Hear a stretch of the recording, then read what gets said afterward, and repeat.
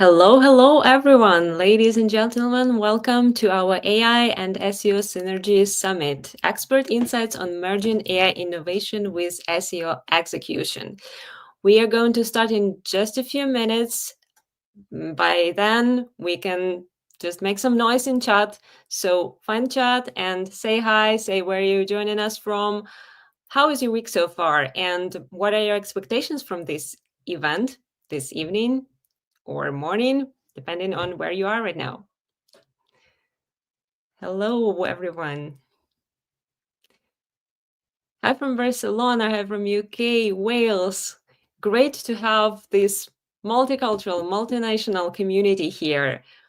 We always welcome people who are new to our events and who already have joined us. And we always have great time together. So really great to see you guys. Okay, then we are probably ready to start. I can see that everyone already joined. Again, welcome AI and SEO Synergy Summit, experts insights on merging AI innovation with SEO execution. We all know how important AI right now, and it's not just hype or a buzzword, it's already impacting SEO, it's already impacting search and the way we work, the way we behave over the internet. That is why today we are having a great topic. And let me first introduce myself as a host of this show for you. I'm Halina Kuzmovic, Senior Product Marketing Manager at SEO Ranking, in love with marketing for more than a decade and totally dedicated to creating the best product for SEO professionals and making sure SEO Ranking meets your needs and your expectations. And today we have a great agenda with top experts in the field sharing their expertise, their knowledge, their tips and tricks with you. So hot topic and even hotter experts on the list. And also we are having two group sessions today with the workshop on SE Ranking's AI Search Toolkit and the expert panel where we will find about a lot of interesting things around AI, of course. Without further ado, I'm gonna introduce our first speaker, but before that, I would like to remind you that this event is hosted by SEO Ranking, the platform for SEO professionals and agencies, trusted and valued by more than 1 million SEO pros today. And we are proud to offer a complete SEO toolkit that covers any need and every expectations, including AI search toolkit that we are going to introduce today. We are also proud of offering accurate data, as we know how is important accurate data for any SEO specialist, and therefore we try to be as precise as possible. And of course, we care about your teamwork, so we provide collaborative features and help you manage your team workflows efficiently. So our first session is dedicated to AI content, local context, crafting high-impact local SEO strategies with AI tools. And our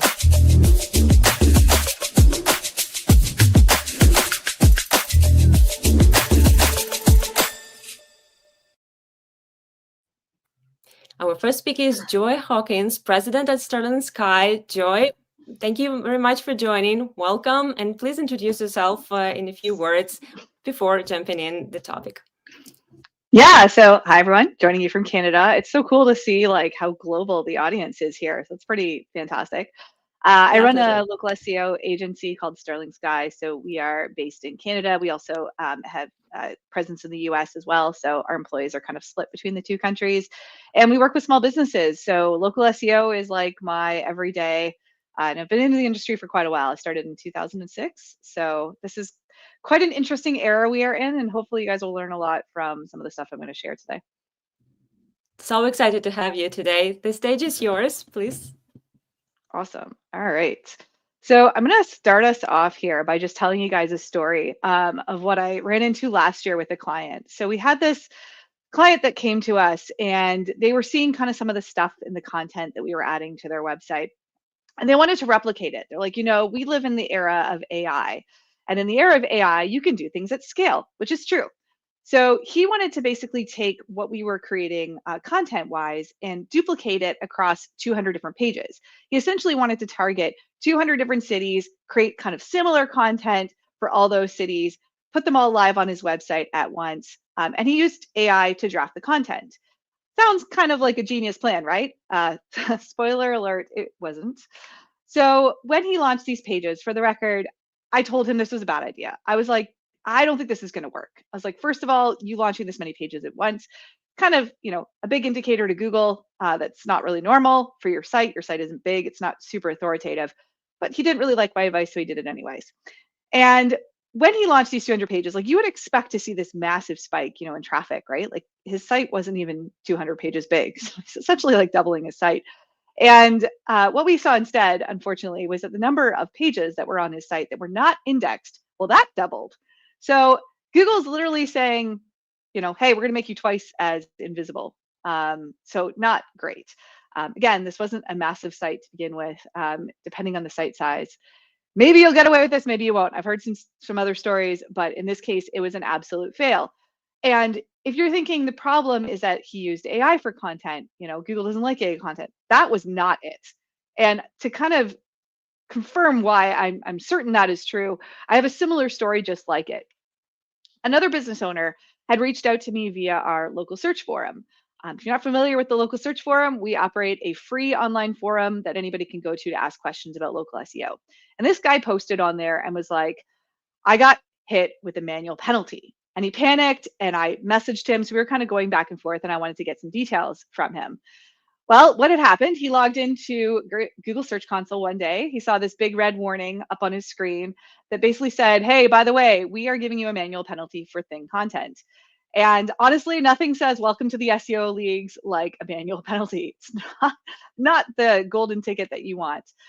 Well, this particular website, I kind of dug into details. He gave me the domain name. I looked at it. They had over 3,000 location pages that basically were similar content, but again, just targeting different cities.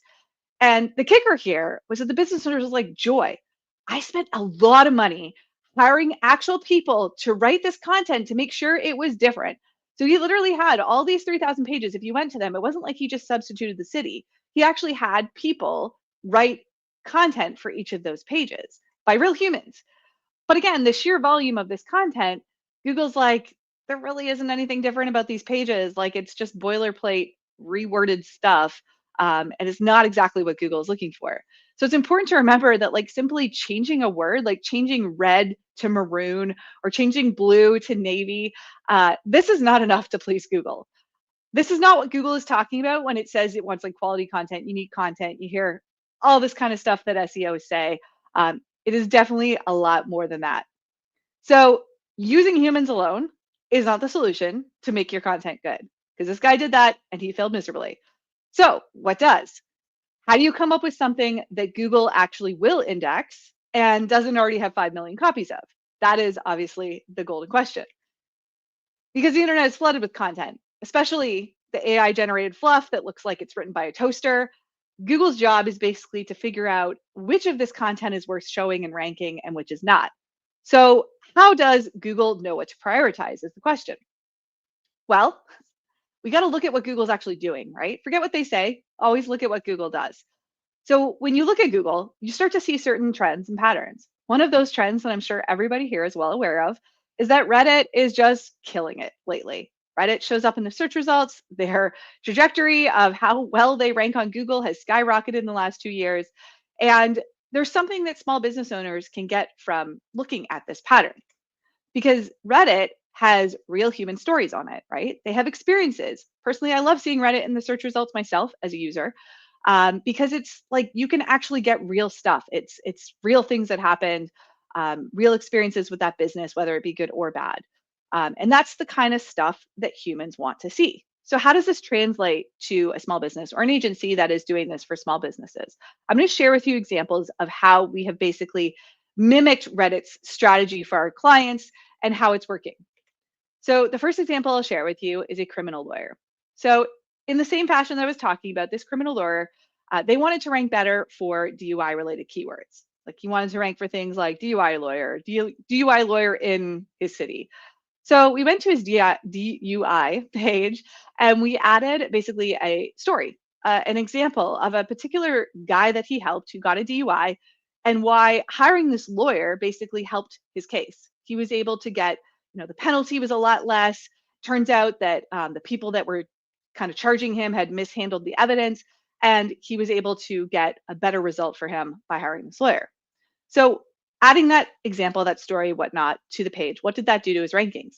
Well, we saw an increase in several variations of DUI keywords when it came to local pack rankings. So these grids are just basically showing you before and after, and you can see obviously what we like to see in local SEO is green pins. There are more green pins on the right side than on the left, right? And we've been able to repeat this several times for other clients. Essentially, it gives Google the information that they want. I'll give you some more examples. Next one up is a dentist. So this particular dentist had this expensive procedure called tooth contouring. I've learned a lot about a lot of industries by working in local SEO, and this is certainly one that I had no idea what it was. So tooth contouring is like a basic way of like reshaping your front teeth. So we, again, got a customer story from this client, and we're like, okay, can you give us, somebody who helped that had this problem? They give us all the details of the procedure. The more details, the better. Like, what did it cost? How long did it take? What was involved? What was the outcome before and after? Like, how did this help this person? So that's what we did.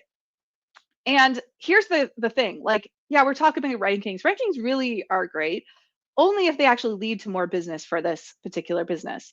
And that's what happened here. So what we're really looking at measuring here is conversions. Their conversions went up by 57%. That's great. That tells you that it's SEO worth doing. Because not only does it rank better, but people that are going to the page are actually seeing the content and contacting the business as a result. Conversions are literally the only thing that matter when it comes to SEO. Next up, we've got a painter. So this particular business, kind of similar, you're starting to see a pattern here. They sent us a job they did. Here is an example of like a house they painted, and this is what it looked like before versus after. And you can kind of visually see it looks a lot nicer. We also listed details such as how much did it cost? I'm telling you guys, if you're a business owner and you're afraid of putting prices on your website, you really need to get over that fear. Prices are like SEO gold. You want to list them on your site. Google wants to show them because users want to know. And we've never seen cases where it has had a negative impact. Again, you can always test this, but all I've ever seen from doing this for clients is more conversions, better rankings, and it's just like a win-win. So this particular painter, when we added this detail to this page, they went from having almost no traffic on the page at all, wasn't really ranking very well, to 350% more traffic in the next 6 months.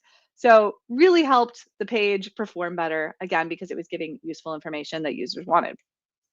Now, the last example is a personal injury lawyer. And this one was kind of interesting because this particular lawyer was actually doing a split strategy. On one hand, they were like, okay, Joy, we're going to have our lawyers actually use AI to write. And they're like, we're going to essentially come up with the topics. We're going to feed it to AI. AI is going to write the content. And then we'll have our attorneys edit it to obviously make sure it's factual. On the other hand, the other strategy that we were suggesting doing was like, nope, let's interview you. Let's ask you questions that we actually see people asking on Google. And let's get your answers to those. And then let's get, example customer stories and put them on the pages. Sure, this is not going to be like a shocking ending. You're probably already guessing which strategy did better. Well, on one hand, here's one of the AI pages that they launched. It ranked on Google somewhere for a very short period of time, then got de-indexed. This is a story that I kind of see all the time. Then we have another page where we had an existing page, but we were adding to it. So we added some of the AI content to the page. This was the result. Nothing exciting. Now contrast that with this. This is a brand new page that we published and it was not written by AI. It was part of the interview. It contained a customer story, just like what I was talking about. So a particular person that they had helped who had injuries from a car accident. We put this on here and the page performed really well, ranked, got traffic.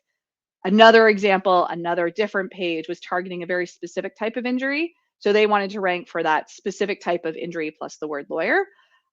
again, this content helps them do that. Even though lawyer wasn't like the focus of the content per se, it helped them rank for that. So they went from ranking like 12th to 6th, 19th to 5th, like big jumps in ranking that obviously leads to more traffic, right? So that's good. So key takeaway here, if you're not adding customer stories on your websites, on your clients' websites, you need to start doing this. Basically take what is working for Reddit and make it work for you. Now, another question I get related to content that is definitely worth visiting is how long your content should be. And this is something that I actually like, I've argued with my staff about, I'll argue with other SEOs about, because there is this kind of assumption that word count is something that you should be using as a KPI to assess what is good SEO. And I'm hopefully going to show you reasons why you should chuck that KPI out the window. We had a realtor. They had two different pages. Let's call them page A and page B. Now, both were covering the same topic. They're about neighborhoods in a city. So like the top neighborhoods in Seattle, for example. And page B had more words. It had a lot more details, but page A was actually the one that got the majority of the traffic. So page A outperformed it regardless of the fact that it had less stuff. Now, page B, the one with all the content, it had all this like kind of fluff that SEOs we like to add to make our pages rank. So it had things like real estate prices, things to do nearby, commuting tips on how to commute to that city. And we were like, well, you know, maybe this stuff is helping them. I don't know. Let's try removing it. So we just removed all this extra stuff from page B. And guess what happened? Their traffic didn't change at all. Like it stayed the same, didn't drop. You saw no ranking drops from removing the content. The point of the story here is, again, this is something I've repeated and seen amongst lots of clients. The idea of more is better is false. More is not always better. Sometimes it is, if it's like, again, adding a case study or adding a client story. But the concept of just like you have to get to a certain word count, you have to have a 10,000 word page in order for it to rank. That is just not true.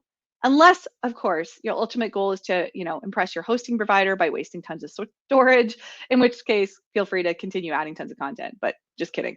Google does not care. So one of the other examples that helps illustrate this is these blank pages. So I'm kind of fascinated by this. When you search for things like alimony calculator, for example, can't remember where I was when I searched this, but this page ranked in the #1 position. And when you look at the page, there's like no content on it. All it is a calculator. That's it. So it's interesting because, again, us SEOs would think, oh, there needs to be content on this page. Like, how is it ranking without content? Well, it turns out Google is a little better than it used to be 10 years ago and understanding intent. And when somebody types in alimony calculator, Google's like, they want a calculator. I cannot tell you how many attorneys I have looked at who have these pages with no calculators on them. They are targeting calculator keywords. They don't have a calculator, but they like do the math. And I'm like, guys, nobody wants to do math. Like, let's be honest. So what do? We added a calculator, and we've done this and repeated this on tons of clients. Simply adding a calculator, no other content, made that page increase substantially in traffic, ranked really well. I've repeated this for several lawyers. It has worked every single time. And the great thing is, I'm going to give you lots of reasons why AI is both good and bad. So this is a plus for AI. AI will help you do this a lot better because you don't have to be a developer to create one of these anymore. This is where AI is really changing jobs and the SEO reality. I'm not a developer, right? Like I don't know how to code a calculator. But if you use ChatGPT and you use a prompt similar to this, they'll just give you the code. You give them the math, they give you back the code. It makes it easier for the average SEO to implement these kind of tactics because we have AI at our disposal. So that's a team AI tip there. Now I need to talk about images because images is a type of content, right? And if you had asked me a year ago, I would have told you a very different story about AI images. See, we did a test last year on AI images. And what we did is we had a home service business. And we were like, okay, we are having a hard time getting images from this client. Like we keep asking, they're not giving us. What if we just go like create the image using AI of what we want it to look like? Make it similar to the types of jobs that they would do, the type of outcome they would do, but just create the image with AI. We did this. We added the image to their website and we saw a substantial lift in traffic. So again, like images for certain search results can absolutely help ranking. So we saw that with this particular client. Their traffic went up when we added these AI images. It's even more visible of a trend when you look at image traffic. So this is the same site, same page, but in Search Console, you can select image instead of web, and it'll show you how much traffic you are getting from Google Images. Well, that went up a ton, obviously, when we added this AI image. And I want to also clarify, they had other images on the page that were not AI. So it was interesting to see that this AI image just outperformed some of those other images. So this was great. We're like, oh man, we need to start doing this for more clients. It's awesome. Until earlier this year, this SEO named Zach Notes published something on LinkedIn that caught my attention. He noticed this trend before anyone else. He had a bunch of sites that were using a lot of AI images. And he's like, guys, Google's changed something. And if you look at this graph, you'll see where the little face is, this huge downtick, right, in traffic.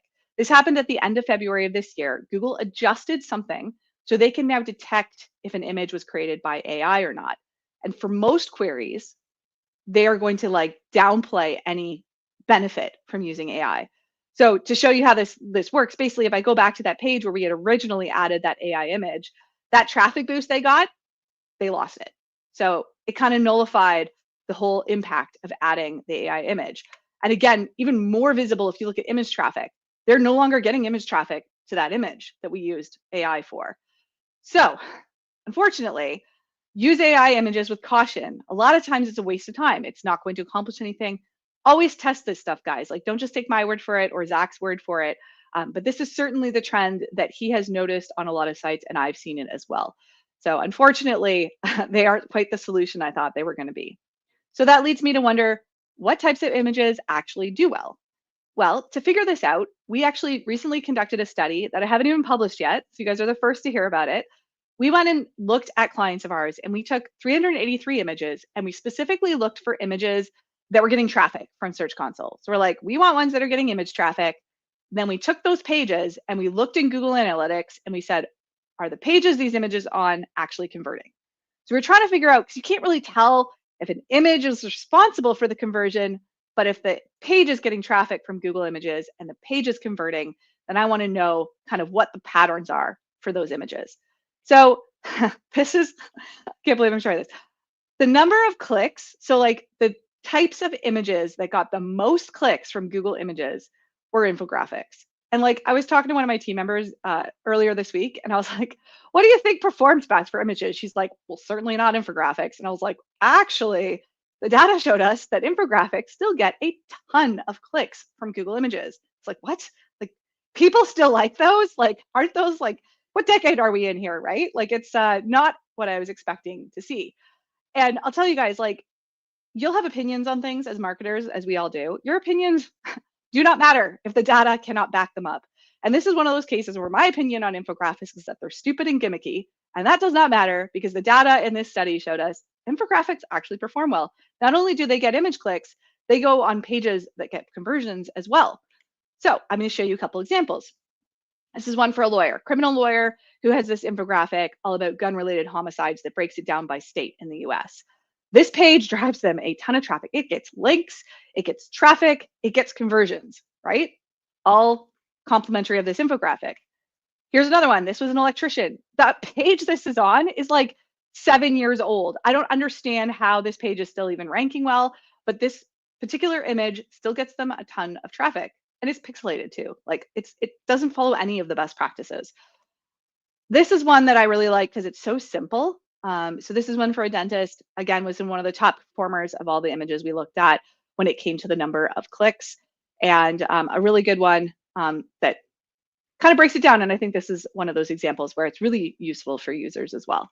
All right, this next one. So when it came to the number of conversions, we were looking at like the image type that had the most conversions out of all of them.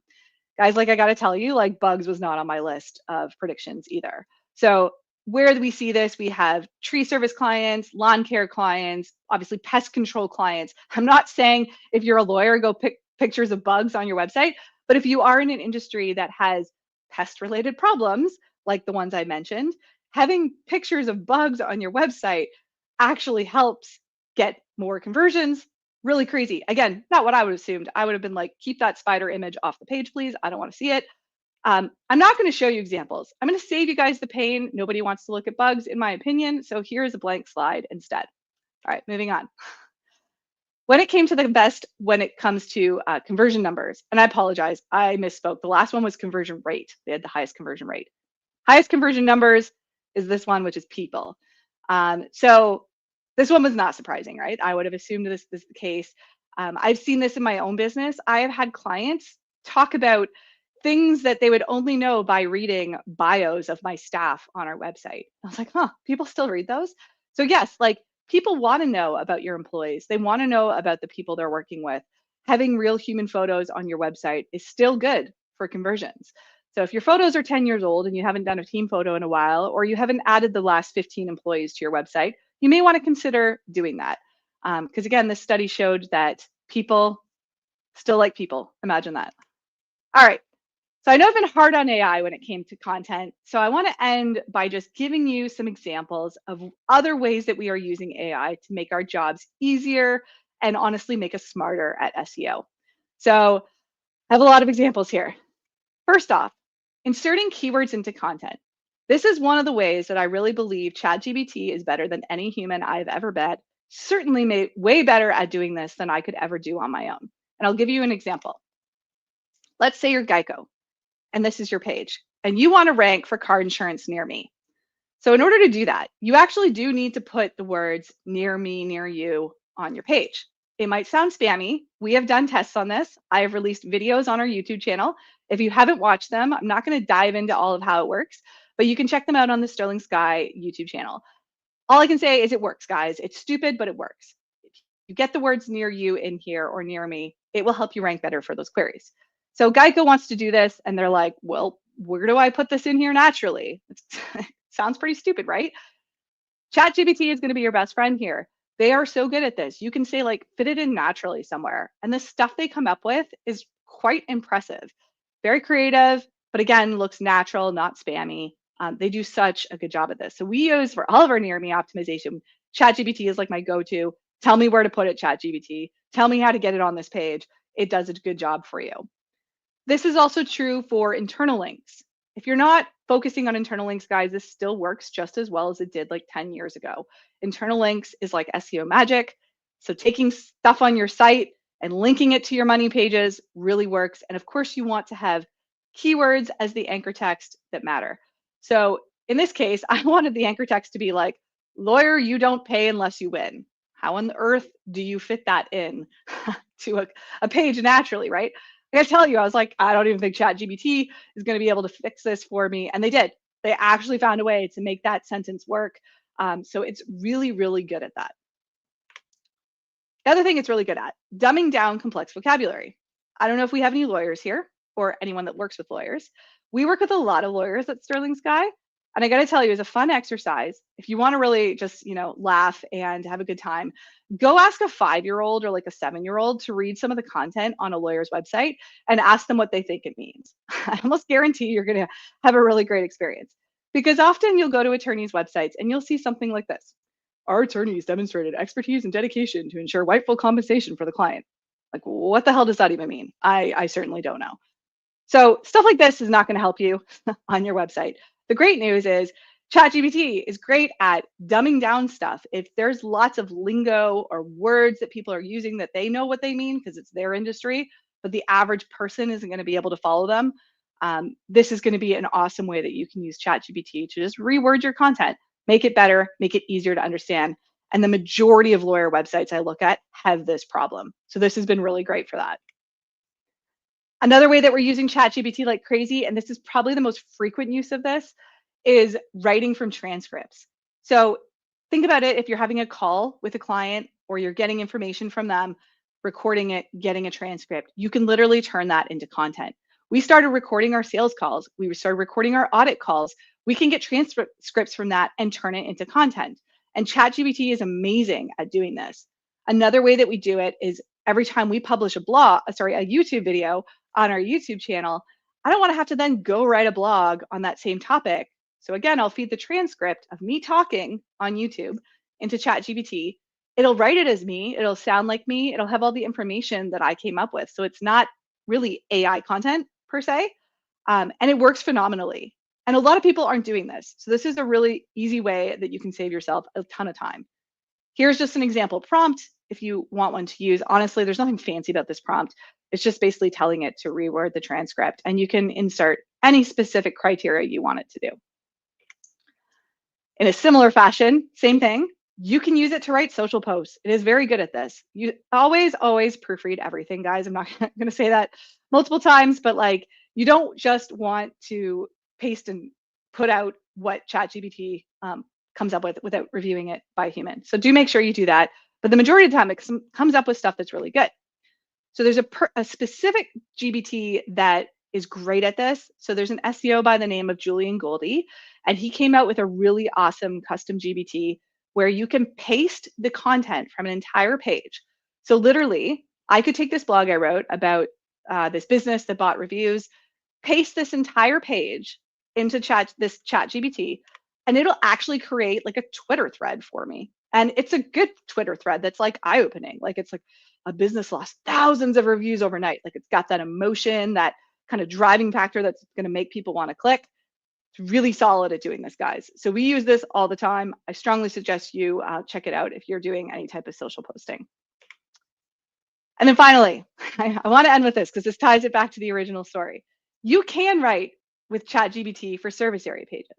Now, service area pages, just to define them in case anyone's not sure, it's the exact stories I was telling at the beginning of the entire presentation. So the concept of, I want to target Denver, and I also want to target Aurora, and I want to target Parker, but it's really all the same kind of content. And I want to have pages, though, that mention those cities. Well, if you're going to do this, my advice is, don't do it at scale. Do not be like the first guy and publish 200, and certainly not like the second guy where you publish 3,000. But we have seen this work on a smaller scale for clients where they have multiple pages that are pretty much the same content. And like, 10 to 30 of them, I think, is probably the max. We do have one client that's got 1,000 of them on their website. That is an anomaly. I would not say that that is normal. These can work. And I say can because it really depends on your industry. Some industries, it's a waste of time.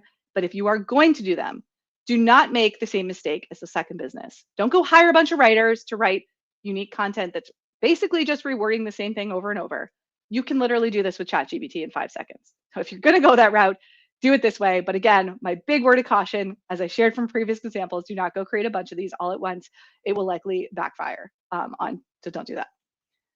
Now, I use ChatGPT all day. I could literally keep you guys here for hours, but I understand that you have things to do and other sessions to get to. So I'm not going to do that. The one thing I'm going to leave you with finally here is, when you're approaching AI in this world and you're not really sure how to handle it, think of AI as your overachieving intern. They need supervision. They are not the boss. They don't run the show. You do. You need to basically overlook their work, make sure that it is doing a good job. Use it to help, not replace the real authentic content that's going to win the hearts and clicks of your user. Thanks so much for listening. Thank you. Thank you very much, Joa. That was amazing and really insightful. And we see a lot of comments in chat. So we can start with the Q&A session and have another look at what you've already covered. So first question is from Alice. How can you close the gap between impressions and number of clicks? Yeah, so impressions is actually not a metric I even care about. So if you're using it for anything, I would suggest just don't. It is so inflated. It's not very helpful. And one of the problems we run into is, like, especially in local SEO, rank trackers are usually the reason why you see giant spikes in impressions. So we'll see like certain days for our clients where their impressions jump like 500%. And it's somebody running a rank tracker. So impressions is not even a thing I would look at. The basic way to get more clicks is to increase your position. So something to keep in mind, the number one position, I think the average click-through rate is like 26 to 40%. I may be slightly off in those numbers, whereas like number two is like 16 to 18. So it's one of those unfortunate things, like that number one position is so important for clicks that you got to do whatever you can to get it. Definitely. Thank you. Thank you very much for your answer. Another question is, from Diego, for multi-location businesses, is it wise to use AI to scale up unique pages content for each location? How do we avoid duplicate content when an AI is creating similar pages for local areas? So I wouldn't even worry about duplicate content. Like, let's say you're McDonald's, for example, right? And you've got, I don't know, 50,000 locations all over the US. You have 50,000 location pages. You should not be worried about having chunks of content on that page that's different. Because again, that's the story of the guy with the 3,000. It didn't make any difference. If you're McDonald's, you're fine. Like, Google knows the real locations. They're going to want to rank those location pages. They're going to want to have you represented in the search results. And there's nothing wrong with using the same content. Because again, there's going to be different things on that page already, like the address, the phone number will be different, the map of where to get to McDonald's, maybe drive-through hours are different per location. There's going to be a lot on the page to differentiate it. So people need to stop stressing about the little paragraphs of text being different. Like, I've had this conversation with many large chains. Service area pages are a different story. So if you're just creating pages for the sake of having content and you don't actually have locations in those cities, that's where doing it at scale can really fail. So I would really proceed slowly, see what you get from creating some of those. I have only seen them work at a 4-digit number for one business, and they're a giant business with like 70 locations, and they do have a lot of service area pages. I don't think the average small business can get away with that. Thank you very much. Very reasonable. Another question, Joe, you mentioned use cases and client testimonials, client stories. So there is a question, is there a particular part of the website where these should be added? And should this be like a separate case study page, for example? That's a great question. So this is actually where a lot of SEOs get it wrong. Do not put them on a case studies page. That doesn't help you at all.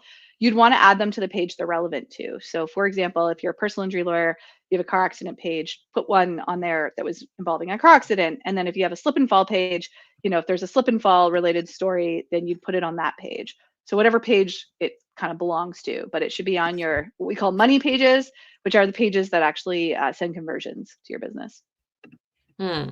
Thank you. Thank you very much for the reply.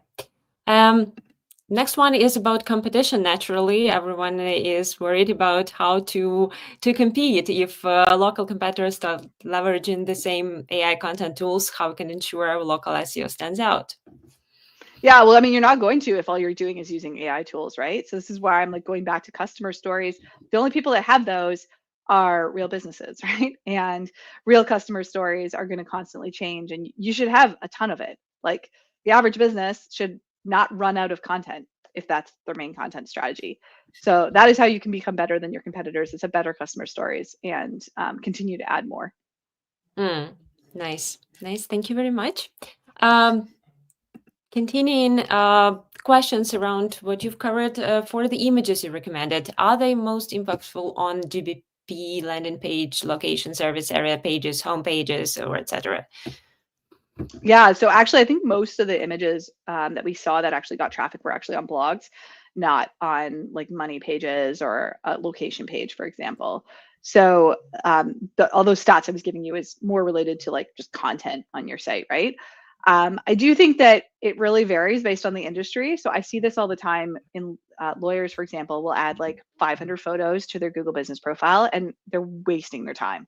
In an industry like a restaurant, you certainly do want a diverse set of photos, right? Like, you probably want every single thing on your menu to have multiple photos, because Google will use those images for ranking. So if somebody wants waffles near me and you have pictures of waffles, that's going to help you. But that is not true in industries like lawyers or other industries where you just don't see a lot of images in the search results. So we've done a lot of testing on images and basically found that like certain queries, images matter for ranking, other queries, they don't. So it's important to just look at what's on the search result and you'll get your answer. Yeah, definitely. Great piece of advice. Next one, what is the best approach for franchise pages? We host for client pages for their businesses. We need help ranking even higher. What are your feelings on schema? So I've done a lot of testing on schema. I've never found that just simply adding schema to anything helps with ranking. I'm a big fan of making sure that whatever it is that you're marking up with schema, if Google doesn't already know those things about your website, I think you're in trouble. If you need to put schema on your page to tell Google you're a plumber, that's a problem. So I don't think schema is the answer. Having an address, a full address, clearly visible on every local page that you want to rank. Sometimes that's not just your location page. Again, if you're a single location plumber, you probably want your address on every single page on your site, because all of those pages you want to rank for, service plus city, right? So we usually tell people, put your address in your footer. That gets it on every single page of your site. If you're a multi-location business, do it dynamically so that the right pages have the right address. And that's generally kind of what we suggest. You should always have things like hours, photos for some businesses again. I've also seen like it doesn't hurt to embed your Google business profile as a map on the location page as well. So we usually do that. Great. Thank you very much. Very actionable, really. Um, the next one, in what ways can AI support the implementation of dynamics internal linking as strategies to improve crawlability and topical authority across a website? Yeah, so I would not use AI for internal linking. And the reason being, it doesn't have the data that it needs to make those decisions. So really what you want to look at when you're coming up with internal linking strategies is what pages make you money, which it's not going to know, and what pages get a lot of authority. So how you know if a page has authority or not is usually one of two ways. The page gets tons of traffic, so Google's showing it all the time, it must mean it's authoritative, or the page gets lots of links. Usually it's both, but links obviously matter a lot. So if you have a page that gets a ton of links, for example, you would want to utilize that page in a way where you can internally link to one of your money pages. Like, because you might have this like informational blog that gets tons of links, but it doesn't make you money, right? Like nobody's calling you because of that blog. So that's where internal links can be super powerful, but AI just doesn't have that information unless you feed it to it. I guess you could maybe feed some of your analytics data to it to get it to tell you what to do. So that potentially could work, but I have not tried it. Yeah, good idea, actually. Interesting. Yeah, give it a shot. Right. Let us know.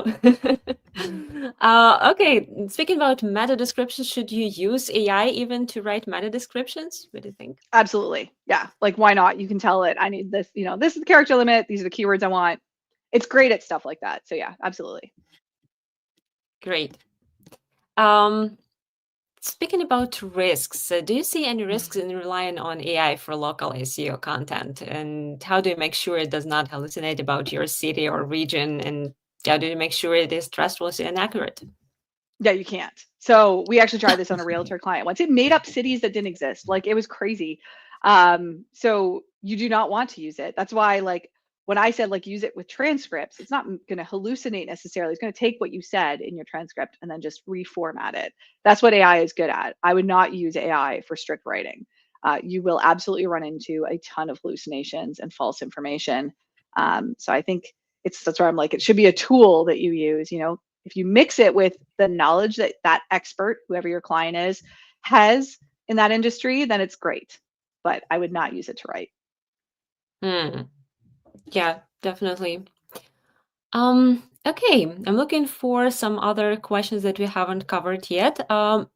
Maybe this one might be interesting. How can AI help manage reviews and FAQs at scale without sounding generic? Speaking about the same, Oh is it all man, right to use it?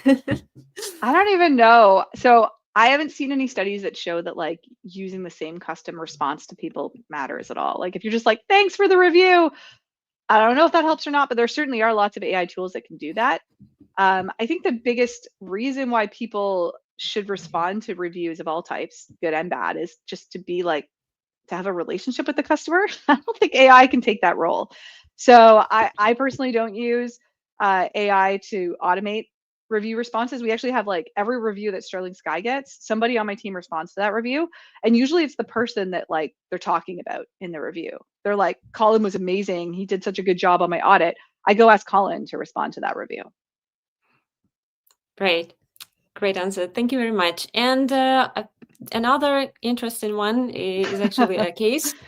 I made the mistake of adding 20,000 pages to a website that Google is now refusing to index. How do I clean up? Oh dear. Okay, well, delete them all. That's step one. If they're not in the index, deleting them should be fine. You want to make sure there's no like pages linking to them that now have 404 errors. If the domain is completely toast, like seeing cases they hear about in the black hat community where like people just destroy domains, like in general, because they just do something too egregious and the entire domain is destroyed. I've seen that happen a couple times.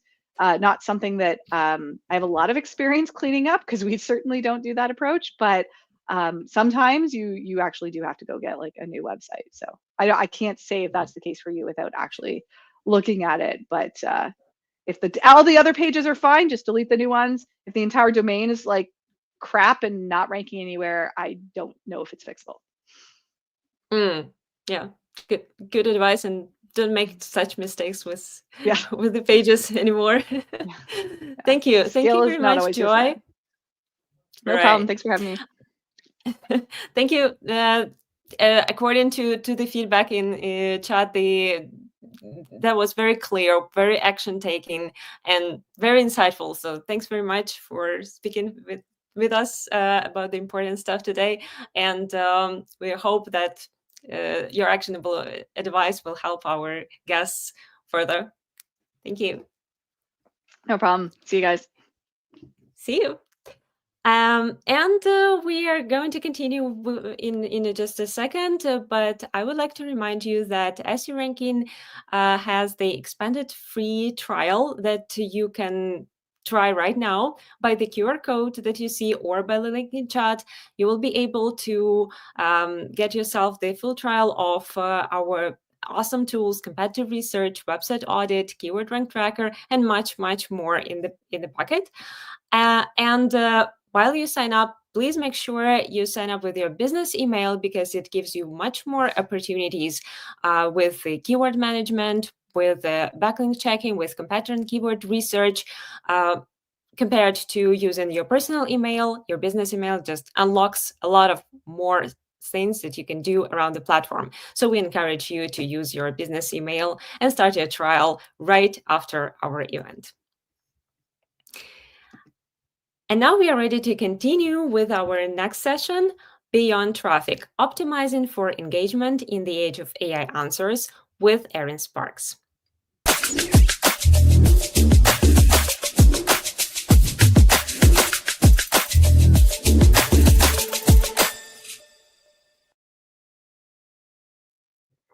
Hello, Erin. Erin Sparks is here as CEO at Site Strategics, Edge Media Studios, and host of Edge of the Web podcast.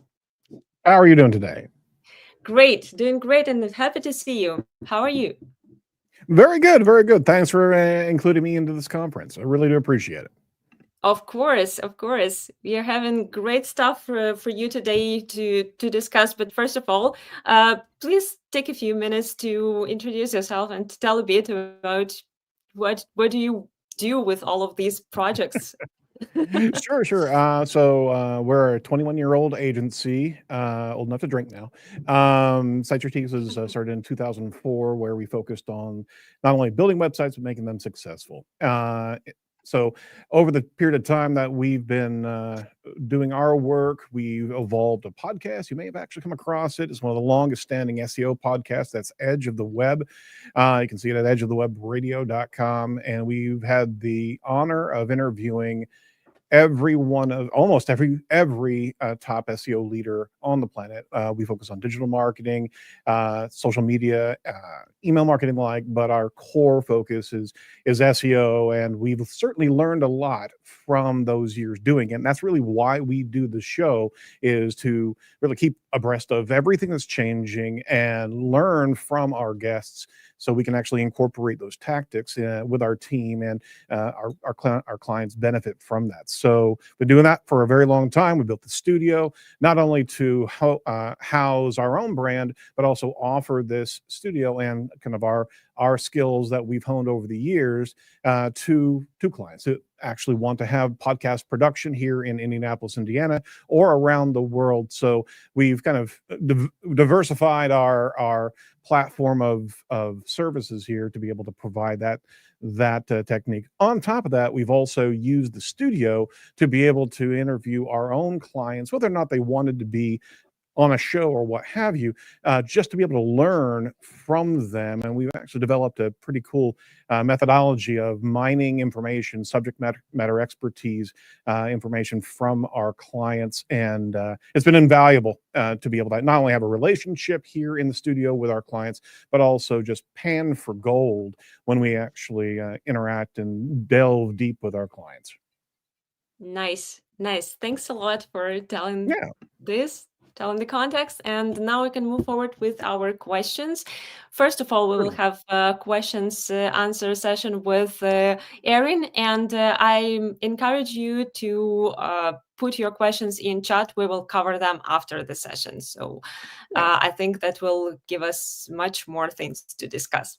But let's start with the you mentioned hosting Edge of the Web over the years and interviewing many top SEO experts. And so looking back, what are a couple of some insights or lessons that changed the way you approached SEO?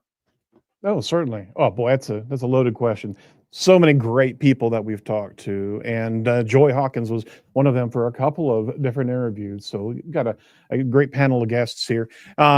We've learned a lot. I want to give a couple hat tips to Cindy Crum.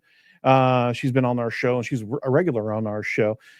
She was discussing Fraggle's mobile first indexing and knowledge graph 2019, 2018, and it really did pivot us as an agency and learning what we really do need to do and influence Google. We also had Bill Slawski on, incredible mind, focusing on the patents that Google was submitting over the years, over the decades, and it was amazing to be able to talk to him multiple times before his passing.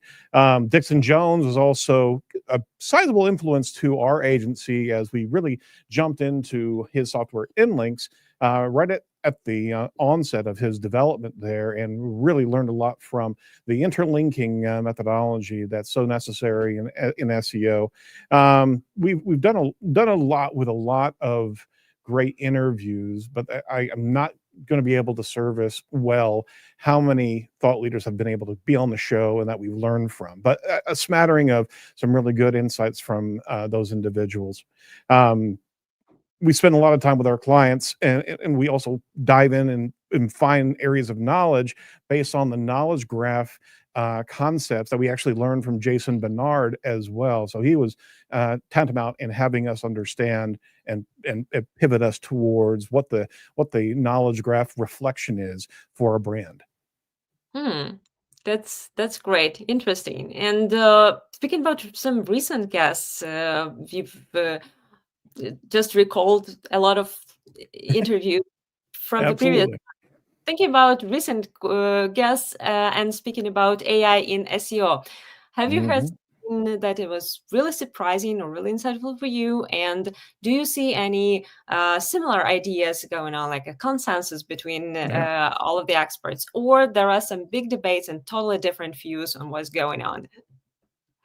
Okay, there's the number of stages in that question. I think one of the biggest insights that I've had here recently was with Michael King over at iPullRank. He's been great to come on multiple times. We joined him in SEO Week a couple weeks back, but he's really at the forefront of understanding AI and what is happening in how it's understanding and processing it. And he's really coining the term of relevance engineering, and that really rung my bell whenever we were talking. We were doing a bit of a promo for SEO Week back in, I think, mid-April, and it really did dawn on me, okay, all these pieces are coming together, all these different individuals having their different take on how Google's actually presenting its knowledge, and Michael really did pull everything together and show us that this is not keywords, this is not strings, it's things, and more importantly, how you have to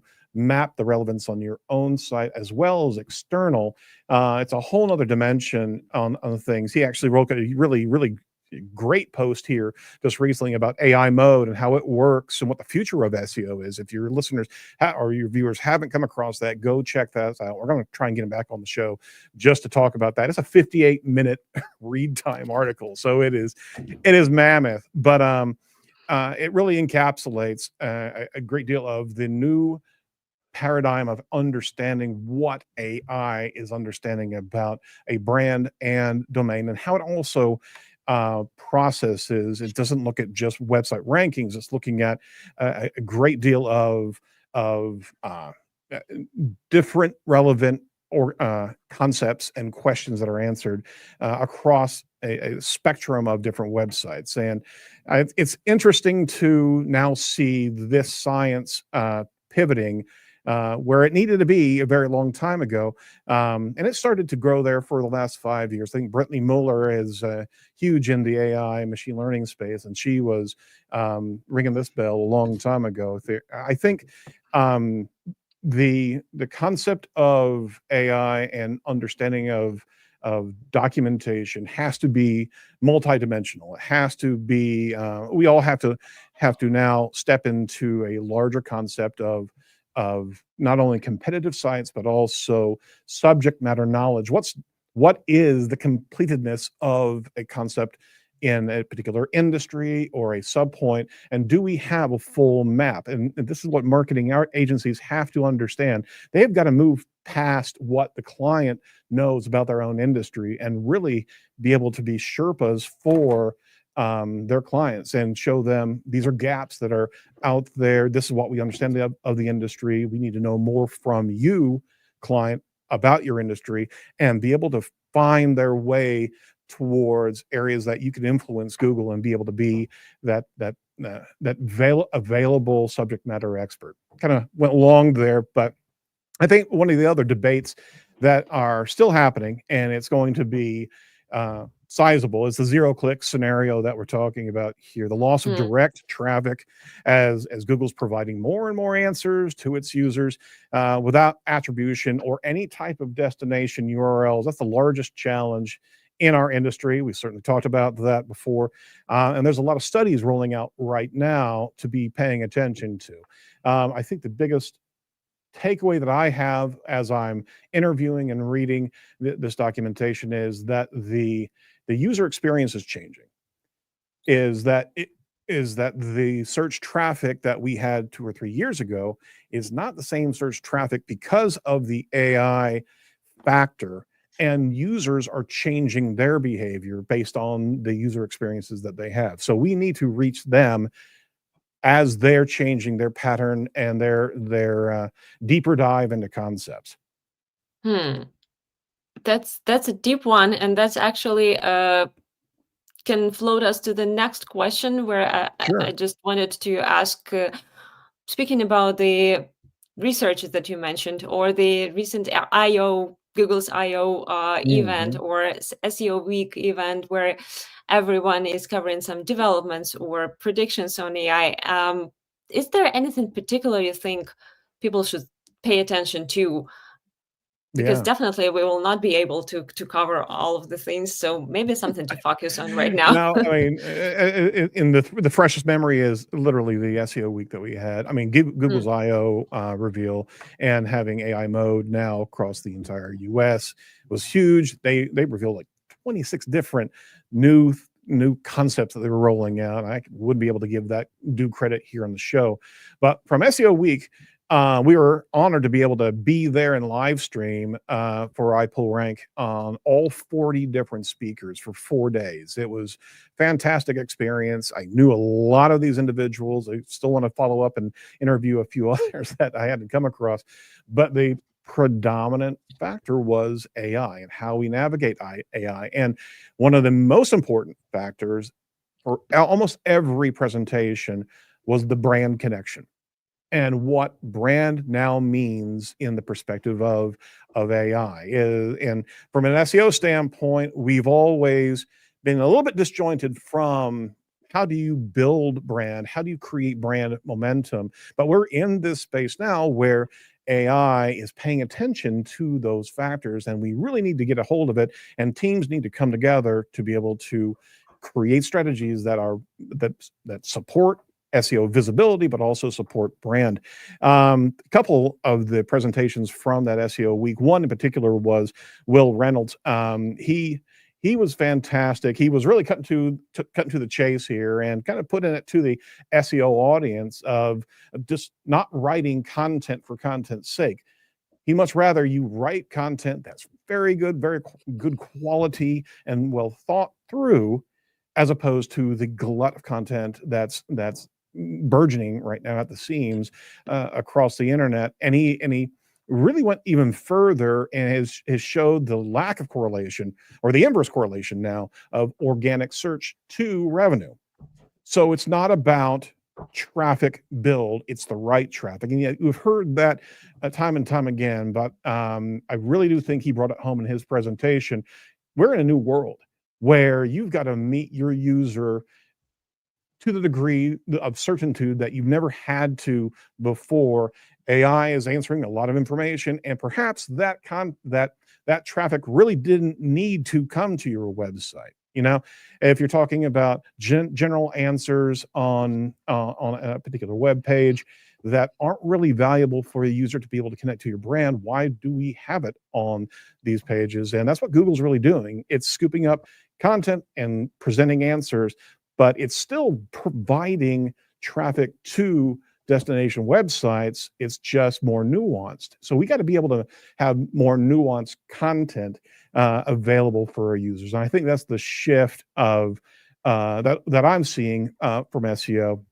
Along with it, Ross Simmons actually provided a really good bit of context when he unpacked Reddit and just optimization and participation in the Reddit community. That's a huge brand plus subject matter authority play in that space. And now we know how important Reddit is into the entire search ecosystem. One strategy in particular that we really took away from that SEO week was that we got to dive into Reddit. We got to champion our clients in Reddit, and not just and never just try to post information and back away from it. You have to engage. You have to engage with that community, and Google's paying attention to that brand engagement inside of these different forum communities. So those are some cool takeaways from that week out there. Nice touch. And you've already covered a lot of important things, but let's just go to the dark side a bit. And is there anything like overhyped, like something that is everywhere, but you don't think it worth attention? Yeah. I think, and again, I harken back to all our conversations that we've had on the show, as well as conversations that we had here recently in New York. I think we are hyper reactive on the potential loss of organic traffic due to AI. I think we're missing the point that the user is getting trained in this new experience, and the user is going to amplify and adjust how they're interacting. So I think the benefit of AI kind of interceding into the destination URL relationship we had, it's refining the potential user, and now we can match even more clearly to the user's needs and wants. And if there's anything that I'm taking away from my years of interviewing, plus my recent experiences with different conferences, I don't think we're going to have a problem with revenue or conversions. It does impact our organic traffic, but at the same time, we just need to be able to shift to another value point for our users that maybe we haven't done before. The flip side here is that AI is changing the behavior. It's forcing better content strategies, and there's a discipline that has to be embraced now. We're kind of getting forced into that, and EAT is obviously here. Key concepts around what you should be doing with your own content, showing your work, behind the scenes insights that only you would know, replacing generic claims with specific examples, exact data, specific cases, freshness, all of these things that we'd like to do that, but we were automating content or we were getting information out there more quickly. You need to now pivot around and take the time. Just don't hit a particular quota of content. Build the right content for the right user and have that as kind of a layered effect on your website. By the way, speaking about the changing behavior, how does that impact the edge of the web? Maybe you can just share some specific your experience or advice. How do you leverage that change of user behavior and the content that you have to produce? Yeah, absolutely. Well, interesting enough is that we started building knowledge graph entities in our show site about 4 years ago. So everybody that we interview, we build a person page that is related to the show that they were on. So you start searching for Cindy Crum, you start searching for Jason Bernard, you start searching for Mike King or Garrett Sussman, you're seeing our knowledge graph page. It's actually getting pulled into knowledge graph. It's getting into the top link. So we now are trusted by Google as a valuable destination for that personality. So we started doing that about 4 years ago, and that's really paid off, because now we're not only in an SEO podcast search query and permutations of that.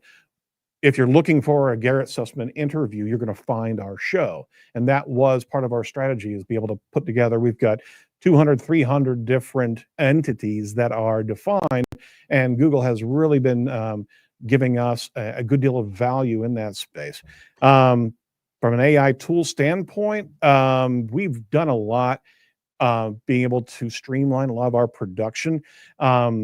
Podcasting, we're doing about 2 shows a week here at The Edge. So we do our interview series, but we also do our news series as best as possible, getting those 2 shows out. Using AI as a research tool has been invaluable, but you always have to check the facts, right? Making sure that you're always confirming what you're seeing in the AI tool, because of hallucinations, but it does streamline things. We are also producing a number of other podcasts for other clients that aren't in the marketing industry whatsoever. So we're helping them produce and streamline their execution. So we're doing about 5 shows a week here at the studio. But are you asking about maybe other AI tools that we use? Maybe you can share that too, and maybe some immediate results with AI tools, some magic. Yeah, absolutely. So there's a couple cool tools that I want to reference, and we use them each and every week. One is Cast Magic. Cast Magic is a fantastic tool that processes your audio, and based on the prompts that are either kind of baseline prompts that it provides or your own custom prompts, you can actually create a wealth of content, like social media posts, emails, to be able to send back over to guests after confirmation that the site's been launched or the page has been launched, blog content, different clip finders. It'll deep dive into the entire audio piece and find key insight moments. Now, it's a great tool to be able to have all these pieces together. Human intervention has to be there, because a lot of times it's not really that valuable, but a lot of times it is, and it just helps streamline our content production, but also our social awareness. So we use that a lot of times in our content production. Another tool that's great from a video standpoint is Opus.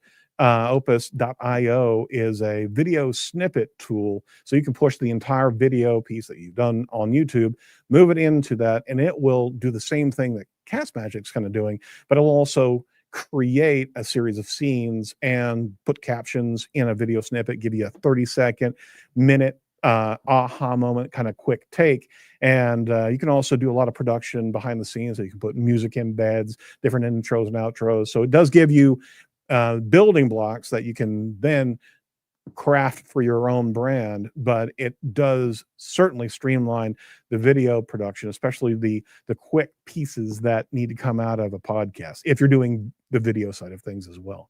Some cool tools there. There's a lot of other cool tools that are out there, but those are the 2 that I wanted to bring to bear here. Nice. That's a pretty full list too. So I think that would be valuable for our guests to check them out. Okay. Just remember, before anything else, never use it for full publishing. It's a tool.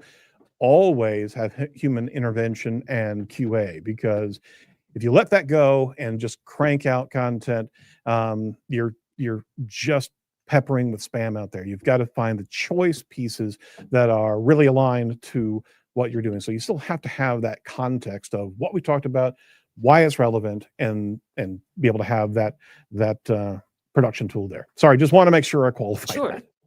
That. Yeah, definitely. That's a good remark. Well, we've spoken about podcasts. Now let's speak about your agency and how you promote your brand, and how can SEOs right now keep track of brand visibility in AI-driven search results? Sure. As we know that people find information different in AI search. So how brands can ensure their visibility even? Yeah, absolutely. Well, if you ever listen to the show, I love tools. I love to dive into tools, test tools out. I'm a tool hoarder. Probably shouldn't have as many tools as we have at the agency, but we always love to create a bit of a picture of consensus from these different tools and how it analyzes domain, how it analyzes page structure, technical SEO, as well as inbound. So your own shop, SE Ranking, has a fantastic AI tool tracking tool that really was one of the first ones out of the market, into the market around 2023, and we actually reported on that a while back, and it's continually evolving, being able to show us a lot of insights into AI visibility performance. One in particular that I've come across, and this is from Dixon Jones, it's from the Inlinks group, just to understand how AI understands you and your brand. It's called Waikai, WAIKAY.io. It's a brand new tool. I think it's about 3 or 4 months old. And it actually is doing something unique that I've not seen them in the marketplace. It actually pulls your brand and your brand connection to a particular concept against 4 different AI platforms. It goes against Perplexity, ChatGPT, Google Gemini, as well as Claude. And it gives you an analysis of how much it understands about your brand and what it thinks it knows about your kind of your sub point or your entity information. So it's not just about who you are, but what you do, right? And then you can actually run it against your competitors, about 2 different competitors, and then you can start seeing topical gaps, major gaps as well as mentionable gaps, and you can start building a content strategy that is AI based as it's polling these different platforms, and it can actually run each and every month. You've got a scorecard that can go up or down based on what you're doing. But it's the first time I've seen a tool out there that's querying to the platforms themselves, and we're getting back real data. Granted, Waikai has its own type of scorecard that is um, uh, for their platform, but it does give us a really good mirror or a reflection from the AI tool sets in a consensus standpoint. So you can really find some major gaps that you need to invest in, because if the AI doesn't understand you or hasn't seen an area of content, you really need to reinforce that with your website as well as any type of external references. So we've used those. We've started using Waikai here over the last 3 months, but from an AI tool set, we've tried to stay away from any type of AI publishing, right? Any type of content writing. We'll use it for some content brief analysis, but we really tried to stop it there, clean up anything that we think is not oriented towards our clients' mission or value statements or their subject matter knowledge. But we do use it with regularity inside the agency. Has some good results actually with utilizing AI in those type of content brief executions. Nice. Very good. Mhm. Very good idea, actually. And my next question was just around the content strategies. What would you recommend adapting the content strategies for AI generated answers? Because this is the thing that everyone is going to dive deeper soon. I'm going to throw back to Mike King's article, what he just rolled out there about how AI mode works. It had some revealing insights into how we need to adjust and match how AI mode now processes and presents information. There's multiple queries. They have this what's called a fan out query. So it's actually looking at not only multiple sites, but multiple queries. Obviously retrieving relevant passages, not just pages from across the web. It's also using very specialized models, summarizer, comparer, and validator. It's also doing a lot of personalization based on the user context and history. So there's a lot of things that you cannot address, but there's a lot that you can address. And I think one of the biggest factors that we as marketers have to embrace is the multimodal answer. Okay. And if you've known us for a while, we've been in the omni-channel push, making sure that we're in audio, we're in content, textual content, we've got video content. That needs to be the mission for all brands that want to have that digital presence, because Google understands your entity as a kind of a mosaic, right? A model of digital factors that encompass all of those different channels. So it's bring your brand into focus as you invest in those different channels, those different pieces of modality there. And we're seeing that AI mode is responding just that way. So based on the query, based on the question, they actually may push a number of videos before anything else. So you've got to be there in those spaces. So I think making sure that every brand that either you represent or your own brand is investing in as much as you can into these different lanes of digital consumption, these modalities. I think it's going to be a strong insurance that you'll weather any type of organic drop off. You're going to be there as an answerable brand, and the consumer sees you in those queries. So you're having an incredible brand touch. Even if you don't get the immediate traffic, you're imprinting on that user, and the user will find you in a number of nuanced long tail searches. Interesting. Yeah, and we've covered a lot about content, but I want to jump into technical SEO a bit, as we don't have much time. We Sure. can talk content for the whole Yeah, we evening and could. still not Yeah. cover that. But technical SEO is also important. And what do you think about the ways we can support a technical SEO with AI? Do you think we should automate something, or there is still a lot of hands-on work to do? I'm a bit of a purist when it comes down to technical SEO. I don't believe AI is in a position to give really good strategic advice when it comes down to technical SEO aspects. We do use a lot of tools, like I said before, to get a general consensus. We use SE ranking, and as well as a number of different kind of lenses on the patient, so to speak, so we can see what's happening with the website and what are some of the impediments that you have there. I do believe the age of a major focus of technical SEO is waning away. Is that with the CMSs that are there? Yeah, you can certainly have some problems, but I do believe that Google's not paying attention to technical nearly as much as it was doing a decade ago.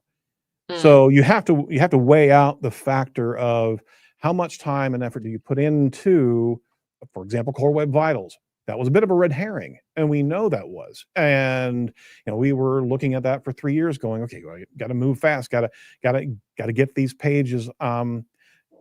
From a user experience standpoint, that's fantastic, and it should still be there. But from a technical SEO standpoint, that wasn't really the valuable effort that we all put into it.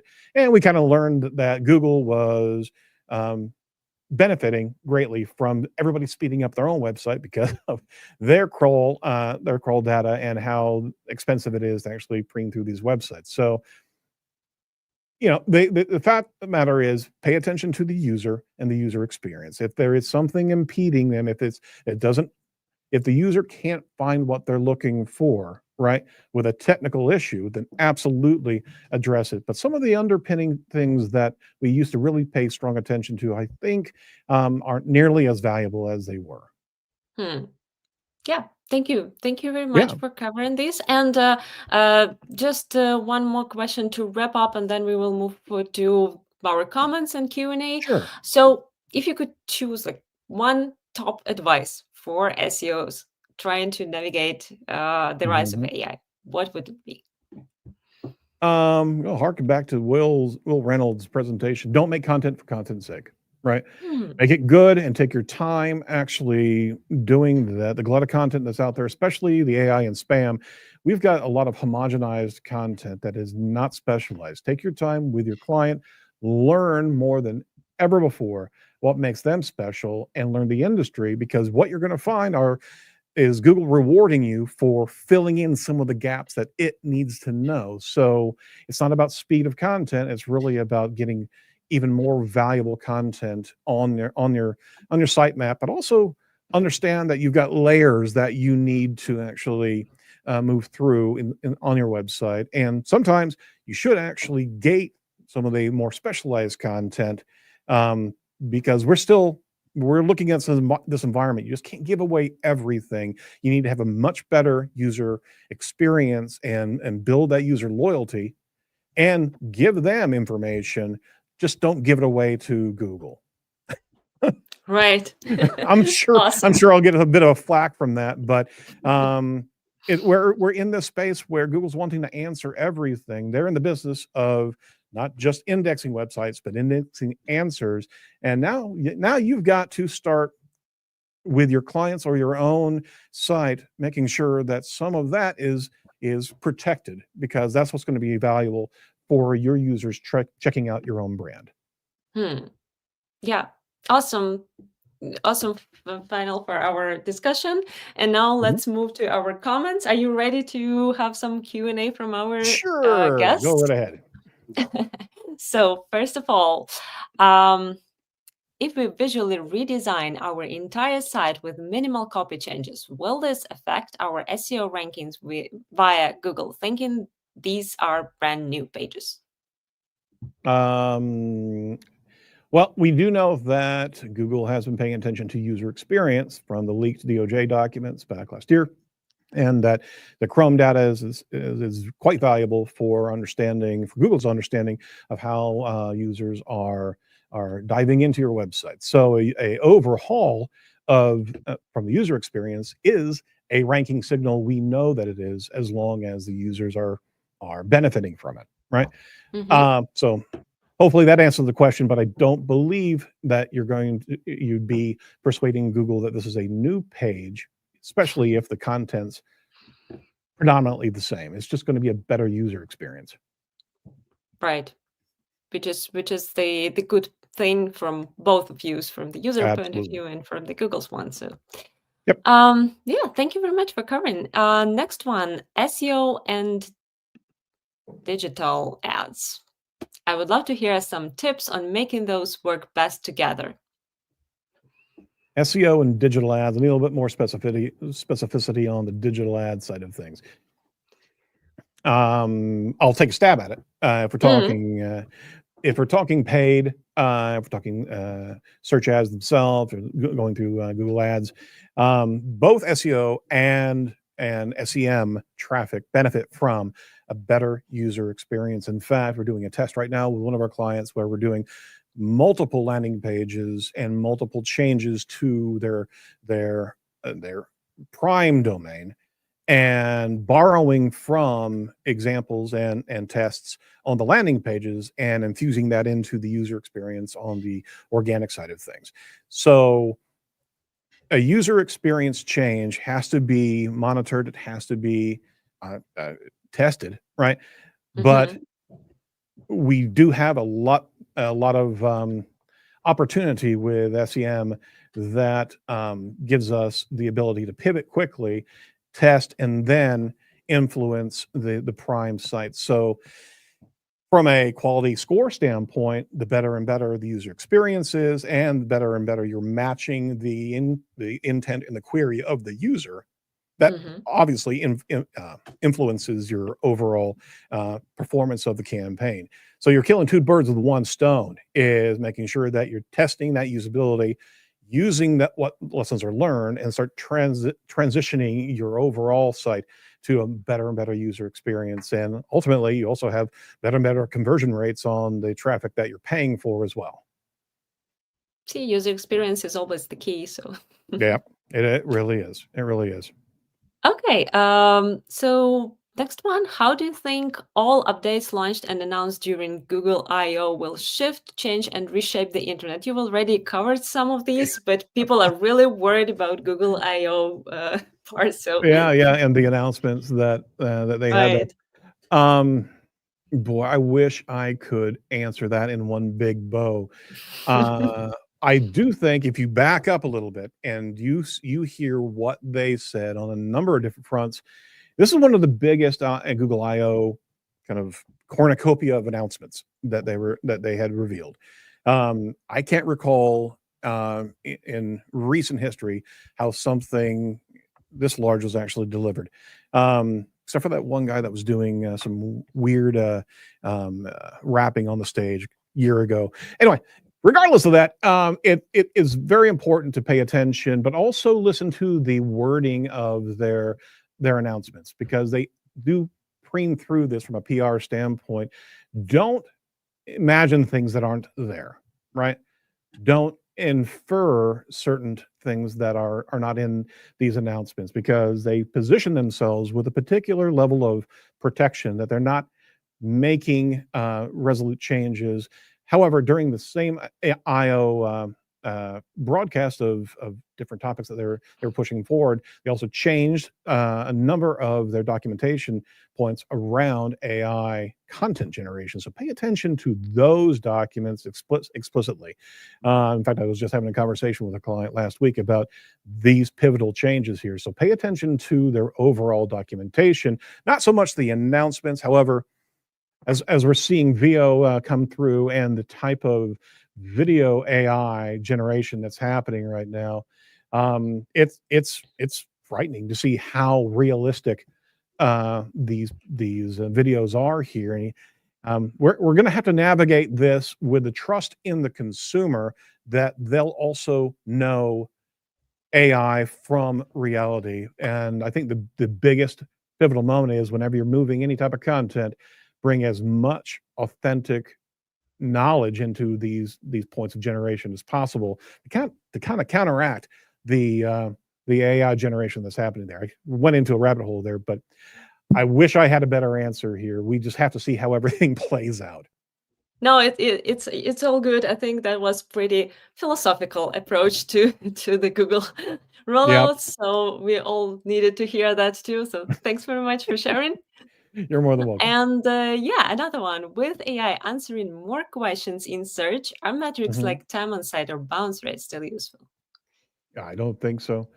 I think dwell time still is valuable, but we also are dealing with microseconds of engagement and user experience here. So bounce rate is really something that really should have never been brought over to Google Analytics 4, because it has such a misnomer there. But I do think multi-visit touches of a particular user are more important factors than the initial session, because if you think about it, if they're seeing you in AIO more often, the brand's being imprinted, and you'll have numerous visits, not just from organic search, but also from paid traffic or social traffic or what have you. So that individual user is getting influenced by the AIO visibility of your brand. So take it as a value prop, not a detraction from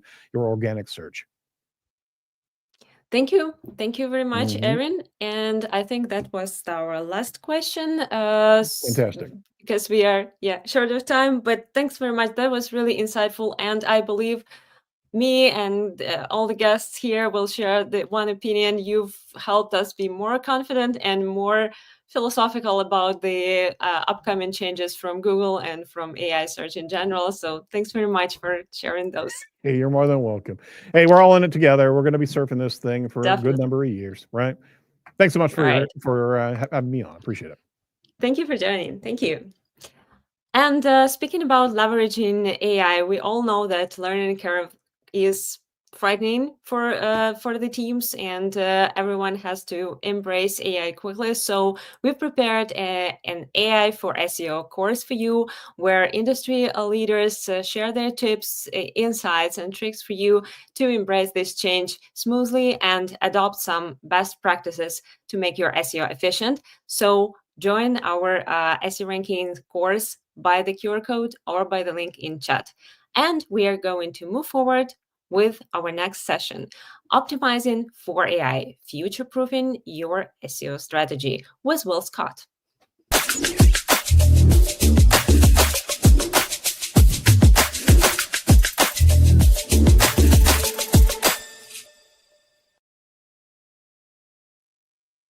Hello, Will. I can't help but dance a little when I hear the funky music in the intro. It's like, That's what I do every time. Yeah, sure. So Will Scott, co-founder and CEO at Search Influence, welcome. Thanks for joining. And please introduce yourself a bit for our guests. Hey, thanks for asking me to take part in this. I've been pretty obsessed with AI and AI content development. I tell the story. I was on a plane on my way to Colorado to go skiing, and I'd heard about this whole ChatGPT thing, right? I knew about GPT prior in other applications, but I think it was like December 21st of 2022. And I'm doing what I always do on planes, which is like watch trashy action movies. And so, I'm watching one of the Fast and Furious series, and I was like, what was the beef between Vin Diesel and The Rock, right? Because this was the big thing when they did that one Fast and Furious together. And so I was like, well, I heard about this ChatGPT thing. Let me see what it has to say. And I got a really good, concise answer, right? And then I went over to Google and I typed the same thing, and I got 10 blue links of just like total junk. And that for me was the pivotal moment in like, is this going to be a big deal, right? And so from that point forward, I would say with some level of certainty that not a day has passed that I have not been engaged with ChatGPT sometime. And now it's to the point with memory where I feel like it really gets me, like it starts answering questions in ways that conform to views that I've expressed about the way content ought to be. So that's my experience with AI content, AI tools. But in real life, I co-run an agency called Search Influence with my wife, who is my business partner, and we've been doing this for almost 20 years. We started in 2006. I personally put my first website online in like 94 or 95. So I've literally been working on the web for 30 years, which is a little bit scary. And it means that many of our employees, of whom there are about 30 in and around the New Orleans area and a couple in different places, many of them were not alive at the point in time when I put my first website online. So we work in a number of industries. We're pretty focused right this second on higher ed, healthcare, and hospitality. And what's really interesting to think about is that in a couple of these, particularly hospitality, they've been super focused on creating informational content for the last couple of decades. And what we're seeing is that informational content is pretty much dead. So with that, I'm going to talk through some ideas and tactics about how you can, with your existing content, future-proof for this up-and-coming AI world. Great intro, and I suggest we jump in straight to the topic. So the stage is yours. Super. Okay, just for anybody who hasn't seen one of my presentations before, they also tend to pretty much always include robots because, robots. So I'd like to share one of my favorite quotes. The most important thing in business is sincerity. If you can fake that, you've got it made, right? So I'm sure you all understand how this might be applicable to AI. But seriously, this quote is just as true today as it was 2,500 years ago when it was coined by this philosopher, and that is the only constant is change. I come across some people who are saying things like, oh, I don't use AI. And I'm like, really? Are you sure about that? Because pretty much every tool that I use has integrated AI. And I think a lot of folks don't even realize that when they go to QuickBooks or Quicken Online or even Google, that they are interacting with AI. And I frequently have conversations with normies, people who aren't in our industry. And I say, are you using these tools? And they're like, no, I don't really think so. And as we know, and as Google I/O showed a couple of weeks ago, they're using these tools. They just don't know it. They don't realize that this is something new. They just think it's part of the experience that they've grown accustomed to. Now, Sam thinks that his tools are going to replace all of us marketers. The quote was something like, in the next 18 months, all of the work that was previously done by marketers and strategists and blah, blah, blah is going to be done quickly and easily by, OpenAI. Maybe. We'll see. But, what happens in times of turmoil in our industry is that we polarize, right? So if you hang out on SEO LinkedIn, which I do far too much, you'll see this battle going on, right? Where there's the camp of this is really just SEO, and then there's the other camp which is like, no, it's totally different. It's something completely new. And I sit somewhere in the middle. I tend to respond on LinkedIn with quick little statements like,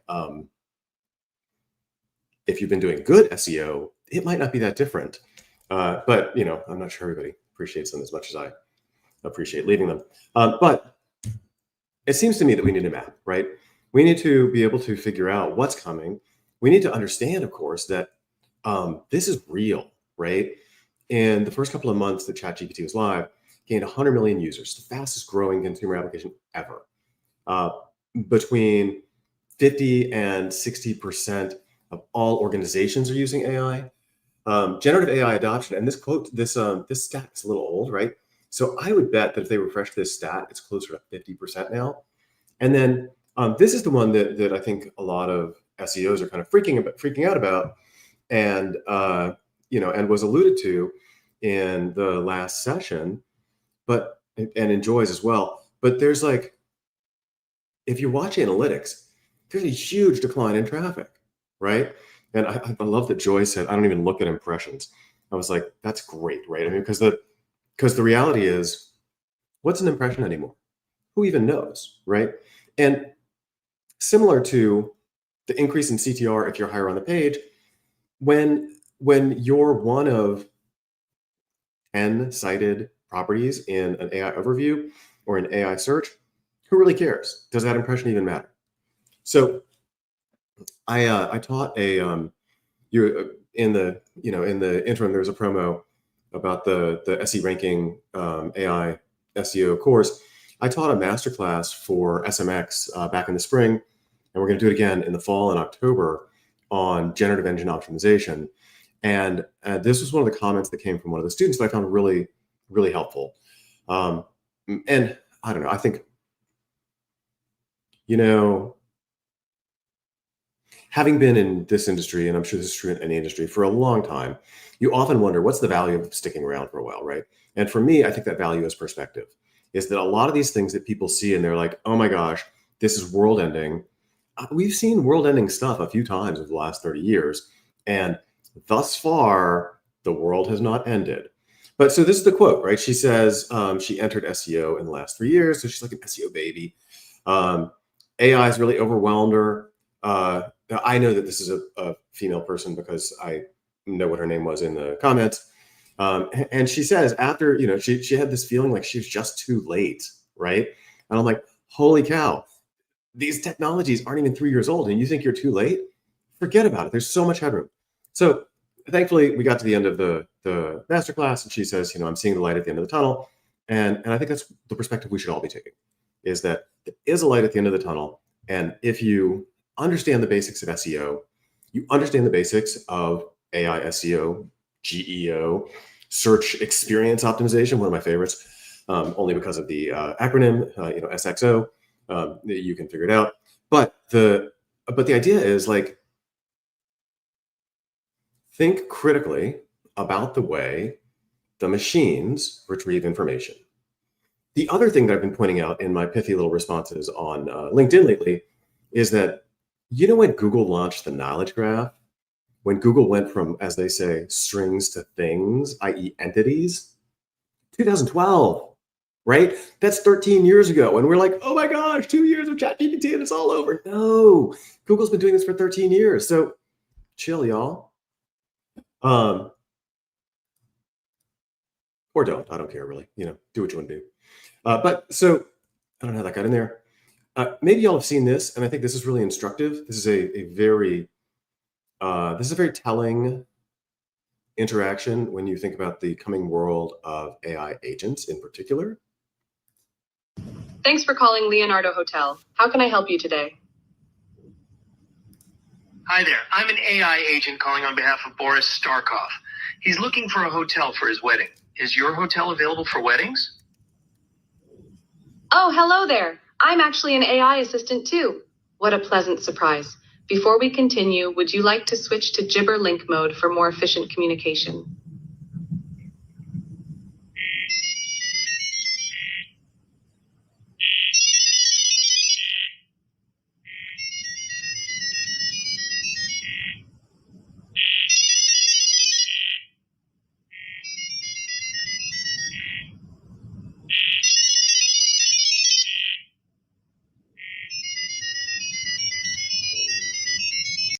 Thanks for calling Leon. So that's what's coming, people. We're going to be taken out of the loop, right? Who is it that's talking? Gianluca Fiorelli keeps talking about this other post from Google about the messy middle, where we've been accustomed to this. We've been accustomed to this sales funnel, search funnel, user funnel forever, which starts with awareness and ends with purchase, or if you're doing it right, ends with repurchase, retention, etc. And Google published this blog post in which they used the phrase "the messy middle," where we often know where our awareness is, right, where the first touch is. We pretty much always know where the last touch is, right? And I think Google's gotten really stuck on this idea of last touch attribution. But what we don't really know is what's happening in the middle, right? Do I become exposed to a product idea on Instagram, for instance, and then go do some other research online, and then, blah, blah, blah. Like, there's all of this stuff in the middle that we don't really understand. And my position is that if you look at the example of the two computers talking to one another, the computers are going to take us out of the middle. We're going to show up and we're going to say, hey, I need this thing. And the computer is going to go do the thing, right? It's going to search a bunch of stuff. It's going to do its agentics, whatever. And then it's going to give us a product. And that's why we need to be thinking not only of content in the context of humans, but also of content in the context of, does it read as data? So just keep that in mind as we go forward. So what's different? If you think about traditional SEO, it was my version of SEO 101 is keywords, content, and links, right? What are people searching for? How well do you match those? How well do you support them with other similar phrases? How well is that expressed in your content? Do you have links that are relevant and expressive of the intent of the user?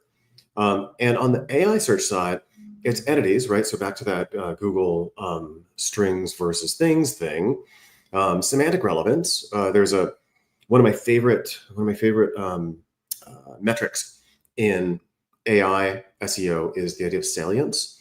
And salience is how important is a phrase. Now, we used to game this when we were talking about keywords. It's like, do you have the keyword in the first paragraph, the last paragraph, and 3 times throughout the body? Great, right? So salience is like that. If I say, Joe's Pizza has the best pizza in town, then that piece of content is probably pretty salient for pizza as an entity. Hopefully that makes sense. And then citations, which are trusted references. The difference is that we no longer need a hyperlink, right?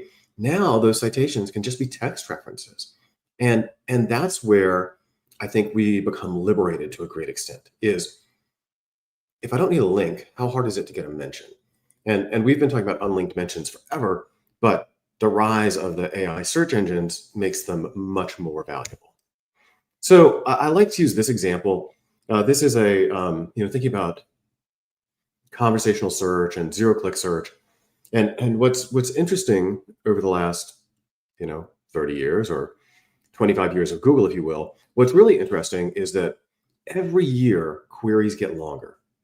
And now, as we get to AI search, where the queries are rewarding natural language, they're going to get longer still. And when you think about AI mode and this whole idea of query fan out, then the machine, and for anybody who hasn't read the whole query fan out thing, think of it as if you did a search and then you clicked on every single people also ask, and then you clicked on every single people also ask for all those people also asks, and that's effectively, I know I'm oversimplifying.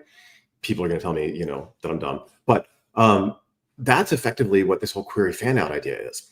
So you go from, I'm thinking about this idea, which may be a big idea, to a whole bunch of expressions of that to get to the natural language. So, on the left, we have full-size SUV. I apologize. I'm an American. We drive big trucks. On the right, I have, best full-size SUV with self-driving, which I happen to own one of. In the traditional search, right, you get this entity carousel with people also ask. This is for full-size SUV. In the more natural language search, you get an AI overview, which tells you the Cadillac Escalade. I don't have an Escalade. They're nice, but I'm just not a Cadillac kind of guy. With Super Cruise, which I do have on mine, is the best technology. And then you get the from sources across the web. And so this gets really interesting when we think about entities, right? And the entity carousel and how you win the entity carousel. You win the entity carousel, and I'm starting to see a lot of gaming of this by getting into these top X lists, right? And so as it turns out, the BMW X7 is not nearly as self-driving as my GMC Yukon, but because it's on these lists and because people like BMWs because they're sexy and cool, it gets into the entity carousel. So just so we're clear, I'm not saying go create a whole bunch of guest blog posts listing yourself in a top X list. Don't do that. That's spam. I am saying, from what we can see in the search results, it might work. So what's the value of a #1 organic ranking? Our client ranks #1 organically for the phrase things to do in New Orleans. And one of the things, and I don't know, SE ranking may have this feature as well, but in the tool that we use, you can see the pixel depth on the page. The actual, so pixel depth, right? So how far down the page do you have to go before you actually see the result? And in this case, our #1 organic ranking is good for 2,300 pixels from the top of the page. So I have, I have an AI overview, and then I have some ads, and then I have a couple of different versions of the entity carousel, and then I have people also ask. And so again, that #1 ranking about which we've been really proud, and our client who's very focused on impressions, not in search, but on their site, it's not worth a lot. So how do you get cited? There's the 3 pillars of AI search SEO, as we think about them at Search Influence, are entities. So basically, if you want to dumb it way down, align the keywords that you were thinking about when you first wrote the piece of content to entities as they're understood by the AI search engine. And so just a dumb, how do I understand what an entity is trick? Does it have a Wikipedia entry? Does it have a Wikidata entry? Does it have a Google Knowledge ID, right? So these are all knowable things. So when you are able to understand that, one that I use frequently is that the actual Wikipedia entry that is most relevant to the phrase higher education is the Wikipedia entry for tertiary education, right? And that's because I think in American and I think higher education, but in other parts of the world, in other versions of English even, it's not necessarily higher education, but tertiary education is definitive for that education which happens post high school. And so it encompasses a whole bunch of other stuff. But if you want to get to the entity, the recognized entity relative to higher education, the top level of that per Wikipedia is tertiary education.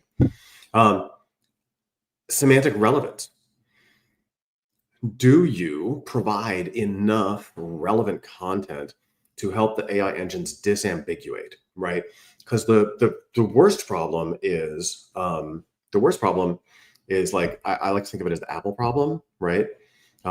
What's an apple? It's a tasty fruit, or perhaps it's a piece of technology, right? So without the relevance, you don't necessarily understand the disambiguated entity that you're trying to represent by way of the content. And then finally, citations. So without being too reductive, this looks a heck of a lot like keywords, content, and links, doesn't it? So this is where I come in, and I'm like, don't freak out, right? Do what you've been doing, make some minor adjustments, and you can win. And arguably, when you think back to the fact that the knowledge graph was launched in 2012, should have been doing this for the last couple of years, even before ChatGPT made you think about it. So when you think about content optimization in the AI world, it wants to be entity rich, right? So you want to tie it as best you can to known entities. And I like to think about this from the perspective of learning theory, right? They say that we learn new stuff based on our ability to relate it to something that we've known in the past. So there's very few things that we learn that have appeared like out of whole cloth in front of us. There's not a lot of epiphany, but it's by relationship to things that we already know. So if I can relate the content of my web pages to entities that are known in the knowledge graph, then I increase the likelihood that I'm going to be understood as relevant. Specific and direct. And we spent the last 20 years trying to write emotional, gripping stories. But you know what? Terminator don't care. You got to give it the data it wants in clear, authoritative statements. Our last presenter referenced Cindy Crum and her idea of Fraggles. Well, Fraggles are Cindy's representation of what we've always thought of as passage rank. So it's been years and years that Google in particular is not necessarily ranking whole pages, it's ranking passages. And the reason it's ranking passages is because in order to understand the world from the frame of an AI engine, it has to be in chunks. It has to be in chunks that can be turned into math that can then be compared to other chunks. Organized, I'm going to show an example in a minute, but one of the things that AI loves, and Google's loved this for a while too, is like how-to lists, like step 1, step 2, step 3. The original HTML was based on SGML. It's very much like, this is why we've always written web pages as if they were outlines. Heading 1, headings 2, headings 3, 4, 5, 6, etc. Right? So organizing with headings and bullets helps the AI to understand. And then finally, authoritative. So this is where you get to cite references. And I've actually started, if I reference something in the content, I will link to it right there immediately below that piece of text. Or I recently wrote an article where I used actual footnotes, right? I used hyperlinked footnotes so that I have a one, and it's linking to the actual sourced reference as if it was an academic paper. Just a quick example of a content before and after. On the left, you can see wall o text, similar to many web pages out there. And on the right, you can see this is I was originally introduced to this concept a couple of years ago at SEO Spring Training. And the idea is this: question, topic sentence, and then contextual explanation, right? So this is the way the AI engines think. So in this case, you can see the question: why is higher education SEO important? The answer: higher education SEO ensures universities stay visible in search results, blah, blah, blah, right? And then a little bit of exposition so that you get a little bit more context. So what does that look like in reality? It looks like this. So you can see we're there in a couple of different places. I'm not going to tell you all the places that we actually publish content, but you can see search influences there as one of the references for this particular search phrase. This is the example of a rich snippet that's actually below the AIO. So to me, this is money, right? If you can be in the AIO and you can be in the rich snippet, and then, if you could also be in some of the people also ask, that's pretty freaking cool, right? So think about that. So what does it actually look like on the page? It looks like this. So here's the main image of the article. This is on the Search Influence website.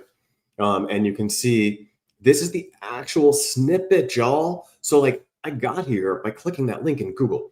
And when you click that link in Google, it highlights the snippet in the page. So in answer to the question, why is higher education SEO important? Google thinks this is an authoritative response, right? In exactly that format. So you'll see it highlights the question, highlights the answer, then it highlights the sort of relevance connection of the body of the page. So let's break this down. Search phrase, higher education SEO. Question, why is higher education SEO important? And you can see these are the things that that seem important in this context, right? And so my colleague Paula, who is closer to her education than I am, she actually diagrammed this sense for us, right? So you can see it's a semantic triple. Higher education SEO ensures universities stay visible in search results, attracting prospective students, right? So subject, predicate, object, and you can see what's going on here. Visible universities attract prospective students. So we have really, my friend Marty Weintraub wrote about this, but I think a lot of us who've been thinking a lot about this a lot are starting to just write this naturally, right? It's like, what's the question, what's the answer, and then how do I associate it with entities in the known world? So this is an example of some more semantic triples. Steve Jobs co-founded Apple, right? So which Apple are we talking about in this case? By virtue of the fact that we know Steve Jobs was the co-founder, probably not the fruit. Professional education targets working adults, right? So you get the idea. The more you can make that connection, and going back to some of Joy's examples earlier, in the local search world, it's Steve's Plumbing provides emergency plumbing service in Des Moines, Iowa, right? It's person action place, right? In the local search world, but this can be applied to everything. This is Paula's example of the double triple, right? So the one triple is University of Florida offers a nationally ranked online MBA. Nationally ranked online MBA leads to career advancement for working professionals. So you can see in the actual write-up, the University of Florida offers a nationally ranked MBA that leads to career advancement for working professionals. It's pretty clear. Something else that is, it's back in that place of like conflict between SEOs is schema. I like schema. We've been doing schema for a long time. Article schema, video schema, in the medical context, procedure schema, right? But as Joy said, I totally agree. If it's not on your page, it might not want to be in your schema, except for a couple of things, right? Same as, I think is really interesting. You can associate yourself, and this is, I want to be clear, this is pigeon schema, this is not real schema, this is just like for your understanding. The same as attribute is interesting. You should have made these associations to these entities on the page, but by making them in the schema, you're really tightly binding yourself to the to the known universe by way of the connection to the actual underlying knowledge graph. So what does this all mean? The other thing that we talked about is clear labels, this idea of like 1, 2, 3. So when I think of this, I always think of WikiHow, where they've got, A, B, C, D, E, F, G, right? In terms of the process, good recipe sites do this. And so if you can think about the product or service of your organization or your client as if it were a checklist that you would go down and say, step 1, step 2, step 3, then you are understanding how this idea of labeling works. So obviously we talked about headings and their use and how they're valuable. But the next question is, how can I make it really clear what it is? And so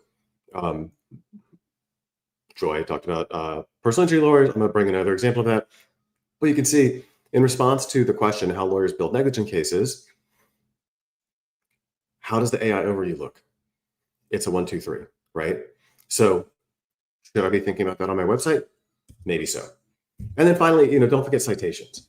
There's always, I grew up in the local SEO space, so we thought about citations forever, right? I remember talking to like real SEOs, and they're like, I don't get that local SEO stuff. And I'm like, okay, substitute links for citations, boom, you're done. And so now citations are back. Now, are there referenced sites that you can get a listing on that are showing up frequently in AI?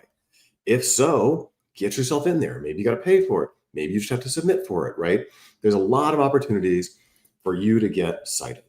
And lest we think it's all over before it started, if you can do SEO, you can do AI SEO.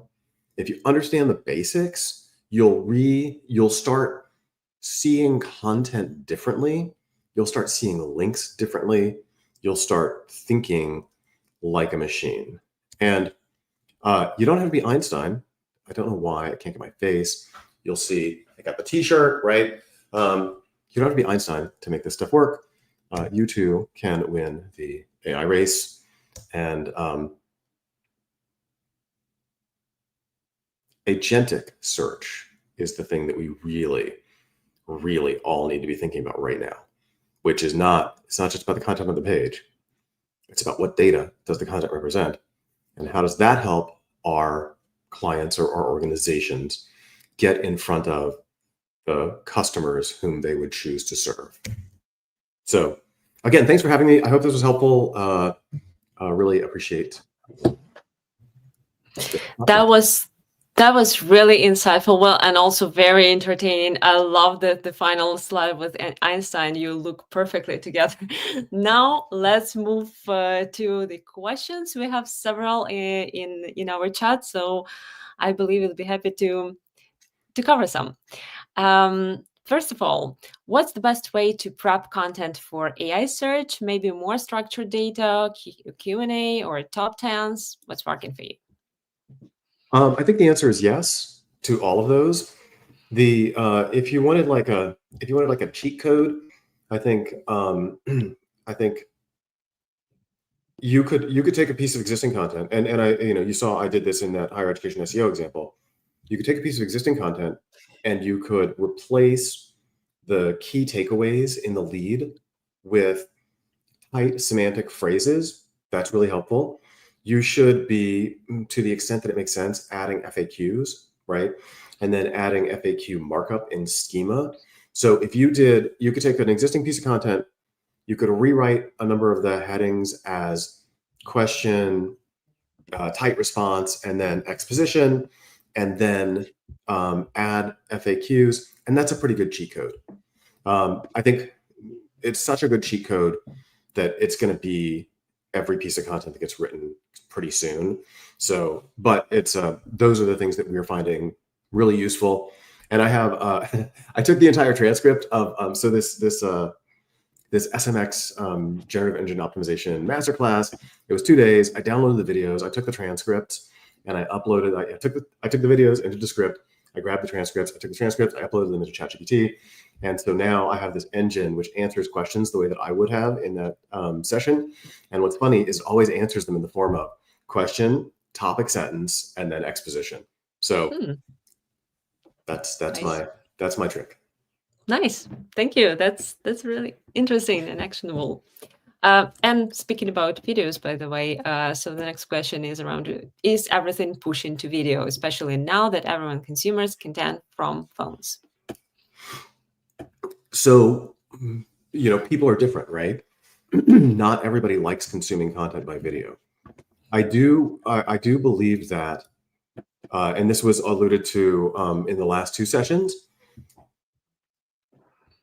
The great thing about video is natural language, right? You're talking in a way that you normally talk, and therefore you're creating, by definition, natural language. I also think that search is going multimodal. So one of the things we're working on a lot, and we've actually taken on a few projects to do this, is content repurposing using AI tools. So basically, you take a piece of long form content, whether it's an article or a video or whatever, and you process it through automation tools like make.com using the OpenAI API and the Claude API, and turn it into a whole bunch of different stuff. So one of my favorite tools, it's super cheap, it's so easy, is called wave.video. And you can give wave.video the URL of an article, and it will generate for you a 60-second slide montage video in the span of about 90 seconds. So you can literally go from copy and paste URL to live on YouTube in a minute and a half. So my point is, and again, just like my disclaimer is, don't do that, right? Because if you do that, it means that you haven't actually reviewed anything, and that's probably spam. But do you, boo, right? Whatever works. So my thought process is, if I can take that same piece of content and I can deliver it in as many channels as possible, and I can do that with the push of a button and a little bit of human review, why the heck not? So I'm sorry, let me go back, Gerardo, to the actual question. No, it's not all going to video. It's not all going to video. It's going everywhere, right? Video, audio. I have this project that I do every week where I pull an RSS feed of all of the higher education marketing blog posts, and I then process them into one big long article. And then I take that and I drop it in Notebook LM, and I create a podcast with it, right? And then I take it to wave.video and I create a video with it. So with very little human interaction, I've got long blog post, very much analysis of other people's work. I've got a video, I've got a podcast. So it's everywhere. It's everywhere. The only thing I'm not doing is taking those images from that blog post, which I generate with OpenAI. I'm not taking those images yet to Pinterest, which I should be doing. That'd be really smart, but I just haven't had time to work that out. Great. Thank you very much. Another question is, should we be considering building our own AI-driven features as part of SEO strategy? For instance, a chatbot on our site trained in our content.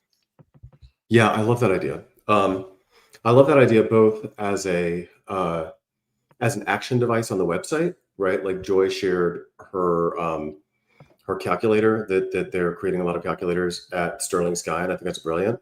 The great reason to have any sort of action device on your website is that you're going to get greater time on site, right? So as we know from the Google trials recently, the clickstream data in Chrome is part of the ranking factors, and therefore, if you can keep people on your site, you can get greater engagement. You're gonna have a better opportunity for for showing up in search. Now, potentially, it also means that you're going to have a better user experience, right? And a better user experience is going to lead to better reviews, right? It's going to lead to better mentions in social, on Reddit, et cetera. So if you're improving the user experience in any form, I think that's a big win. The other thing that I would suggest is this. If you create that local language model, right, based on all of your content, you then have the opportunity to create new content based on your voice tone and style. So it makes the transition from idea to first draft of content a lot easier when you know that, as my ChatGPT does, that it really gets you, right? Because then you just say, here's an idea, help me work on it, and boom. Yep, definitely.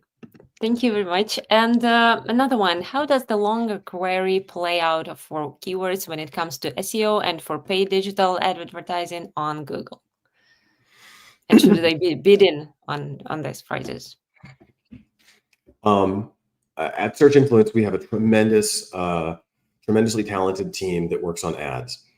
I am not on that team. I've never been on that team. I've hired people for that team because I don't really get ads. But what I will tell you is that with things like Google's Performance Max and the like next levels of that, Google's getting a lot more AI in ads too. And so my perspective, when I look at ads data, I like to look at two different things, right? I look at the keywords and I look at the queries, because the keywords are what we say we want to be showing up for, and the queries are what people are actually typing that get our ads shown. And we're definitely seeing that those are greater expressions of longer queries. So the reason that I hedge on the answer to this is, like, it may not matter, right? It may not matter. You may use a keyword and Google's going to give you a long query and make you show up for that because of their AI inherent in the ad platforms. Now, the thing I'm super excited about, which I think just launched in the last couple of days in beta, is ads in AIO. I'm so excited about ads in AIO because of two things. Number one, we can get back some of that traffic that we lost, right? Because we can show up in the AIO in a way that hopefully is going to be featured, because we know Google wants the clicks, right? Because if they don't get clicks, they don't get paid, right? So hopefully we get some of that traffic back. But the other reason that I'm super excited about it is this: keyword data. hopefully, when we get people clicking on AIO ads, we get those same queries that I'm excited about in the context of Google Ads, and we can start to make decisions about what are the actual questions that are driving clicks and ultimately conversions downstream. Thank you very much. That was a great answer, and that was a great wrap up for our session. Thanks again for sharing the actionable tips and amazing things around AI that you showed with the video. The comments are talking about the reactions of the public. Everyone enjoyed your presentation so much. So thanks a lot for joining us today. Hey, it's my pleasure. Thanks for asking. And I have this problem. I talked about this a few weeks ago, but like I can't decide where to send people. So I just added a links page on willscott.me. So if you want to connect, go to willscott.me. There's links there to all kinds of stuff. And I'm going to try to make it better and better. So again, thanks for having me. Great conference. And y'all take care. Thank you so much. You take care. And guys, I see your comments and questions in chat about if this conference is recorded, will you have the material? So I can assure you that yes, we have you covered. The recording, the presentations with all the useful links will be shared after the presentation to everyone enrolled. So please stay calm, enjoy the show, and you will have everything from us later. And just a kind reminder that SEO Ranking stands with Ukraine and supports a lot of social initiatives. So we encourage you and will be grateful if you pay attention to these and maybe would like to support two of the initiatives, important initiatives for Ukraine, which are UA Animals, the fund that helps to save animals in the situation of a full-scale war, and the Children of Heroes, the fund that supports children who has lost their parents during the full-scale invasion. All the links and QR codes here. And without further ado, we will go to our next part of the conference, which is our workshop, SEO Rankings AI Search Toolkit. And I am happy to invite and introduce you to my team, brilliant product managers and a head of product who are building the beautiful platform SEO Ranking for us every day, making sure they're covering all of your SEO needs, and right now working hard to introduce AI search optimization tools for your benefit. So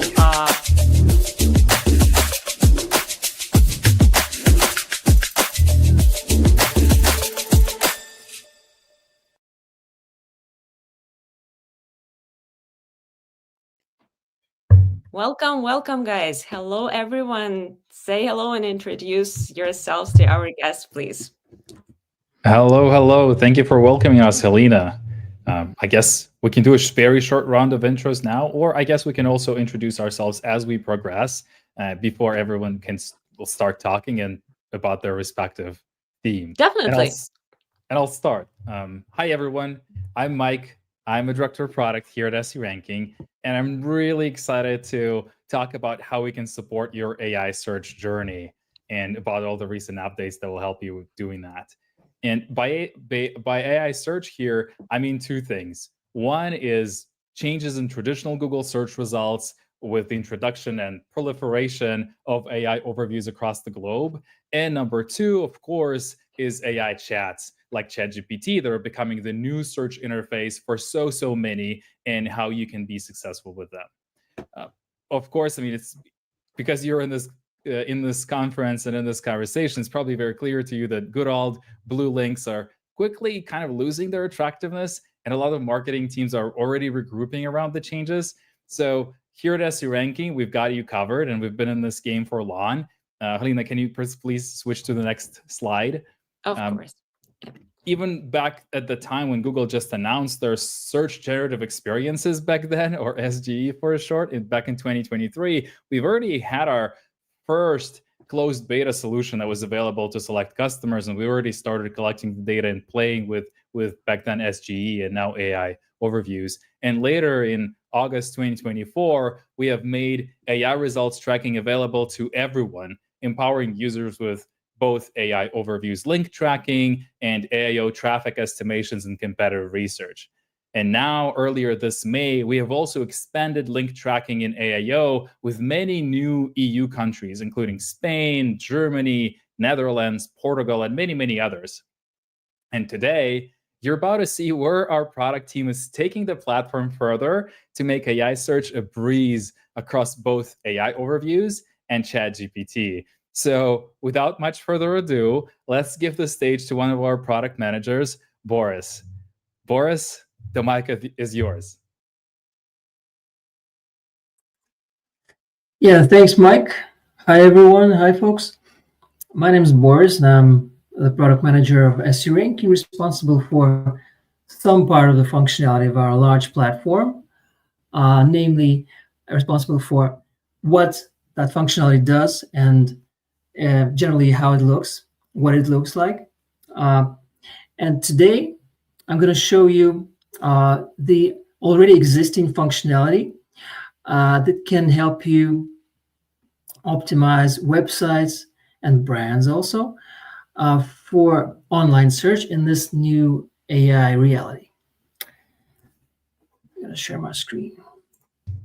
Yeah, so what you're seeing before your eyes now is our recent tool that actually allows you to track rankings of your website or even brand within AI overviews as if they were a separate search engine, and have some metrics of your presence in AI overviews over time.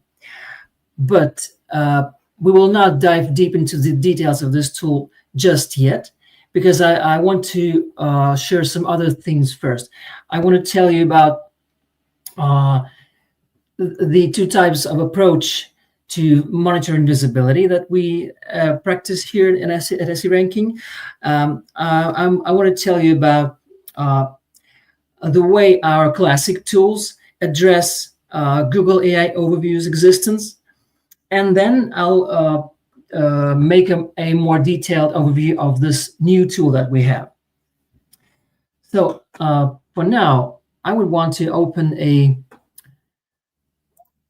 example of an AI overview for you. Can you see it?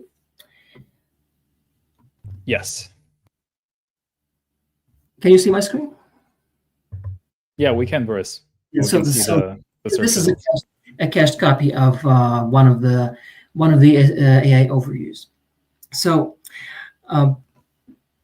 as Mike highlighted, there are we've been focusing on AI overview related functionality because Google is still kind of the leader of online search, including AI search.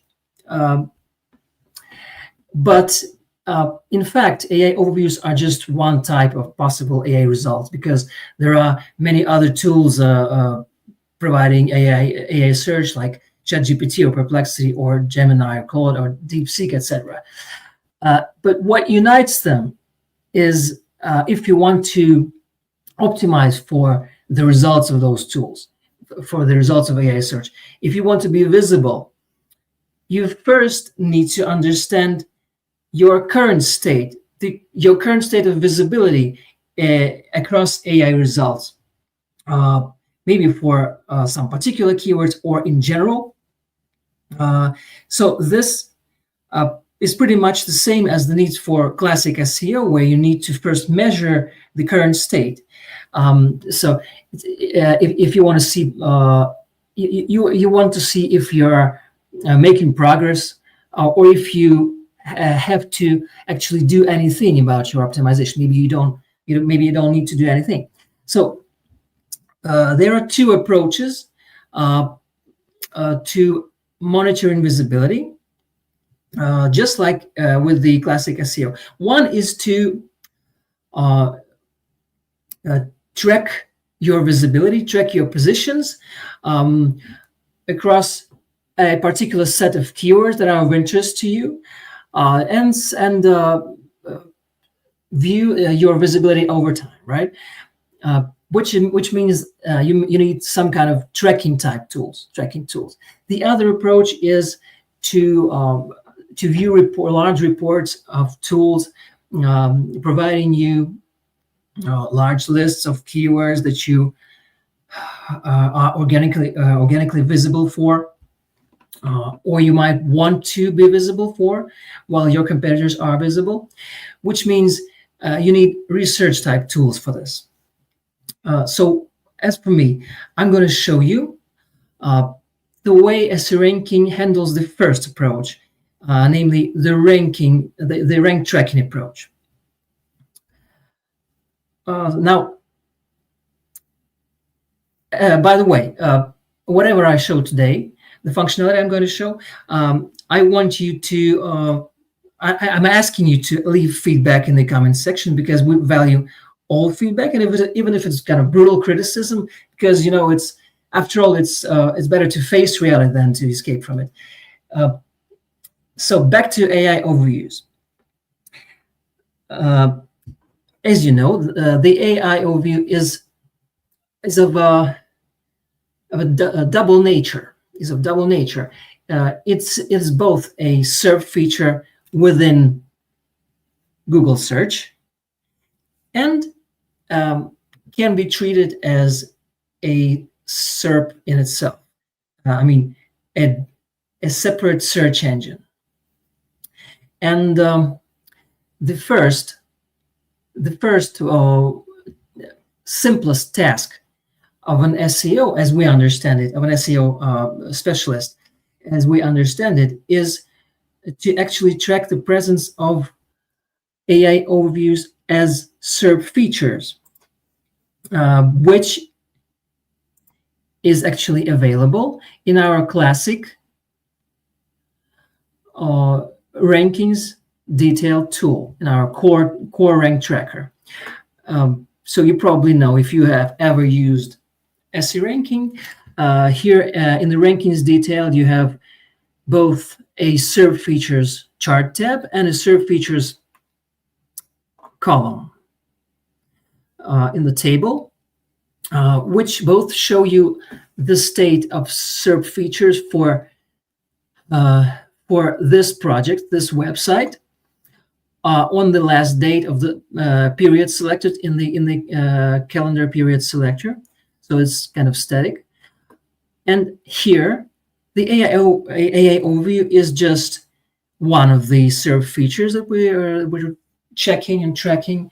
So in this example, this example project has 10 keywords tracked, and in this particular day, on this particular day, 29th of May, we have 6 keywords showing triggering AI overviews. The column shows you the presence of AI overviews as this symbol per keyword, as usual. But then, when you're looking at this, you have this classic SEO project. When you're looking at the SERP features and you see that some keywords trigger AI overviews, the next step is you might want to run a deeper analysis of what happens within those AI overviews, of whether you are visible there, and if you are, how visible you are. And for this, we have our recent dedicated tool located just in this same menu. It's called AI Results Tracker, that actually analyzes the content of AI overviews for your keywords and makes some conclusions, provides some higher level stats on your visibility. This tool actually works with the same set of keywords that you have in your project. More exactly, you can select a subset among those keywords. In this example, I have selected all of them, all of my keyword search engine combinations, to also track them in this AI Result Tracker tool. And this tool treats AI overviews as if they were a separate search engine with its separate SERP. So it's a kind of an engine within an engine, or SERP within a SERP, right? While this tool provides some overview, some metrics, this is based on actually on a more basic analysis that is present on the other page, not the AI rankings, but the AI SERP comparators page. This is the beginning of all the data analysis in this AI results tracker tool. So this tool is pretty similar to our classic SERP competitors, which is in the My Competitors section. What it does is it analyzes the SERP, or the results of AI overviews per date, per check daily, and decomposes those results, decomposes the AIO SERP, and analyzes its main parts. So what kind of analysis happens here? First, each column represents a check date. Let me select a broader period.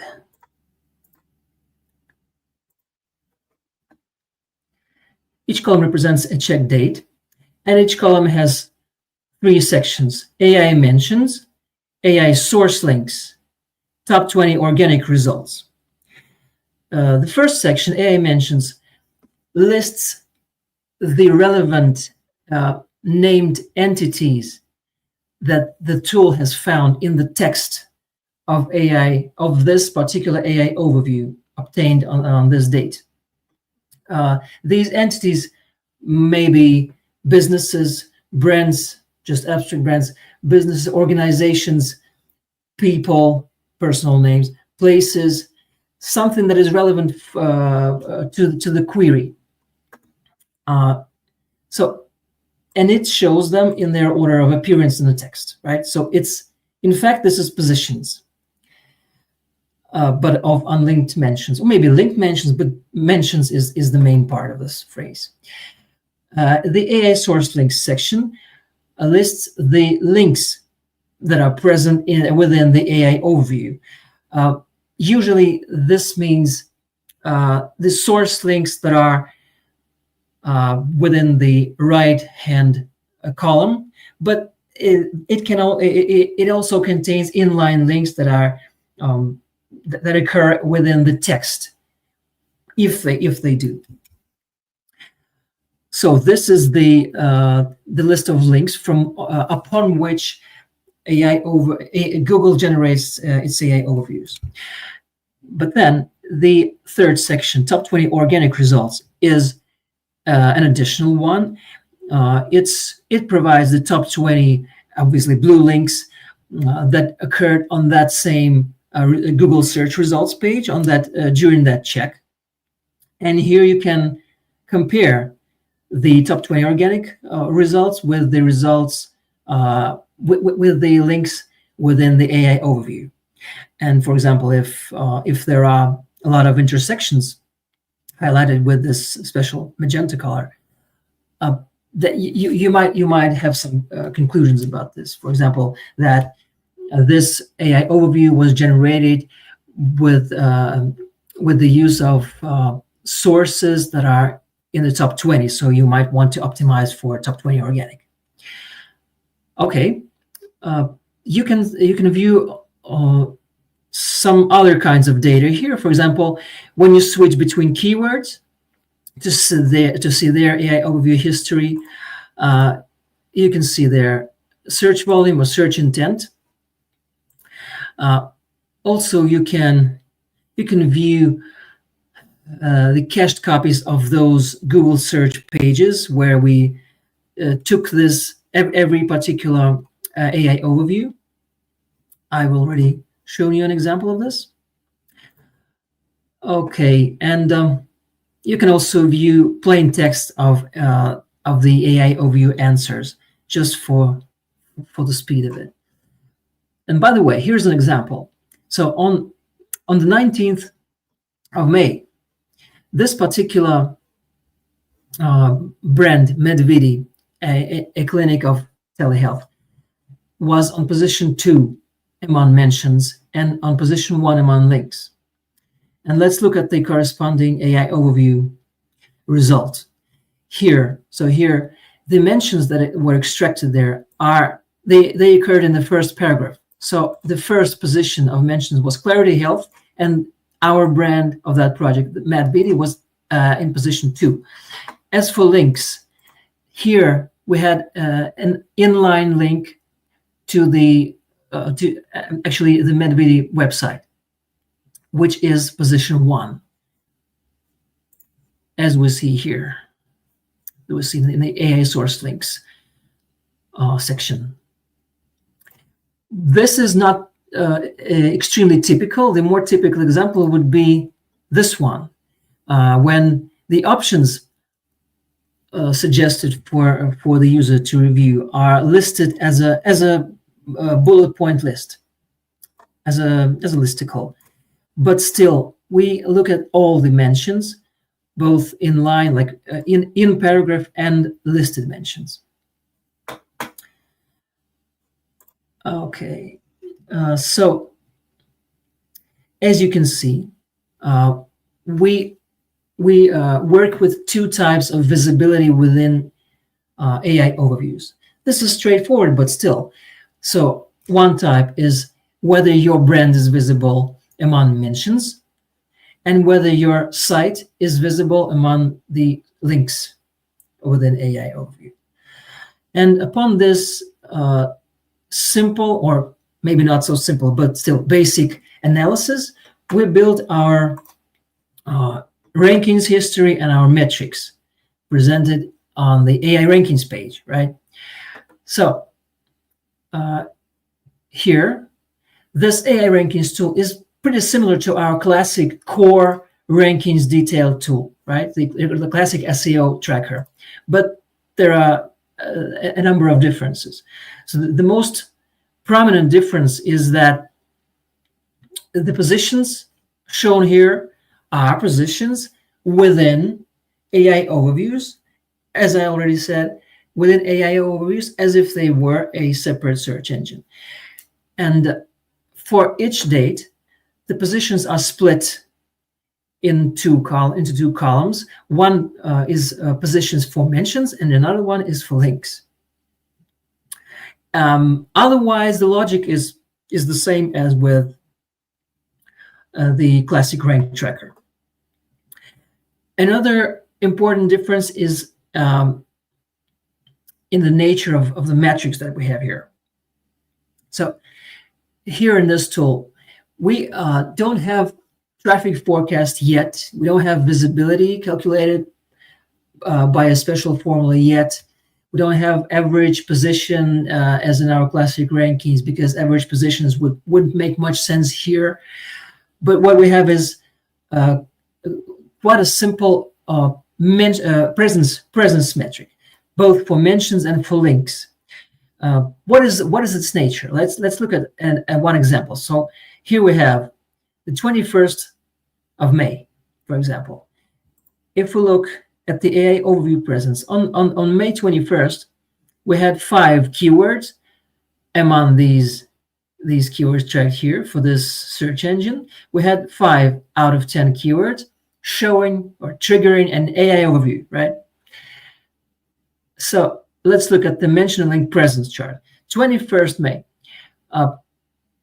we registered 2 mentions, I mean 2 keywords had mentions of our brand, Medvidi, within the AI overview text.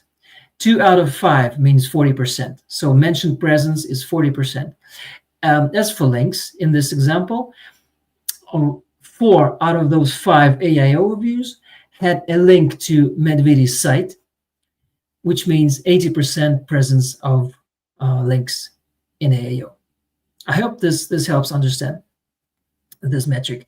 So in other words, this is how much presence you have among the AI overviews for this particular set of keywords that are of interest to you. there's a variation of this general metric, which is called top 3 presence.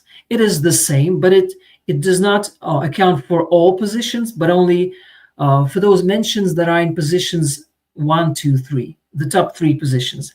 So obviously is going to be lower than the general presence, because usually you have less keywords for which you rank in top 3 than for which you rank in general, right? A couple of additional metrics here are the following. AIO presence is the presence of AI overviews for your set of keywords as such, because sometimes some of the keywords will not trigger an AIO. So this is not just a horizontal line. Another additional metric is organic AI overlap, which means physically that it shows you how much intersection, how much overlap there is between the top 20 organic results for those checks, for those on those SERP pages, and your links, your list of links within the corresponding AI overview. So if there's much overlap, then you or very little overlap, you can make conclusions. Yes, right. As with many other our tools, you can export data from this section. You can also see that the tracking works for both the national level and local level, for the city or zip code level. So it's the same as the usual rank tracker, the classic SEO tracker. Okay, so all in all, using these metrics, you can at least see how roughly how visible you are against the keywords of interest. Maybe you have 1,000 keywords here, so it will be more representative of your visibility. And if needed, you can present these results, these metrics, this current state, this measurement, to whoever needs this, needs your reports.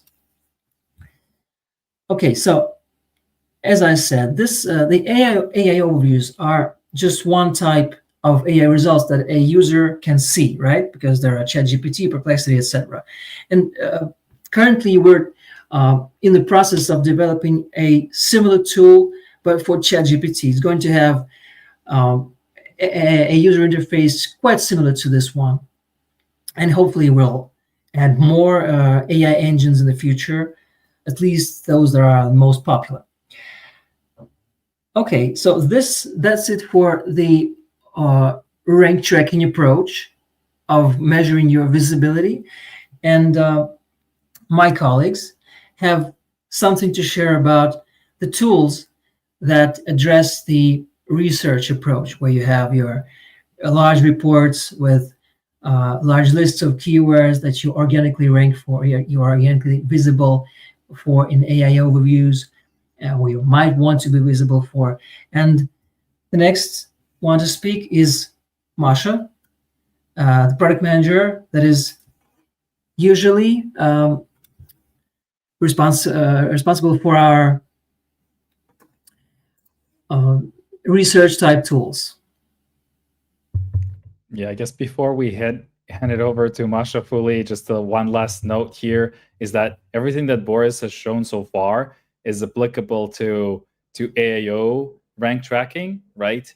And we're also planning to introduce AI chat support rank tracking very soon. So watch out for an announcement later in June for using SE Ranking's AI rank tracking for ChatGPT first, and then for more systems later.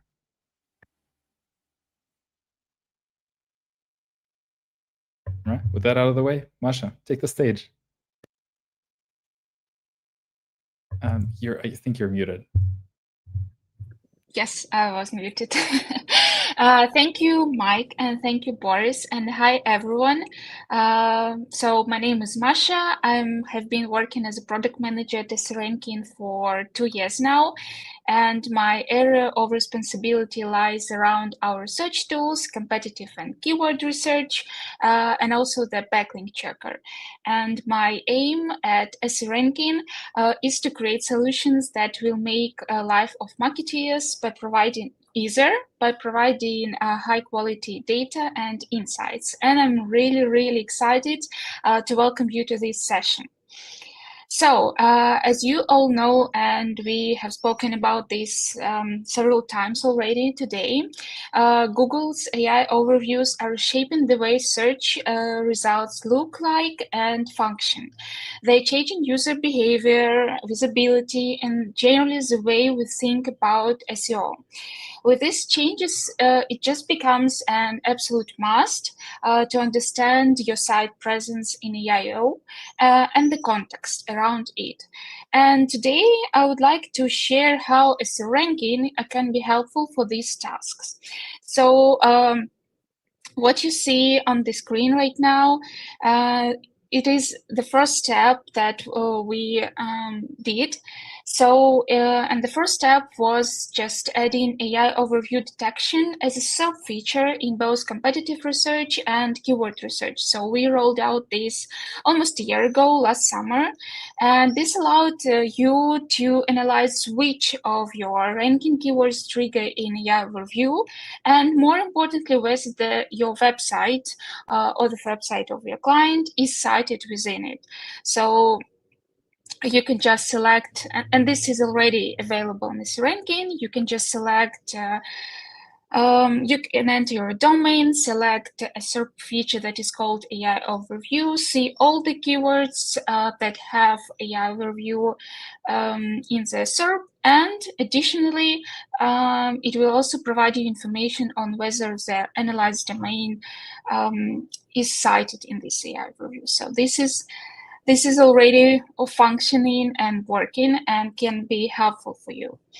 And the second step is our brand new AI research solution, which primarily focuses on the context of a website appearance in AI overview, brand mentioning, and what is most important, measurement of presence in AI overview.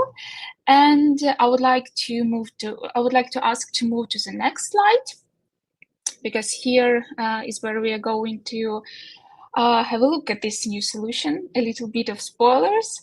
So basically, what is this AIO research? It is a tool that detects when any domain, yours or your competitors, is either mentioned or linked in Google's AI-generated summary.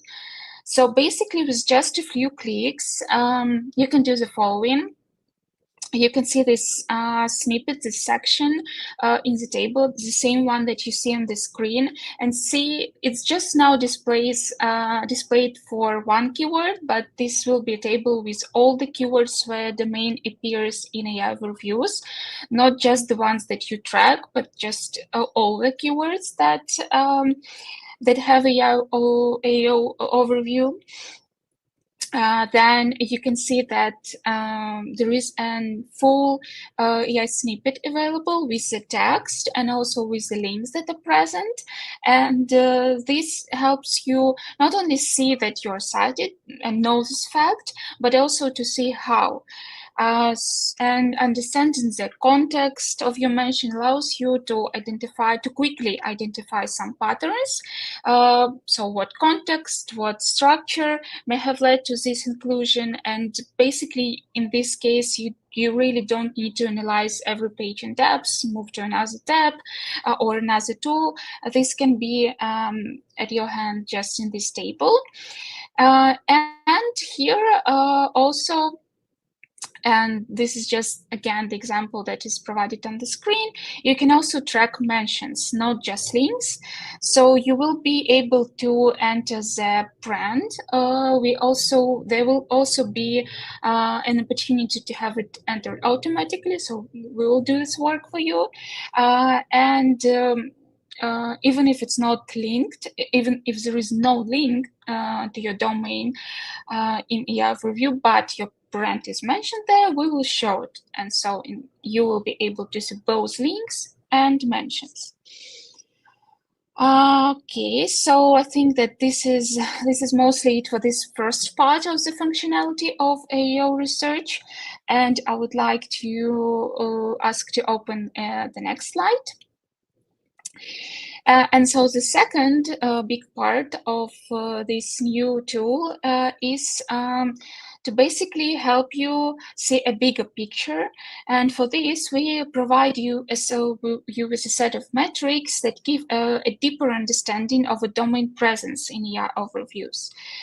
You can see these metrics on the screen right now, and the first one is definitely the most necessary one is total citations and mentions, the absolute number for right now, and also including month-to-month dynamics, so you can see whether your presence is growing or declining. And also we calculate average link position within the snippets. And again, it will also show how it changes over time. And this helps you assess not just whether you're included, but how prominently. And last, but definitely not the least, is traffic dynamics. So this is what you can also see on the screen. At the bottom, we show you how much traffic your site is receiving from AEO links, and whether it's just adding new traffic or simply redistributing what you already get from traditional blue links. This is especially valuable in helping you understand whether AI reviews visibility is worth investing more resources in, or this is just something that simply redistributes your links and traffic from traditional traffic and traditional blue links. And so here's how AEO research will look like, and what tasks it will solve. And I think you can think of it as a radar for how Google AI sees your brand and your domain. And this is just the beginning. AEO research is a living, growing tool, and your feedback will really help us shape what comes next. So any comments, any questions on this in chat and in Q&A session are highly welcome, highly appreciated. And I guess that was it from my side. So it was a demo of this tool that will go live very soon, in a couple of weeks. And I would like to pass the floor to Nick, who has some more insights about our new solutions, and will share them with you. Thank you. Thank you, Masha. Can we move on? Yeah, thank you. Hey everyone, my name is Nick. I'm a product manager at SEO Ranking, responsible for several parts of our application. And today I would like to talk about search provided by AI models, or we can say large language models. I will say LLMs like ChatGPT, Gemini, and Perplexity, and also about our future solution related to this. Today, we are diving into something that not just the future of digital marketing, it's already happening. Right now, AI models are shaping how people discover, compare, and choose products and services. Our users have many questions related to AI search, how it affects their business, and how they can improve their presence. That's exactly why we are developing LLM Research, a tool designed to help you measure, compare, and optimize your presence in AI search. Let's move on to the next slide. And how it works. It's super simple, to be honest, at least for users, not for us. In the first step, you should enter your domain and choose your country. We identify your brand, indices, and niches. You need to confirm it, or of course, you can correct it. And in the search step, we identify key, or we can say parent topics for each niche, find the most popular prompts or queries for every parent topic and analyze the responses to each prompt.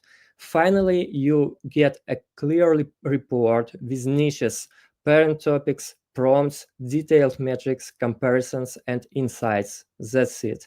Next slide, please. And let's discuss what you can do. With the LLM research, you can analyze your brand mentions. We track various prompts and show you where your brand appears and what these models are actually saying about your brand.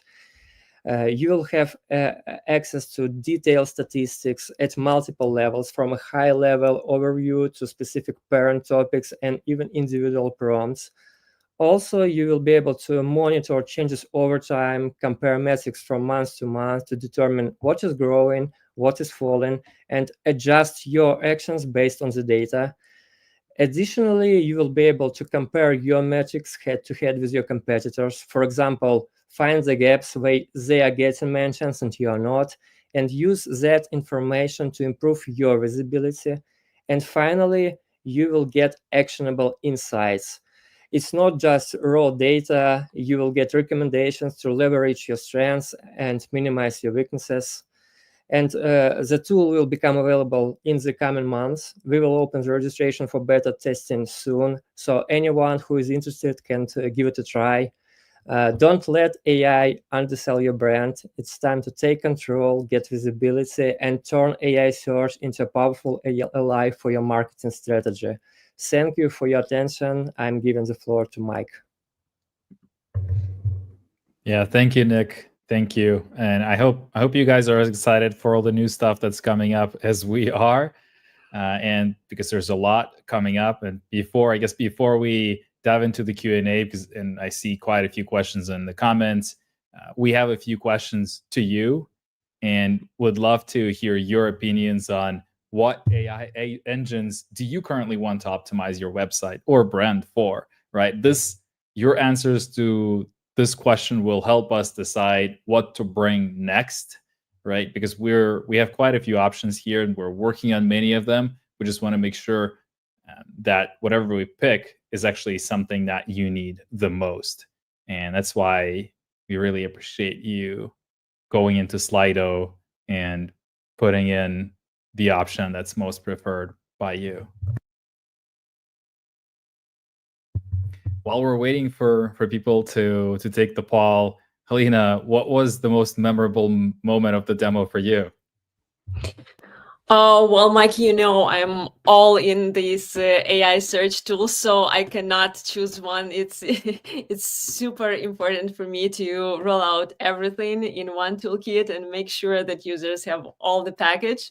But thanks a lot, guys, for presenting that so clearly.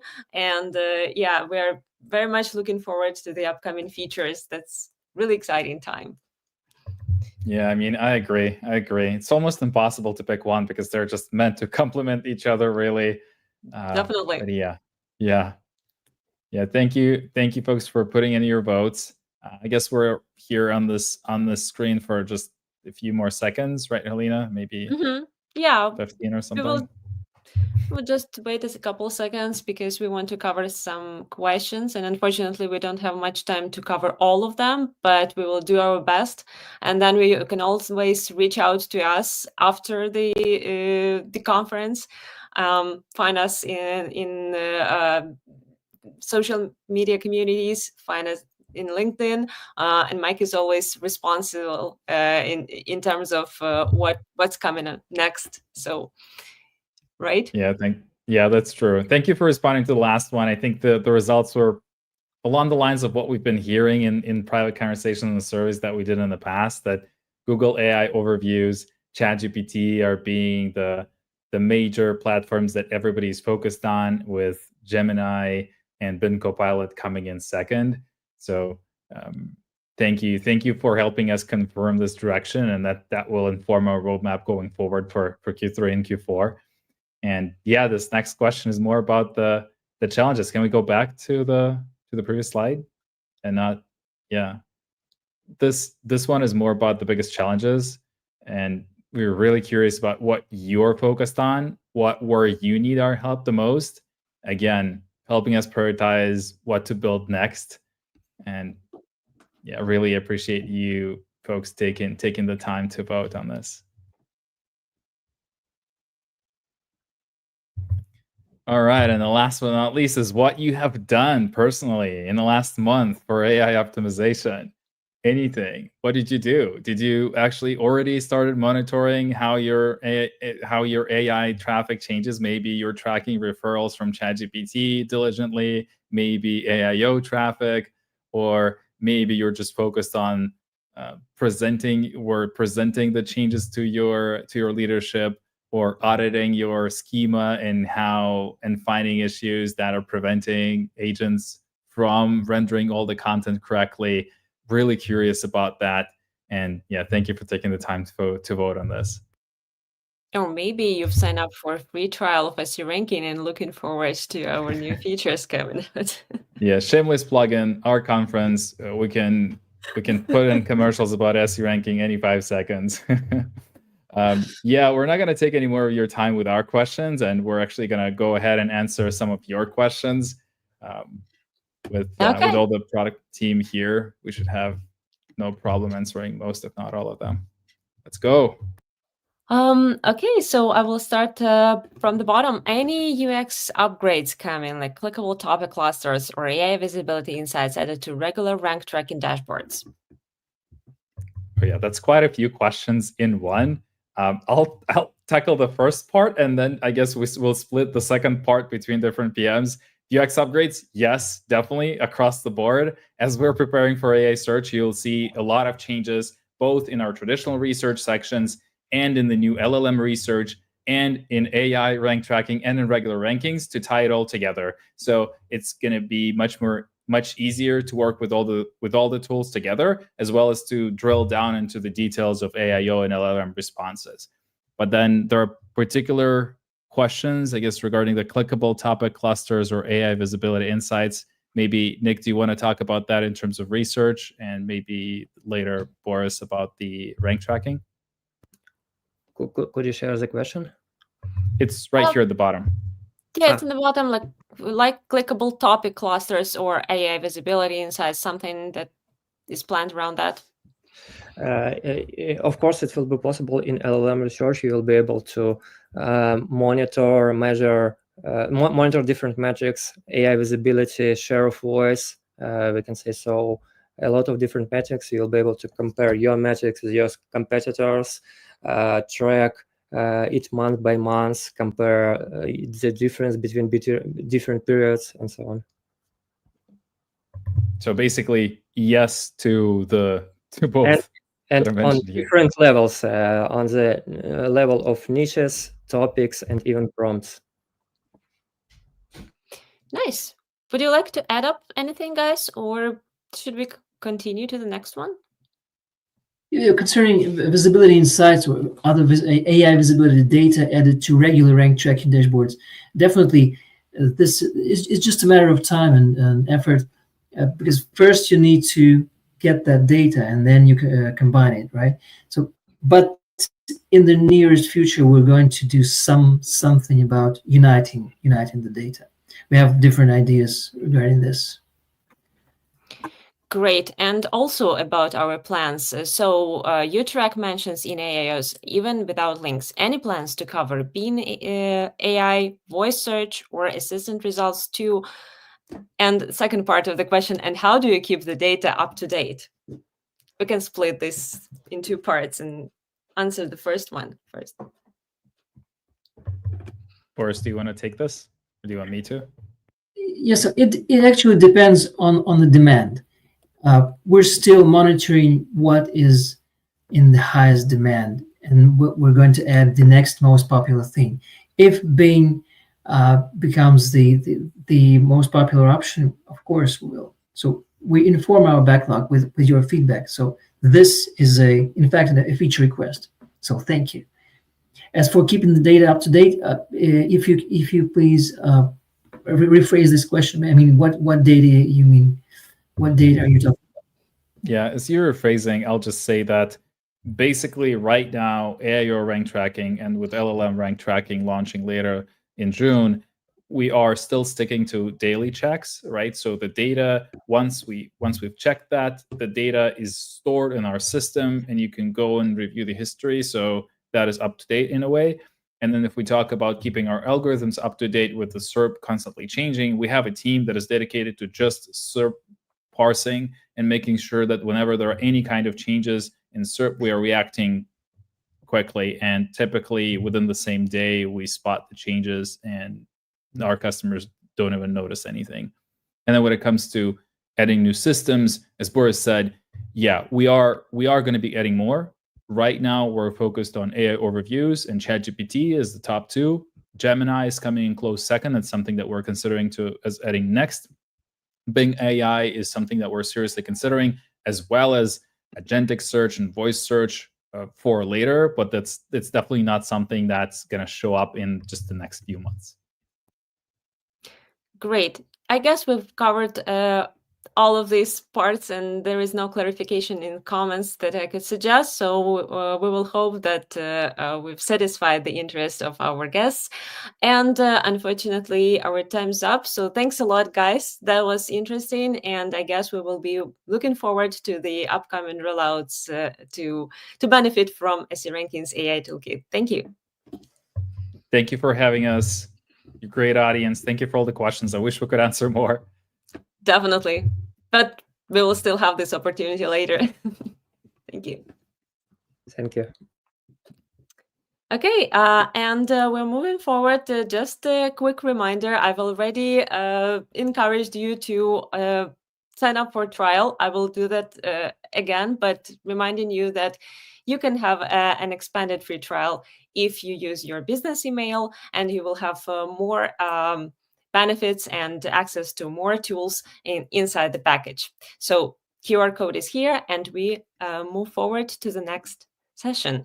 And this is AI Enhanced SEO Reporting for Smarter Strategic Insights with Judith Lewis.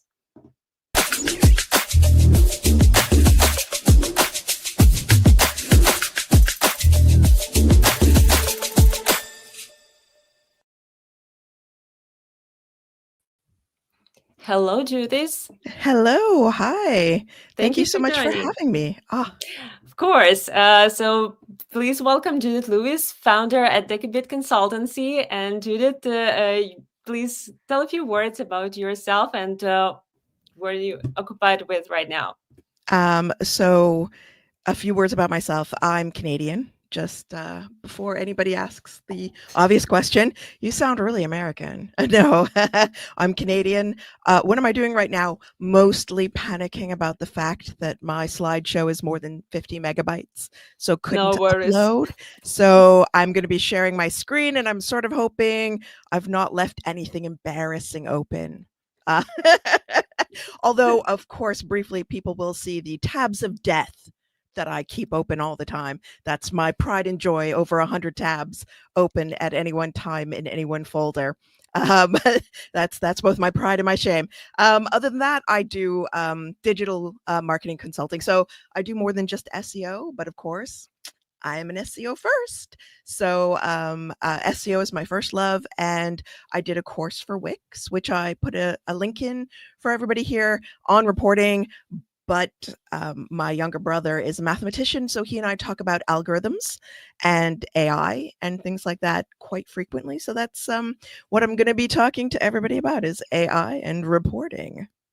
We already are too excited to keep waiting, so please take the stage and let's dive into it. Right, so this is the part where I share my screen, and I'm going to share my entire screen in a risky move that everybody thinks will go wrong, and it might very well go wrong, but hey, what can I say? I am very much hoping that everybody can see the lovely presentation that I've prepared for everybody. So hopefully you're all seeing this, and you're seeing the title slide, which is a little longer than probably something from AI could have come up with, but it's AI enhanced reporting for smarter strategic insights. I did put a little bit about me in here, but like, you can use the search engine of your choice to look me up. I've got stuff all over the place. I could, just wow you guys with tools. As you can see, lovely animated slide here because I love my animations and my GIFs. I could show you how to, use ChatGPT to create a report in seconds. You can see here I've done a screen capture of me asking ChatGPT to do just that. And it's kind of worrying how quickly it actually did that, because it was seconds of time and it came up with a deck. I can show you how to impress clients with graphs and data, because data is the sexiest thing. But, and there is a big but, and I know I'm a bigger girl, so I've got a big but there's a big but, a big caveat to this. And that is, how is this actually going to help your clients? How is this actually going to help you?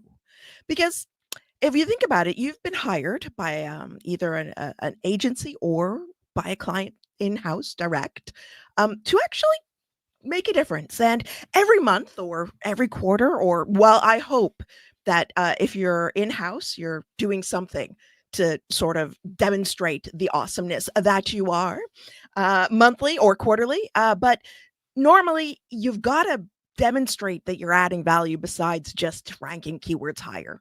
It's not just about doing stuff. It's about helping people make other people look good, right? You look good because you ranked higher, but you're helping your manager look good because they are getting more traffic, and more traffic hopefully means more sales. And that is or leads or whatever. And that is ultimately what we're aiming for. But I got to thinking, like, this is about reporting and using AI to do some reporting. And I thought, well, can AI really do a better job than us? I mean, is this it? Is this the end of SEOs?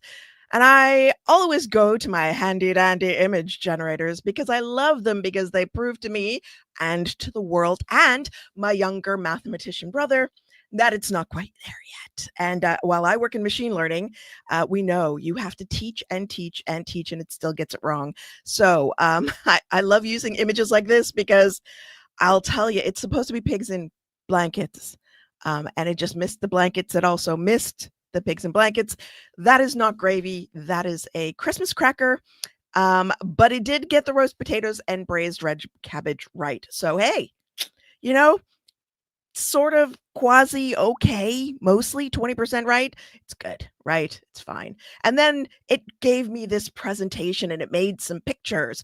And I was like, what? Why? I've asked you for a technical audit and you've given me a woman with fruit, and then another woman with no elbows, and then another woman that's kind of having problems with how many arms and hands she has. And this is what the AI chose to give me. And why does it happen? Well, I just want to talk briefly about why it happens so that you know why you're smarter than an AI. Yes, I said it. You are smarter than an AI. Why? Well, AIs have to break stuff down into, they call them tokens, but you can think about it like creating something in a language, like translating it into a language that the computer understands. Now, normally, when we were working in BASIC and Pascal, because I am that old. I mean, I started in 1985, and that's a long time ago. Now, I don't want to say how many, you can do the math, but hey, it was a long time ago that I started programming, and we were taught about assembler and other fundamental core languages. And that's basically what's happening here. But what do we know about things like translations, especially movies? Lost in translation. I can not always go as well as we hope. Anybody that has used Google to translate a sign, as I did once, I work in Wadenswil, and I went in the lab and I was trying to translate something, and the things it came up with were hilarious. I have taken so many menu screenshots of what Google was trying to tell me the food was. To a certain extent, I'm not sure what canvas parachute is, but one day I will learn what that dish was. I wasn't brave enough to order it, but that's the hallucination of Translate, and it's the hallucination that you'll find, because if you think about it, it is a narrative explanation, and if it doesn't understand and it just fills in the blanks, that's when it goes wrong. Now, here you can see an example. I was asked, I figured this was safe, right? It's not a brand new Mac OS. It's been around for a while. So the algorithm should have been trained on it. It should know, it should have learned, it should know that, Sequoia is a new Mac OS operating system from 2024, I believe, and it's 2025. So I gave it time. It's not like it happened yesterday. And it still didn't know. And I kept beating it until I gave it a URL and I said, this is what I'm talking about. And it was like, oh, yeah, well, I don't know.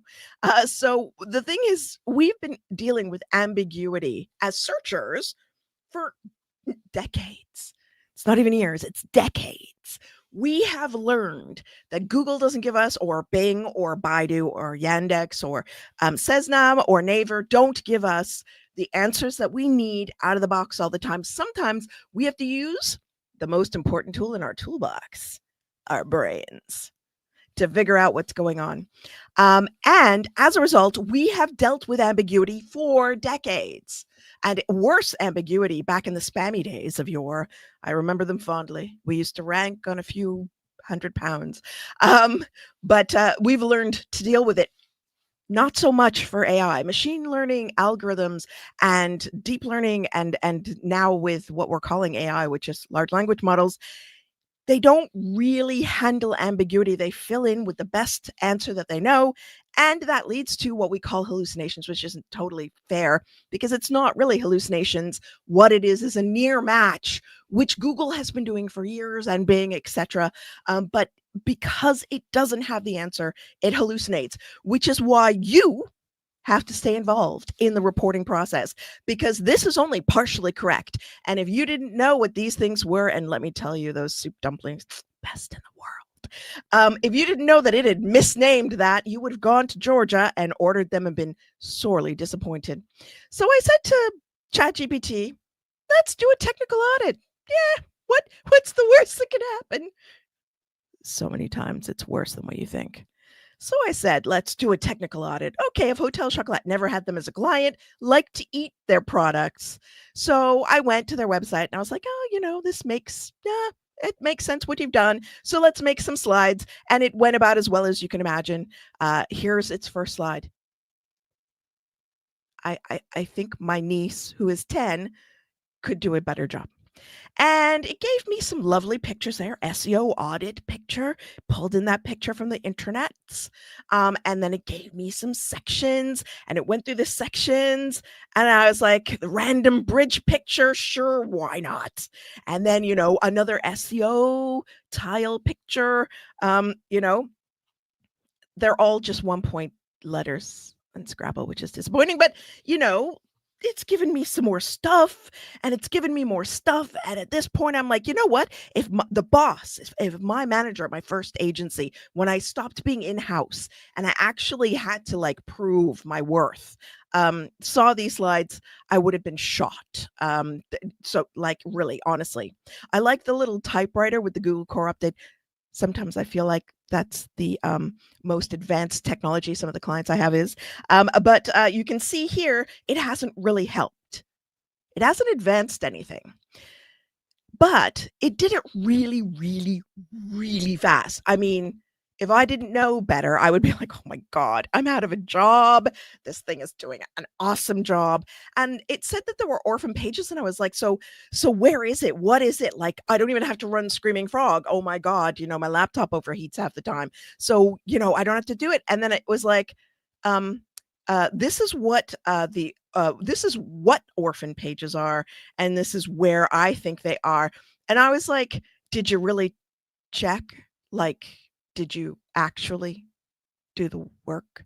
It's like dealing with a new exec, somebody who's just come in out of university or something. You've just hired them from another industry. Maybe, I don't know, maybe they were a marine biologist before and they've come in to SEO. And I did hire a marine biologist once. That's not a random example, but she was very good. Maybe you hire a new marine biologist that wants to switch careers and wants to become an SEO. And you're like, well, did you check anything? And hopefully a well-trained marine biologist would say, yes, I did. But ChatGPT is like, well, I kind of reviewed this and then I just guessed. Is basically what it's saying. Oh, I did these things, but then I didn't. If you ask ChatGPT for the details of what it didn't do those things. It lied. it said it did things and it didn't. But it's a bit scary because it looks like it did. And if you don't know any better, like if you don't know to ask the questions, because don't forget, people, we ask the questions. Computers, not so much. Also, CEOs, not so much. If we don't ask the questions, then it looks like ChatGPT did a better job. Small business owners, the ones who are more likely to be like, well, ChatGPT said, are the ones that we're now going to have to demonstrate our value to. It's not the first time. It's not my first rodeo. It won't be my last time saying, well, if you can just go to ChatGPT and say, do a technical audit, don't need SEOs anymore, right? I've already shown you. I have already proven that we are better than AI, but it falls down here. See? When you start asking the questions, and you can see I start getting cross with Mr. AI. I try to be light, conversational, and almost Google-like in my instructions. And then I said, can you just list the orphan URLs you were able to find? And it was like, well, they're likely orphaned. I didn't quite do the work. One time when I was doing a report for a client, I was in Toronto visiting my family. The client needed a report. I just exported the data and I tried to make it look sexy and I didn't check it. And there was a link that we had gained due to some weird placement of things from a gay Thai bride's website, which was not aligned with the client's direction, which was a B2B solutions provider. That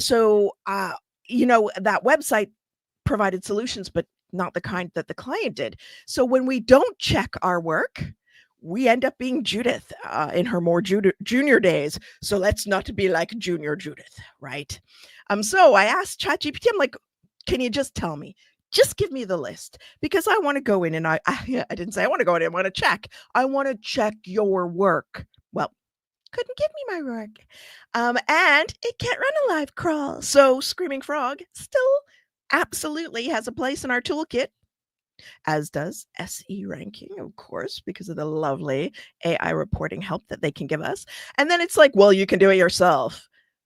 But you've just said that you did it. Oh, jeez, man. You missed a bunch. Seriously.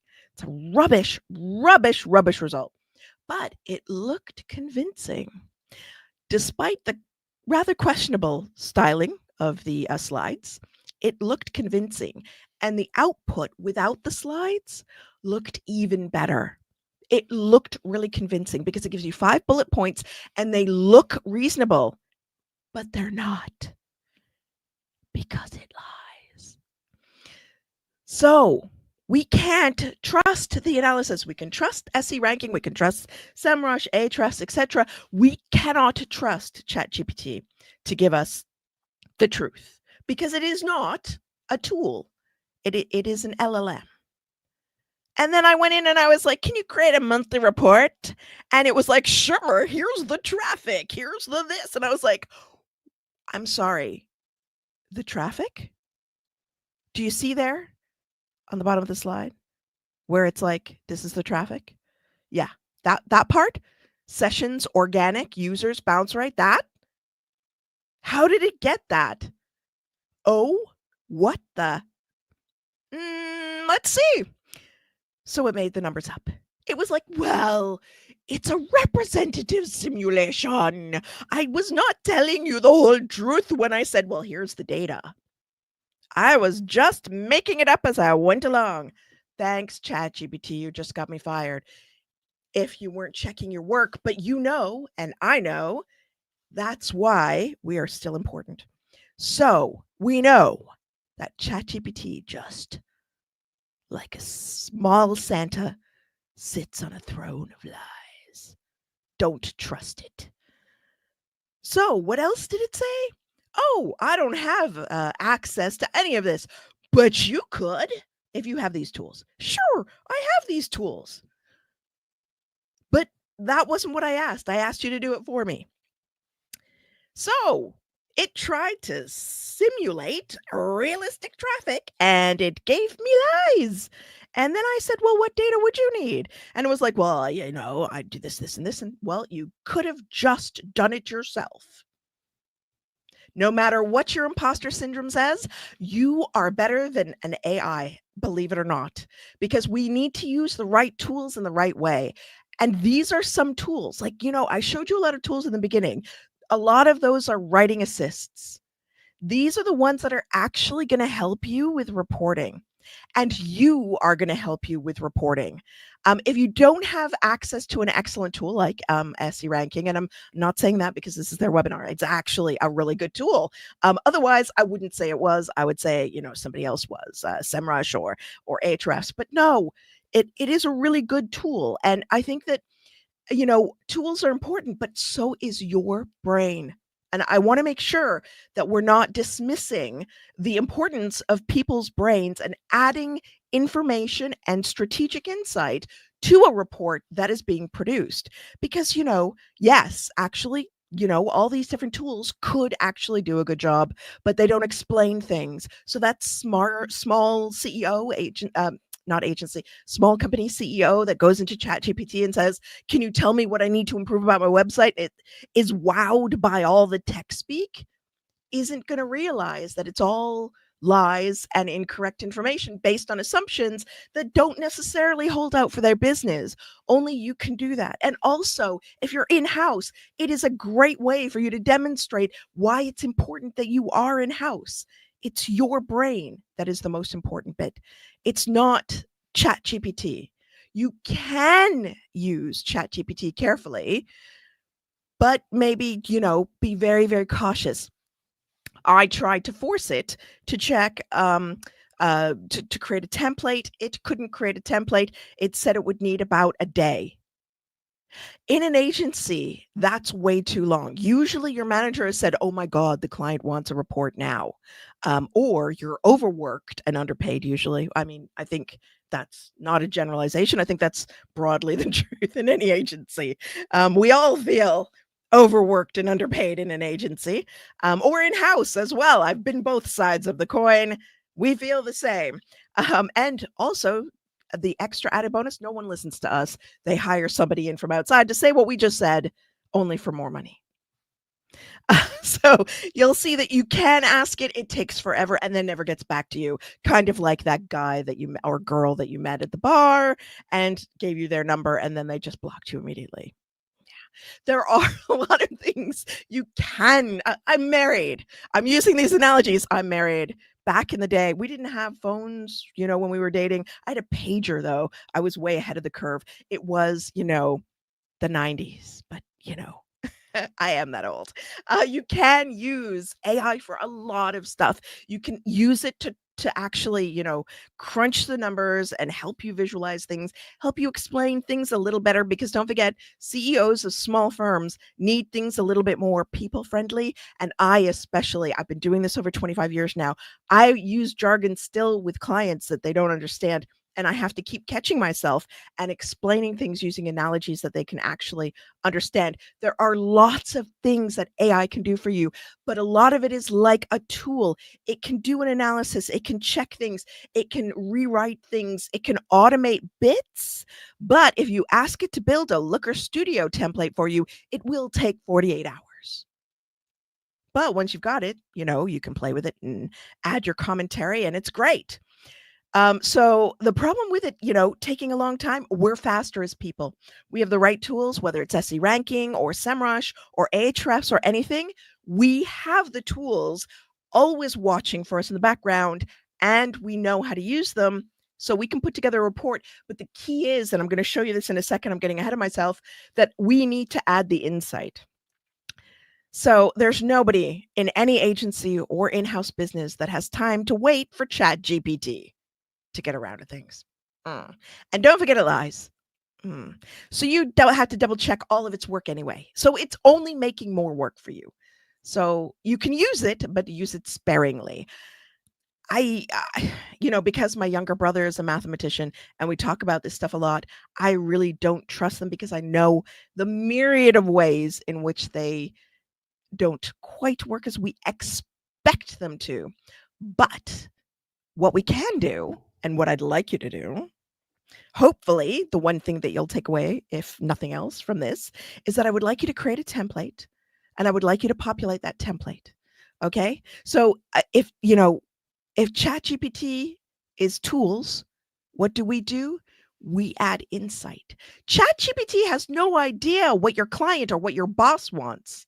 And so what I want you to do is create, whether it's a set of slides or it's a spreadsheet. Please don't give the client a spreadsheet or the boss. It's ugly. It's very difficult to see and read. I'm dyslexic. I have trouble even with spreadsheets for clients. I have to break them down, break out speech boxes. So I actually create boxes where I put text in just to help me, let alone the client. So what I'd like you to do is I would like you to create a template if you don't already have one. And a lot of people don't have them. They just kind of export stuff out of the tool and then they put it together and then they have like a front page of like a really quick exec summary. And it can be really baffling for clients. And if you want to keep the client and you want to grow the client, you need to demonstrate the value you're bringing. And it needs to be close to reflecting the bottom line. So maybe, for yourself, even if it's just for yourself and you never share this, you save a different version of the presentation every single month. Put a slide in there that says, this brand, I don't know. I for here, I was like, okay, brand X, whatever, bring swag to a new level and will continue to increase their market share. That's what they want to do. They want to be global swag providers for companies to brand stuff up. So that's your slide one. That reminds you always what the North Star that you're pointing, the whole company is pointing towards. Then I want you to think about what are your KPIs? Is your KPI financial? Is your KPI, I don't know, traffic based? I had a client once whose promotion and bonus was based on more subscribers to the newsletter one quarter. Yeah, that was fun. It was easy, but it was fun because that was what his needs were. And so I did what he needed. It didn't matter what was also needing doing. We had that later on in the deck. But the first thing I talked about was what he needed out of us. And that's what we had to report on. And so here I said, like say SEO's KPIs are like 2 million in annual turnover. And that is X proportion of the turnover, probably 20% or something like that. And then I want you to think about how each part of the report relates back to demonstrating the value that you're bringing. It's as simple as that and as complicated as that. But if you relate everything back to that, each month that you report to that client, you demonstrate how you, as the agency, the freelancer, the employee, has brought more value to the company as a result of you being there. And you're going to show why AI, while an interesting tool and somewhat slow, is actually really just a tool, and you are the one that is helping drive the SEO strategy, the digital marketing strategy. You're talking about the time spent in these different places. There are lots of things that AI can do, but there's a lot of things that it can't do. And it can't understand your client's politics, your client's needs. It doesn't understand that structure, the internal structure of your client or your own company. So you really need to think about this. AI analysis can be flawed, but your report is checked by you. And this is a free course that I developed with Wix. I didn't want to just restate the obvious here that you could get in that course. But if you design your reports to demonstrate your value, you're not only going to help keep your job or help keep your agency employed by that client, you're going to help win them more work or yourself, because you're going to demonstrate how you are focused not on just doing SEO for SEO's sake or PPC for PPC's sake. You're focused on delivering value. And that is what every client wants, is for you to deliver value. So that's the one thing I want you to do, is create that template that is going to help you demonstrate value. Because tools can help us, but only if you are delivering proper strategic insight. And only you can actually do these things. AI doesn't know what your boss wants. AI doesn't know what the direction of the company is, because it just said some lies to me about traffic. Those were lies. Outright lies. please don't let AI drive your strategy or your reporting. You are the most intelligent tool in the toolbox. You're the sharpest tool in the toolbox. You're the brightest spark in the tinderbox. And don't let AI make you feel less, because it lies. And it makes it look like it knows what it's talking about, but it's lying. So just be careful and check its work, or use a tool like SE Ranking, SEMrush, or Ahrefs, because those tools are designed for the job. AI can be your best friend. It can really help you, but it'll never replace you, because you are the one that's smart enough to understand what needs to get done. So don't just blindly trust ChatGPT. It looked really impressive. I know those slides, they were like amateur hour, but the slides and its output looked so impressive, but it was full of lies.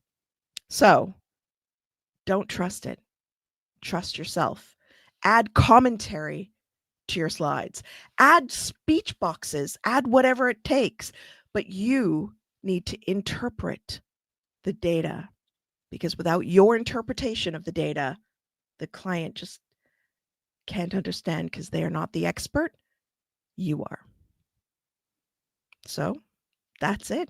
Thank you very much for listening to my rant. Thank you very much, Judith. That was really inspiring, especially the last bit when you're calling us like the heroes of this SEO landscape and not underestimating with the AI, not letting them push us through. That's a great shift of confidence for us. Thanks very much for this part. And moving on with the questions. Are you ready? Yeah, hopefully, I did try to go quickly and leave some time, but I definitely want to encourage everyone to have those commentary sections in their reports. So definitely, absolutely ready for questions, and also to make sure we're fighting the good fight here. Awesome. Thank you.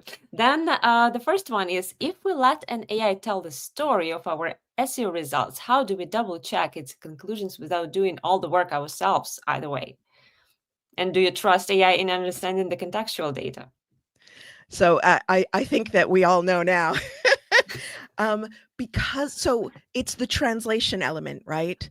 So hopefully I'm not wanting to be dismissive of AI, but we need to be the ones that look at the data and interpret it ourselves, because the tokenization element, it's not reading the results like we would, integrating them into what we know, and then spewing out an answer. It is creating something that really looks convincing.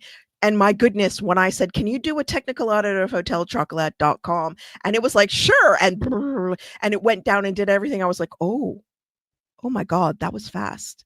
How did you do it that fast? Like, I can't spider the site that fast. You must already have it in memory, et cetera, et cetera. And then I started to dig, and it was like, oh, I just made that up. So no, don't trust a conclusion. Trust data and data analysis. But the thing about it is that we are better placed than ChatGPT, because don't forget what I was saying earlier about we've been dealing with ambiguity for decades. So we can look at the data as SEOs, as professionals. Our whole reason for being, and the reason why SEO is not dead, is because we know how things work. We know a bit of how Google works, and we can look at the results that we've gotten out of, let's say GA4, and suddenly something's tanking, and we're like, you know what? It's not actually tanking. Somebody broke the tag. Google Tag Manager needs fixing. ChatGPT can't do that for you. Only people can do that, because our brains are much more attuned to what we need to be looking for, whereas ChatGPT is a general thing. So you can train an instance to a certain degree, but even in law, my dad was a lawyer, so I'm very interested in this.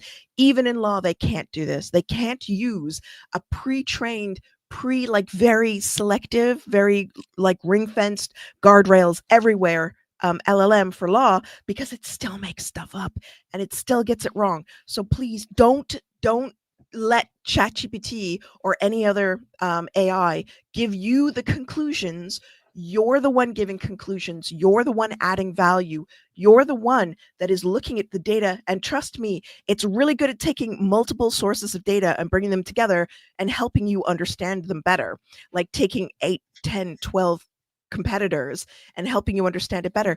But like with any tool, and I do this with Screaming Frog, with SEMrush, with every tool I use, I still double check it, because not even tools are accurate, and you have to use more than one tool. So I'm checking Majestic for links, I'm checking SEMrush for links, I'm checking everyone for links, I'm checking like my own searches for links, I'm checking Google Search Console. Don't let it do it. Sorry, that was a long rant. You are the most important tool in the toolbox. You are the professional. You do the summary. Beautiful, beautiful answer. Thanks a lot. I think we can move to another question. What are the ethical and practical considerations when deploying AI for both content creation and technical optimization, especially in maintaining search engine compliance and user trust? And I think this is a really important question, because what we're saying to any sort of an algorithm, I'll say, when we're saying, please do this to my website, I need it to be a DDS, DDA, Disability Discrimination Act compliant. That's in the UK. So what changes do I need to make? You're asking something of the algorithm that you're not necessarily sure about, and it might spew back incorrect information. So from a I think from a technical optimization point of view, the code could be wrong. There is a really good example out there, and I don't remember what it was, but there is a really good example of, even on GitHub, code being uploaded where a JavaScript library was made a dependency, and that JavaScript library was owned by someone, and at any time it could either be removed or it could be used to inject malware into a website that was using that code and hadn't checked what that JavaScript include that file was. So if you're using it and you're not double checking things, even if you're using GitHub and you're not checking things, then you could land yourselves in big trouble. For anything, also don't forget that from an ethical or moral point of view, I burned a small lake worth of water making those images and having ChatGPT do those checks. So I burned more energy doing a less efficient analysis that came back with lies than if I had done it myself.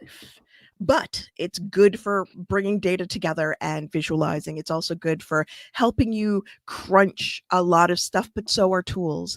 So I think it's really important that we look at this as a help, but that we're not fully reliant on it, because it isn't giving us the answers. That's why we are the experts and not a tool. And that's why at the moment, with all the guardrails in the world, we don't have an AI lawyer or an AI doctor, because even in a closed ecosystem, it still doesn't work quite right. Now, granted, next year, because these things are logarithmic and it's going up at the moment, next year we could have a situation where we do have an AI lawyer, but we can't. And again, it would burn a small city's amount of electricity just to do one court case. And the question is, should we be doing that, or should we not be relying on the experts that we already have, who don't burn a small city's worth of power to do one court case? So thank you very much, Judith, and I would love to continue talking to you for the whole evening, as it is very inspiring and very optimistic from your words.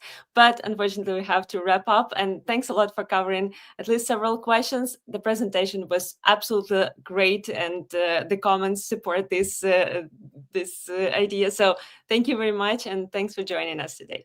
Thank you so much. And remember, everybody, you're the smartest person in the room. Nice. Thank you very much. And I want to remind you that SE Rankings has not only the great platform full of beneficial tools, but also a Do Follow podcast where we share knowledge, thoughts, tips, and tricks from experts. And every episode of the podcast is unique and useful. So please join us in our Do Follow podcast journey. And now let's move forward to our next session about generative AI, the rise, fall, and rebirth of inbound marketing with Dale Bertrand.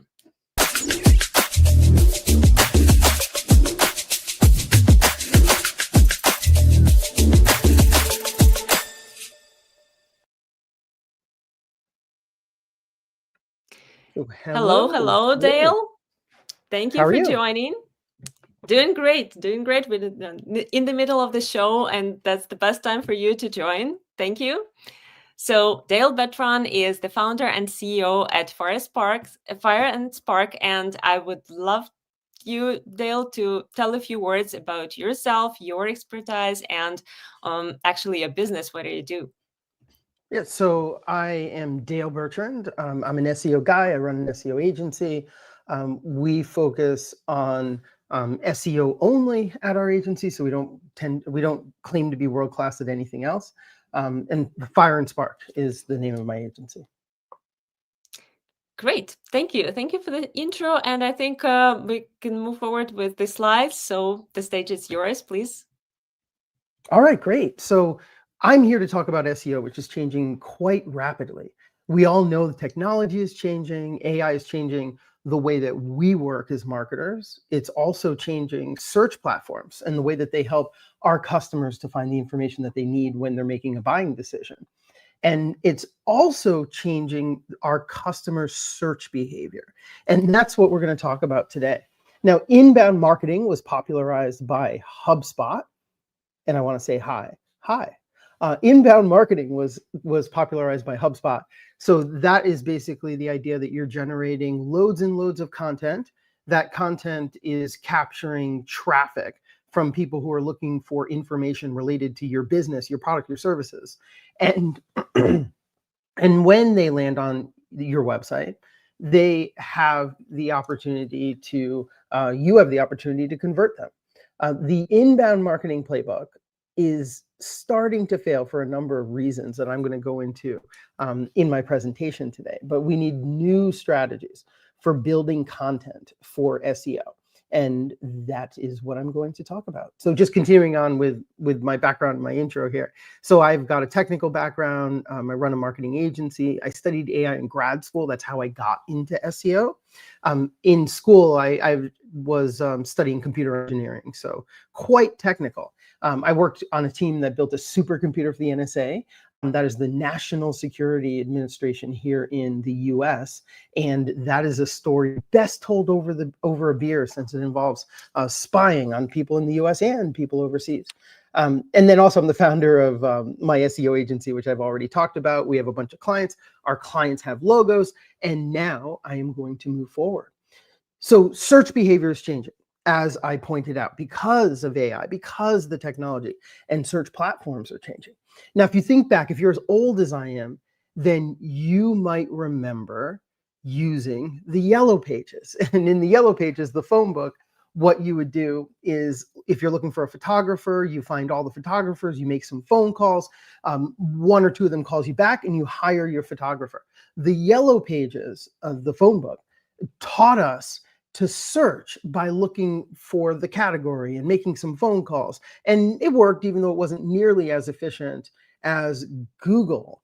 And Google taught us to search in keyword language, keyword queries. So we search for things like best ice cream near me or lawyer in Boston. It worked even way better than the phone book. But it's still this weird query language, and we don't always get what we want. And when it gives us a bunch of websites and web pages in response to our query, it's really handing us a research project. So Google's handing us all of these pages and telling us to find the answer ourselves. But now there's AI, tools like ChatGPT, where we can talk to a large language model that's been trained on everything that's been written on the web. And talking to this large language model is like talking to an expert in the field or a friend. Imagine if I'm going to Seattle and I'm looking for a restaurant for a client meeting.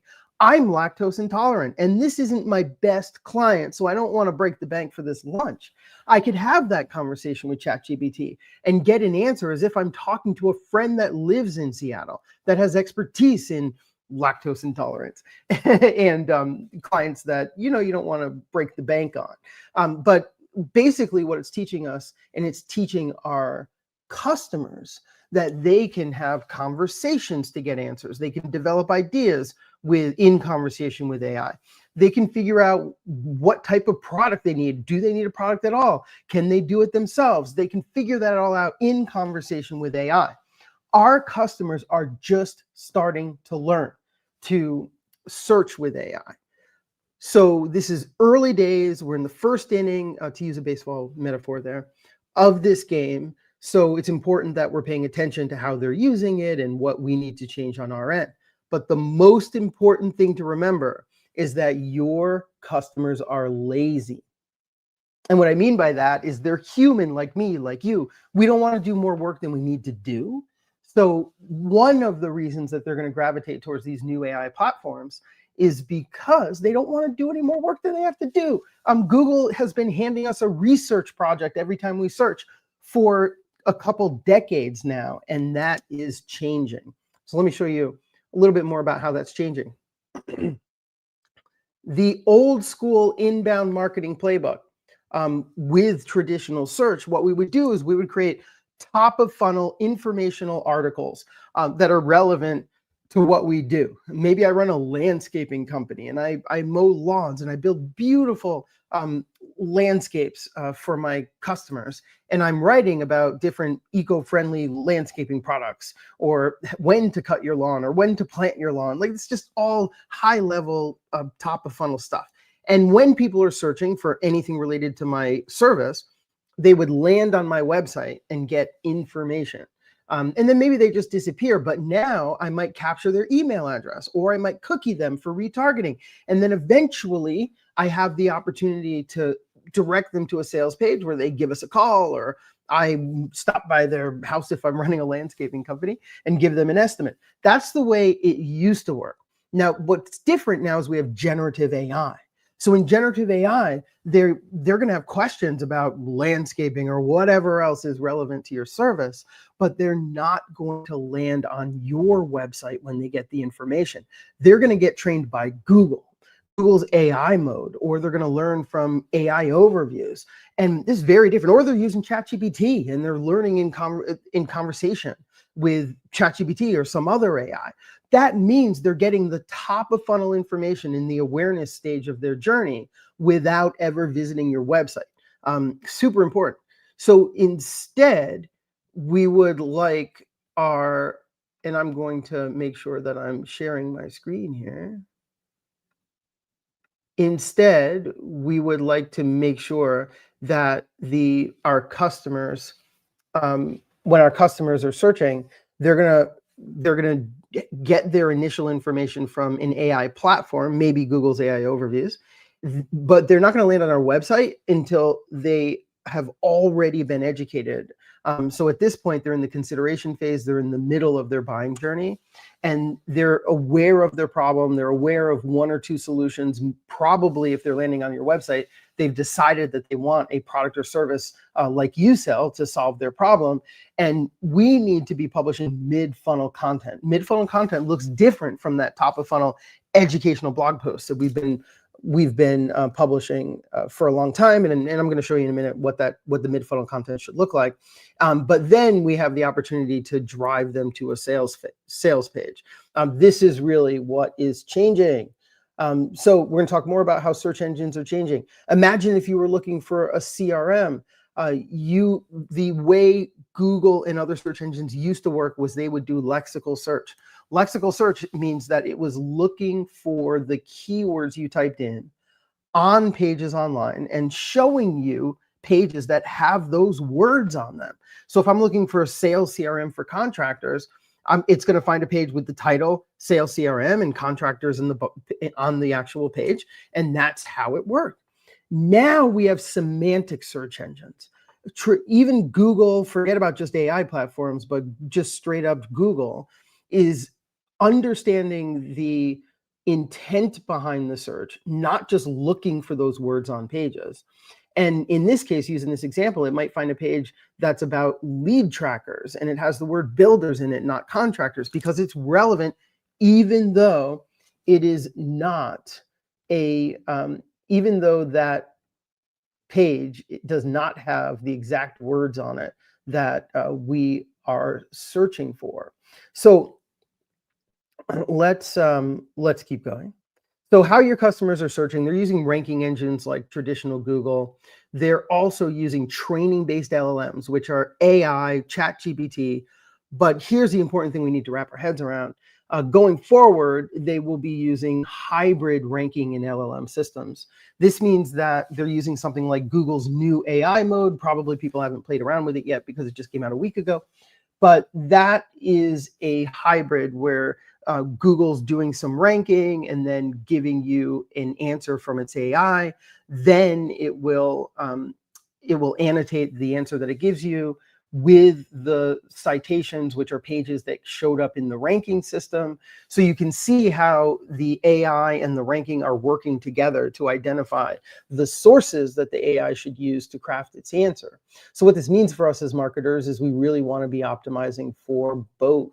And I am going to get into that. So vector embeddings. This is an important concept. You don't need to understand it, but it's important for you to understand that this is one of the bedrock technologies that search engines are using.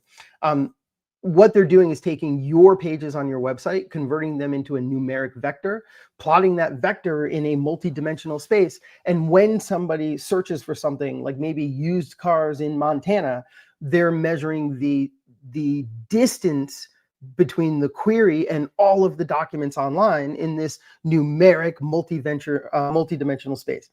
So that's a long way of saying that they're using this math behind vector embeddings to figure out how semantically similar every document on the web and different sections of documents on the web are to the query.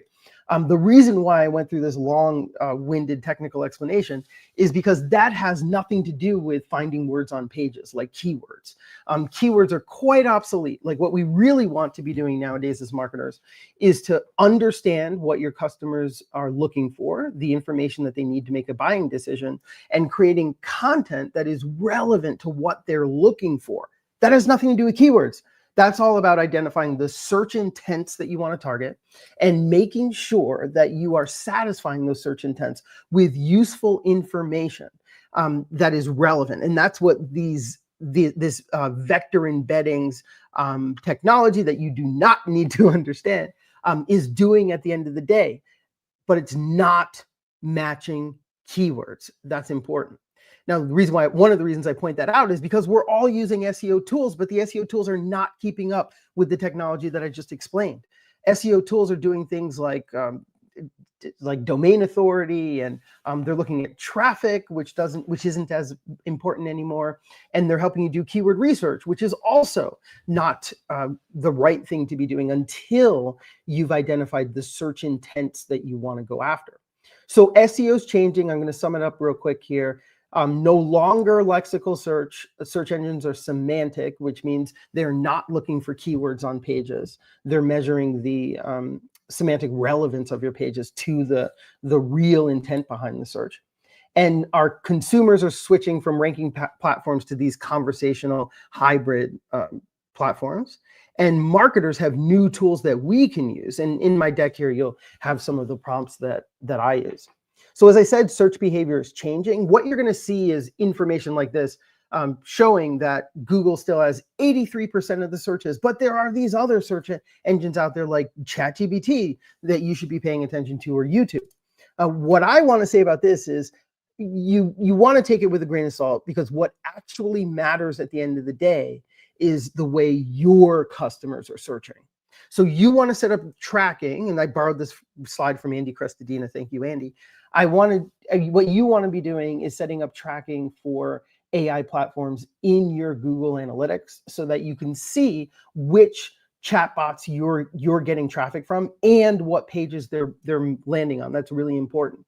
But in addition to that, you need to talk to your customers. Remember, I said search engines are no longer lexical. They're not looking for keywords on pages. That means if you can talk to your customers, not hiding behind analytics, then you'll understand the information they need, the questions they're asking. When you're looking at SEO tools and getting a list of keywords, it's not helping you understand the why behind the search. And it's the why behind the search that is going to help you build the right content. That's why you need to be talking to your customers. This is going to be in my slides when you guys get my slides, but this is really just more about how SEO is changing. But the biggest point here is that you need to be focused on your customers, not Google. We've all been saying that for a while in my industry, but it's even more true when it comes to AI platforms. Now, when we're educating large language models in AI, remember, the reason why we're doing it is because your customers are confused and your customers have questions. They used to go to your website to answer those questions. Now they're going to go to an AI search platform. So educating LLMs, there's really three things we want to focus on. The first one is establishing presence with co-citations, which means I'm going to show an example of this, but making sure that your brand, your products, your services are mentioned online alongside whatever concepts and topics you want to come up in conversation for. The next one is PR. Like, the more you're mentioned online, remember, these AI large language models are training on everything that's been written on the web. So you want your brand and the right information about your brand and your products to show up in as many places as possible with PR tactics and digital PR tactics. And then also reinforcing semantic relevance. So this is making sure the content that you're creating is relevant to the searches you want to show up for. Now, let me give you some examples. You might have, this is a page online. It's a product page on Amazon for the iPhone 16. There's a review on this page, and I'm going to show you the review. The customer review says, Apple Intelligence is underwhelming compared to other assistants. ChatGPT voice is impressive compared to this crap. So what's going on when AI finds this during its training is that it is associating Apple Intelligence with underwhelming. So now it's going to believe and tell people that Apple Intelligence is underwhelming. And it's also associating ChatGPT voice with impressive. So this is important. So you can imagine how you want your brand, your products to appear in the right context, in co-citations. And the co-citation here is Apple Intelligence and underwhelming. You want Dale's new toothpaste that I might decide to sell online associated with life-changing, if that's the concept I want associated with my new toothpaste product. So moving on here, when you're doing PR for AI search, remember, the goal is you want information about your products, your brand, and the right messaging related to your products and your brand to appear online as frequently as possible. And I know that my screen is disappearing briefly here, but I'm adding it back. You do that with thought leadership content, building influencer relationships so that you can get your information out there, doing traditional PR, and then optimizing for featured snippets, which is important. There's a lot of things we used to do for featured snippets that are still relevant. And then managing your brand reputation, which is really about your digital footprint for your brand online so that it appears as much as possible. Like, frequency really matters when it comes to AI. And its training. We also want to make sure the content we're creating is optimized for clarity. What we like to do is add, it's not just like a straight up wall of text blog post, but we're building guides that have tables of contents, call out boxes, Q&A at the end, some key facts. We're really creating bite-sized chunks of semantically dense information that is that the AI can find. Now, I've got a couple prompts. Actually, I've got a whole bunch of prompts. I have like 30 prompts. I'm going to give you some, but I'm also going to give you a PDF. You guys can grab my slides through this QR code. And what I'm going to talk about next is a bunch of prompts that I use to create relevant content that's relevant to the search intents that my customers are searching for. And then also to increase the semantic density of the content that we're creating. Now, what semantic density is about is, you can imagine using a lot of words to convey a concept, or you can imagine conveying exactly the same concept and information with less words. And that's what we mean by like semantically dense. So it makes it easy for the AI to find it, and it makes it easy for the AI to match it up to the search intents you want your brand to show up for. And then also it makes it easy for the AI to determine whether your content is relevant to the searches that you want to be relevant for. And I realized that we might not have seen my QR code because I'm losing my screen share here. every now and then for a weird reason. But here's the QR code. And what I'll say is the first prompt that I'm going to show you is really about relevance to engineering. So grab my slides using this prompt. But the prompt that I'm about to show you, what it'll allow you to do is to well, basically, I'll read it. You're an SEO specialist focused on user intent. This is what we're telling the AI. Your task is to fetch the URL below and determine the underlying action that the user wants to take or the information they want to acquire when they read this page. And then translate that into a concise 4 to 6 words that begins with a verb. This is a search intent. So what it's doing is it's taking a page on your website and telling you what is the search intent that AI is likely to send to this page. That is important. And what we like to do is we like to run this prompt against all of the pages on our website so we can get a map of the search intents that we're already targeting. And then here's an answer just for this content marketing software page where the search intent it gave us back is compare content marketing software options. So basically the content on this page is written to target people who are going online and searching to compare content marketing software options. That's different from another intent that might be they're looking to buy or sign up. It's just quite different. So you would create subtly different content, and that's really important. You can also measure uniqueness with AI. I love this prompt where I say, rate the novelty of each of these article topics from 1 to 10, where 10 is the most novel. Remember that AI is trained on everything that's written on the web. AI is not great at being like creative and creating new ideas, but it does know what's average because it was trained on everything. So that helps. And you can see an example here. It basically gave a novelty rating of 5 out of 10 for one of the ideas I gave it. If you're hiring writers, I love this. We used to hire writers like Allie. Allie's not her real name, but she works on my team. And we hired her because she's awesome at pitching ideas, storytelling, writing, editing, proofreading. These are the types of writers we used to hire. But with the changes I'm talking about in crafting the type of content that I'm about to show you, you really want what I'm calling more of a content updater, like somebody who's understands AI optimization. They know how to do data analysis. They're good at community engagement. They know how to do PR, like I talked about for AI, and they're good at crafting messaging for calls to actions that are aligned with the search intents that we're targeting. That's different from your typical writer toolkit and skill set. So think about that. Also, my content updater, you can tell by the name of the role, she is updating existing content, which is usually the low-hanging fruit, much better use of your time than creating new content. That's why we call her a content updater. And I am going to share my screen so you can see it.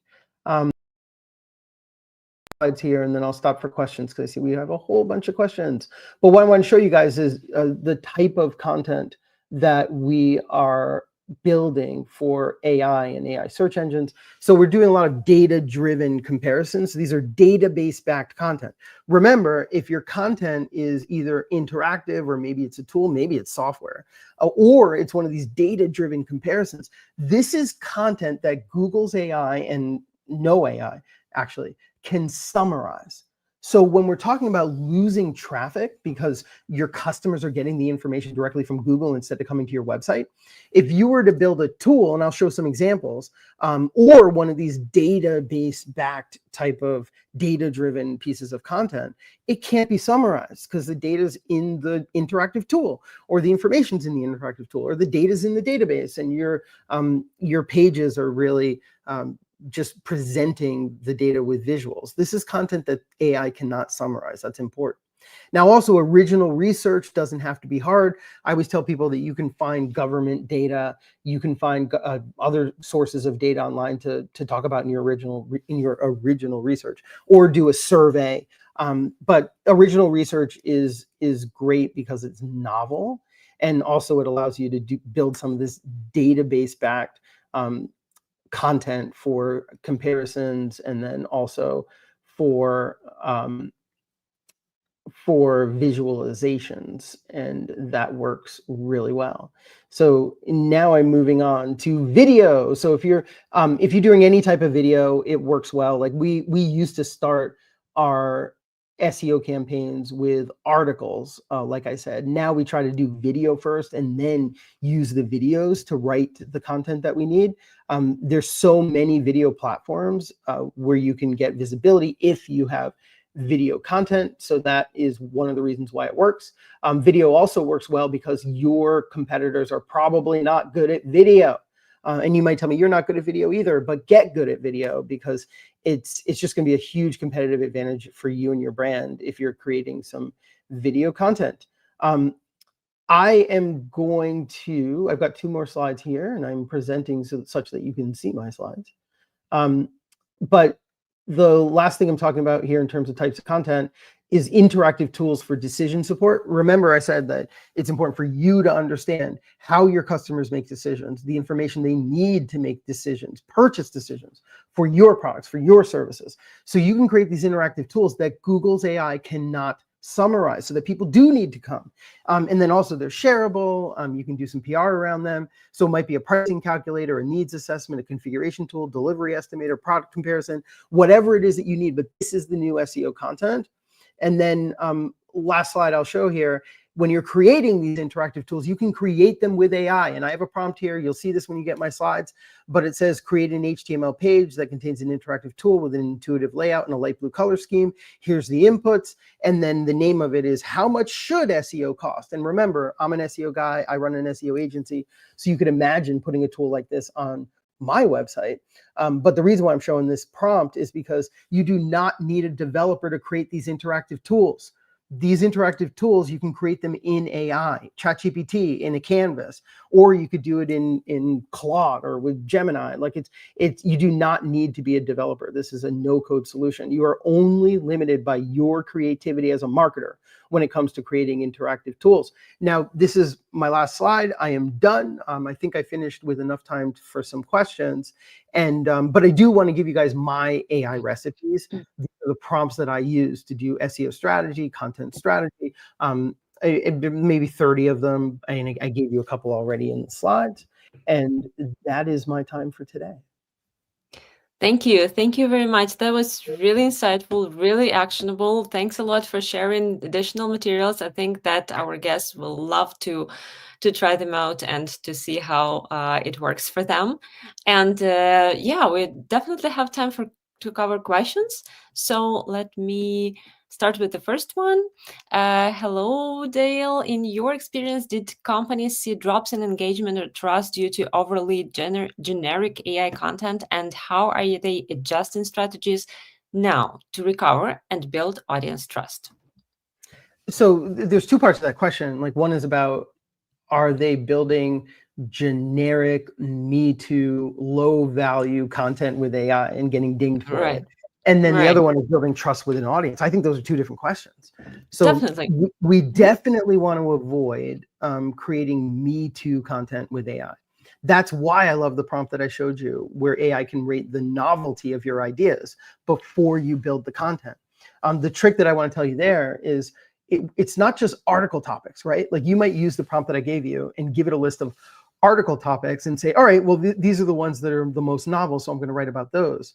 I also give it a list of content formats, so that, and the formats might be video, or like I talked about, interactive tools, or data-driven comparisons, or a million other things that you could think of. You use AI to help you to brainstorm around the different types of content formats, but it's also content formats like, what is the best way for your customers, given their information needs when they are making a purchase decision, to get the content that they need. It might be a video, it might be a tool, it might be an article, it might be a guide. There's just so many of them out there. So I would do it that way too. And then the second part of the question was really about trust. The reason why I pulled that out is because we used to think, like, there's a mindset shift that we have to make, where we used to serve Google with content that contained the keywords that we wanted to drive traffic to our pages. Now we need to serve our customers and think more of like a publisher that is basically narrowed in on an audience and serving that audience. And I'll get back to trust. What you're doing when you do that is you're building trust with your audience. And what this should feel like is when they are looking for information related to the type of information that you publish, they navigate to your website directly without finding your content through Google, because maybe they found it through Google or some other means the first time they got there, but now they're in your audience. And when they're looking for information on the topic, they go directly to your website or your blog or your YouTube channel, whatever that is. But that's building an audience for your content, which is different from building content that will show up top of funnel for informational searches in Google. That's a very different mindset. Yeah, thanks a lot. Thanks a lot for covering it in so much detail. I hope we've satisfied the interest of our guest. And then we're moving forward to the next question. Do you think people will get tired of AI content? What's the next step for inbound marketing if that happens? Well, it really depends on what we mean by AI content. I'm already tired of blog articles that are generated by ChatGPT. And you can tell when you read them. And hopefully Google's doing a good job of not showing too many of them, but they're out there. We've all stumbled upon them. So yes, we're already tired of AI content when you're talking about blog articles written by ChatGPT. But there's so many ways to use AI to improve your content in a way that serves your customers and builds trust and builds an audience around your content and ultimately sells your products or services. And that's really thinking about how it can help you do the upfront research for content, how it can help you brainstorm formats and topics. After you're done writing a piece of content, you can give it to AI and ask it, how would my persona respond to this? Is there anything missing? Is there any information they need that's not in here? Did I come to any logical conclusions that weren't supported by what I wrote in this piece of content? There's so many ways to use AI to improve the quality of content. But asking AI to write an article start to finish on a topic is not one of them. Awesome. Thanks a lot. Now moving to the next question on how can brands stand out from the AI's noise? Is it all about voice, expertise, and community, things AI can't fake? Yeah, I mean, I think it's about, I got many ideas on this, right? But ultimately, you need to be relevant to the searches that your customers are making, right? And I've already talked about that. But then also new formats like these interactive tools that anybody can create with zero technical skill using AI, that's important. That's like a new SEO format. And I can't stress enough why it's important and valuable. It's important and valuable because not only are they easy to create, but Google's AI can't summarize them. So you will get traffic. And they'll be like shareable pieces of content for what you're doing. And then also we want to make sure that we're building an audience, right? Like really what it comes down to is there's a channel I go to when I want to know the weather. There's a website and an app I go to when I want to know the weather. In similar to that, if I'm interested in a topic like SEO or AI or tech startups, there are specific sources that I will go to because I trust them. I've built a relationship with them. And that's what you want to do with your brand. We spent so much time trying to build a relationship with Google that I still hear people asking the question, how do we get this to show up in Google? How do we get traffic from Google? What about serving your customers so that they come back time and time again until they're ready to buy? And that's how you're building an audience and a pipeline going forward. Great and very comprehensive. Next question. Did AI flood the market with low quality content, hurting content marketing? And are we now seeing a shift back to strategy and quality? Yes, and yes. So Google, AI has absolutely flooded the web. But we don't notice as much because the search engines are good at eliminating and filtering out most of the crappy AI content, but we still see it. It's just most of it we don't see because they're pretty good at it. And like I said, that does mean that we're going to have to get back to building relationships with real humans and figuring out how to satisfy their information needs in a way that also serves the goals that we have as business people and marketers in an organization that needs to build pipeline and do customer acquisition. Right. Okay.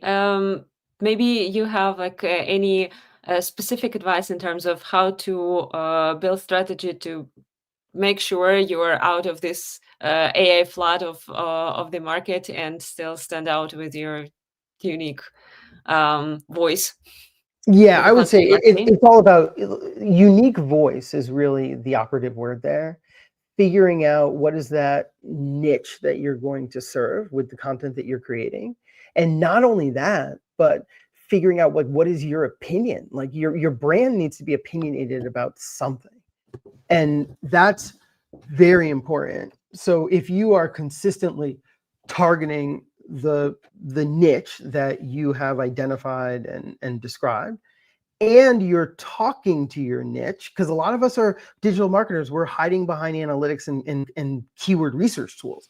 So we're not actually even talking to our customers. But if you're doing that and building the right content for them with an opinion, and don't be shy about your opinion. Not everybody's going to agree with your way of doing things or the way you design your products or the way you decide to deliver your service. But whatever that is, own it, because that is what's going to make you unique and build an audience around your brand. Great. Thank you for covering this question. And probably the last one is, so if generic blog posts are now easily produced by AI, have you seen a shift towards strategies like AI-driven personalization, interactive tools, or multimedia content as the new way to attract people? Yeah, absolutely. I mean, we're just getting started with that. So you could imagine that AI personalization is going to be absolutely huge.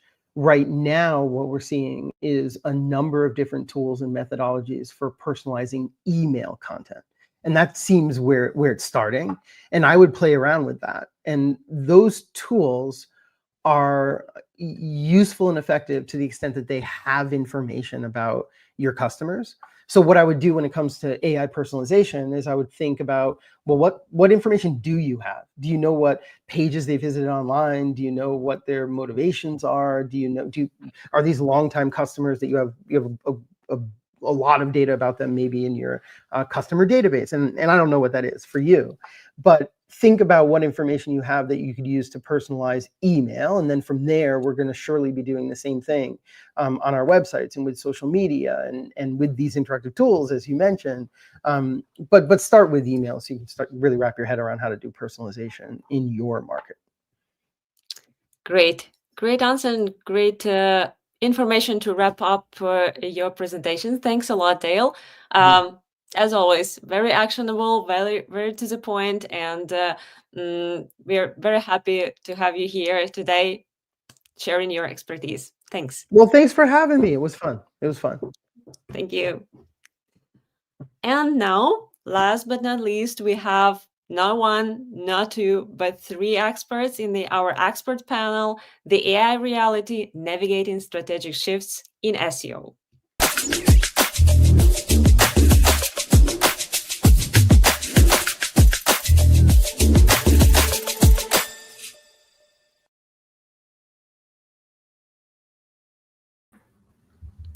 Hello, everyone. We have already joined three experts that we are having in our panel today, Barry Schwartz, Thomas Phillips, and Jenna Pugh, here to discuss the AI reality.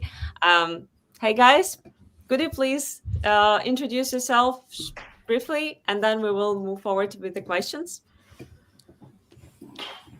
Absolutely. Do you want me to start? I'll start. Great. My name is Thomas Phillips, co-founder at DDC SEO Agency. We've been doing SEO for 18 or so years now at this point, primarily on our own brands and now helping out clients as well. And obviously AI is becoming such a big thing lately, huge thing that we're diving in on. So super interested to hear and understand more from the two other panelists on here as well and learn as much as possible. Yeah, nice. Yeah.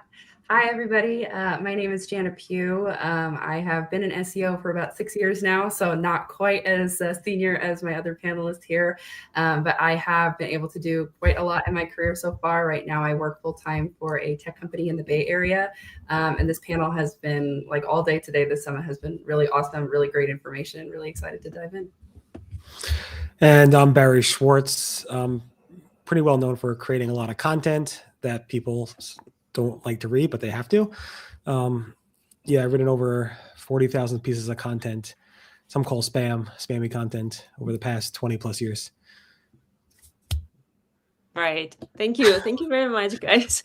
And now let's move forward to actually the questions that we want to cover today and discuss.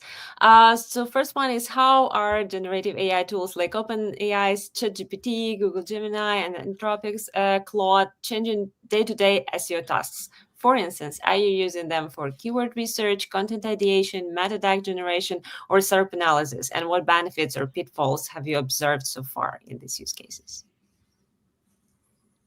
Oof, who's going first? You did. You talked first. All right, I'll go first. How are we using it? I mean, we played about with it from a content point of view, but we're still very much on the side of like, I don't want to risk it. And our writers and like expertise seem to have a lot more in-depth knowledge than what, ChatGPT, for example, can come up with. Now, I'm sure there's other people doing much more in-depth writing than we might be doing with ChatGPT and things like that. But right now, like, we're still very much on the edge of seeing like what is going to happen, so to speak. In terms of like meta descriptions and meta titles, again, from my experience with it, I just can't trust it. It seems to like, hallucinate things and just not be anywhere near as accurate as like someone who has expertise to really deep dive in and do the keyword research first and actually build out something that is going to rank based off of experience, with things. But I'm very interested to hear how other people are using it as well. Yeah, I would say for me, primarily what we've been doing at my company is working mostly on the background work, like the data collection.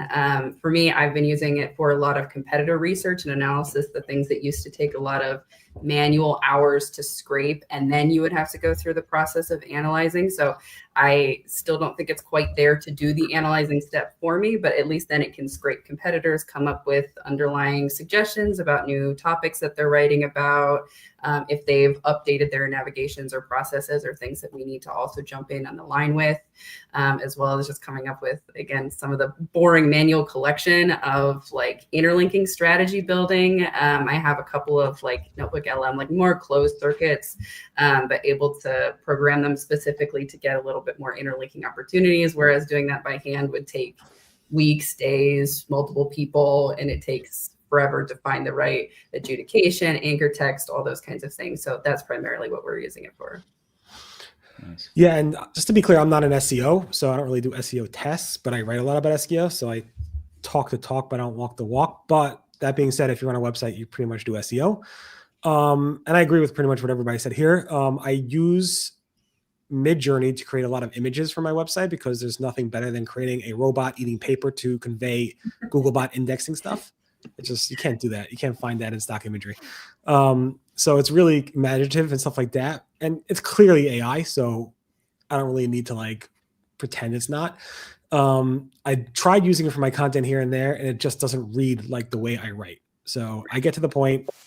ChatGPT and AI does not get to the point. They really just give you a lot of fluff. Like you said, it hallucinates. Just recently, I've seen people like talk about, hey, AI mode is like, is it 2025? And like, it's not 2025. And then it is 2025. And Danny Goodman wrote an article on Search Engine Land. Is it Tuesday? And like, no, it's not Tuesday. It's Wednesday. Well, it's really Thursday. So it's like it's kind of funny, and you got to be careful when you use it. And like you all said, like when you read a piece of content, you could quickly see if it's written by AI, especially write a lot. And sometimes your writers have personalities that the users expect, and you should really think about it like the whole Google thing, and makes people want to vomit. But yes, you want to write for your users, and if people read your content and you're like, this doesn't sound like the writer, of course it could be like some ghostwriter, so you don't know. But if people read my content and say, wait, this is not written by Barry, this looks like somebody else wrote it, and that would be an issue.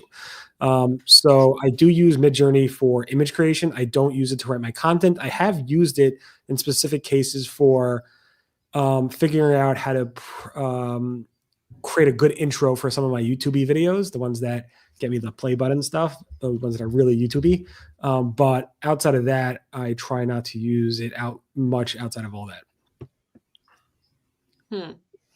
That's interesting how we all speak about not being fully able to trust the AI engines, but still it's there and everybody are trying to leverage it and put it in the workflows, though the trust is on this level. Yeah, just one more point. I make my money doing software development. So I have a whole team of software developers that work on pretty much with me in New York, and they've been trying to use it for software development. And it's like they post examples left and right saying, if I would have listened to this AI for this purpose, it would have deleted the whole entire website, or it would have done this drastic thing, and it would have broken the software, or the email, like 4 billion emails would have been sent out with credit card information. It's just wild what this stuff could do. You have to validate it.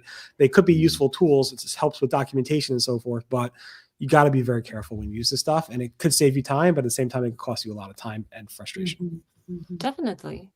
Do you think it is a temporary thing? And it will start developing and something will change there, just hypothetically? Or do you think it's still something that we have to deal with? It's definitely not. This is the future. AI is changing everything. Not going away. It's not going away. It will just get better, and eventually it will replace me and all of us. We're all doomed. No, it's the future. It might not replace. Our jobs will change, just like when the railroads changed things and horses went away, and things change. You don't have Xerox machines anymore. You don't have fax machines. Things change, and we'll adapt. But it's not going away. I don't think. It's not like some other things we had that are fads. This is not going away. But while we're here, we can still continue our discussion, not replaced by AI. So Barry, you've noted that it ultimately matters whether content helps the user, not how it is produced. And Thomas cautions that AI-generated content might seem like a shortcut, but it's a fast track to lower rankings. So in light of these, how should SEO professionals balance the efficiency of AI-generated content with the need to maintain quality, uniqueness, EAT, so that content doesn't tank your site despite being created faster? That's for me. We don't use. I don't personally use AI for my content, so I really can't comment. I mean, we've seen some examples of websites over the past couple of years using AI to basically cheat Google, and then a few months later, those websites completely tanked in the search results. You could always trick Google in the short term. It might be a few months. It might be even a couple of years. But ultimately, if you're trying to cheat the search engine, you're ultimately cheating the user as well. And honestly, if you think about it, it doesn't even matter. I mean, with AI mode and AI overviews, you're not getting clicks anyway, even if you rank well. So I don't know if it makes a difference anyway. But in the long run, taking shortcuts is never the good, way to do it. People say, work smarter, not harder. I mean, I don't know. I mean, either you're smart or you're not. Taking shortcuts that you think are smart aren't always the best way to get there. I mean, I could be wrong, but I don't know. Yeah, and it's very interesting. I was just thinking, as Barry was talking there, in terms of how many clients come to us and they're like, "Oh yeah, we just created our whole blog with AI, just straight out of ChatGPT," and we're like, "Okay, we're gonna have to," we turn down clients because of that exact fact. I'm like, all right, I don't even want to risk it. And your mindset is, if your mindset is around the quick, take a shortcut, quick way of doing things, then SEO is definitely not the play for you. Yeah, I would say I'm all for using it for an outline, for blog ideas, even like a content calendar. But I am a big proponent of only having it do something that you could do yourself. It just takes the time for you. I can create the copy myself, and I think users we're all pretty smart in general. We're all a little dumb in some, but we're very smart. We can all tell when copy is AI generated. There's 9 pieces of copy that all kind of sound the same, and they're all pushed within the same month. Like Barry was saying, they can do really well because they contain that kind of buzzy, fluffy content that, bots and LLMs are looking for. But at the end of the day, people don't really want to read that, especially if there's no authentic copy. If it was just created from AI, then humans could get that somewhere else. So I think it should go back on the companies, the employers, to actually write the words that go on the pages, but I'm all for having it expedite the actual topics and outlines. And probably continuing the topic of automation, which parts of SEO do you see being successfully automated by AI right now? What works for you, and where do you draw the line between AI-driven automations working well and introducing some errors and some disruptions in the workflow? Yeah, I think as I mentioned at the start, like I just can't trust it. Aside from like helping me reformat an email slightly, that's about as far as it goes in terms of where we're using things internally. Actually, saying that, yesterday I did actually use ChatGPT to basically, all we did was just help categorize 100 products that a client sent over in terms of like what do you think the collections or categories should be for this, and that is literally as far as it goes in terms of where I draw the line in terms of trust from an SEO point of view. But yeah. Yeah, my issue is when it comes to the user-facing copy. So the meta titles, meta descriptions, titles, body copy, the things that the humans would read is where I would have the most issue with AI generated copy. And then, like I said, like when it comes to the back of house, I think that's where the expediting and the streamline processes can come in, because then you still have to go through your QA and deployment approvals and sending to the client and getting your schedules out on time, but it'll speed up the time on your part, getting the infrastructure laid out and getting these processes. Like if you were doing a technical audit in Screaming Frog, you can have these, sort them by priority. You can have it automate a couple of those midline steps. Now, I would still be the one that's doing the QA and deployment. I wouldn't automate, I think, is a little misnomer. I don't know if I really trust it to fully automate anything, but I think it could definitely streamline and expedite a lot of things. Yeah, and the previous speakers went through, like Dale had some examples, Judith as well. So the previous speakers on this panel on the webinar earlier went through a lot of good examples there. The best place of automating SEO is where Google just replaces us all and just shows AI overviews. And Google's going to change the search results with AI to, again, use our content and not send us the traffic. So that's the biggest challenge for SEO. It's like we're not going to get the traffic. And that's a big concern for people. I don't see any way around it. I know Sundar Pichai was just interviewed by The Verge at Google I/O. He seems not to at all really, I mean, not convey to the users, like to us, that there's a real issue here.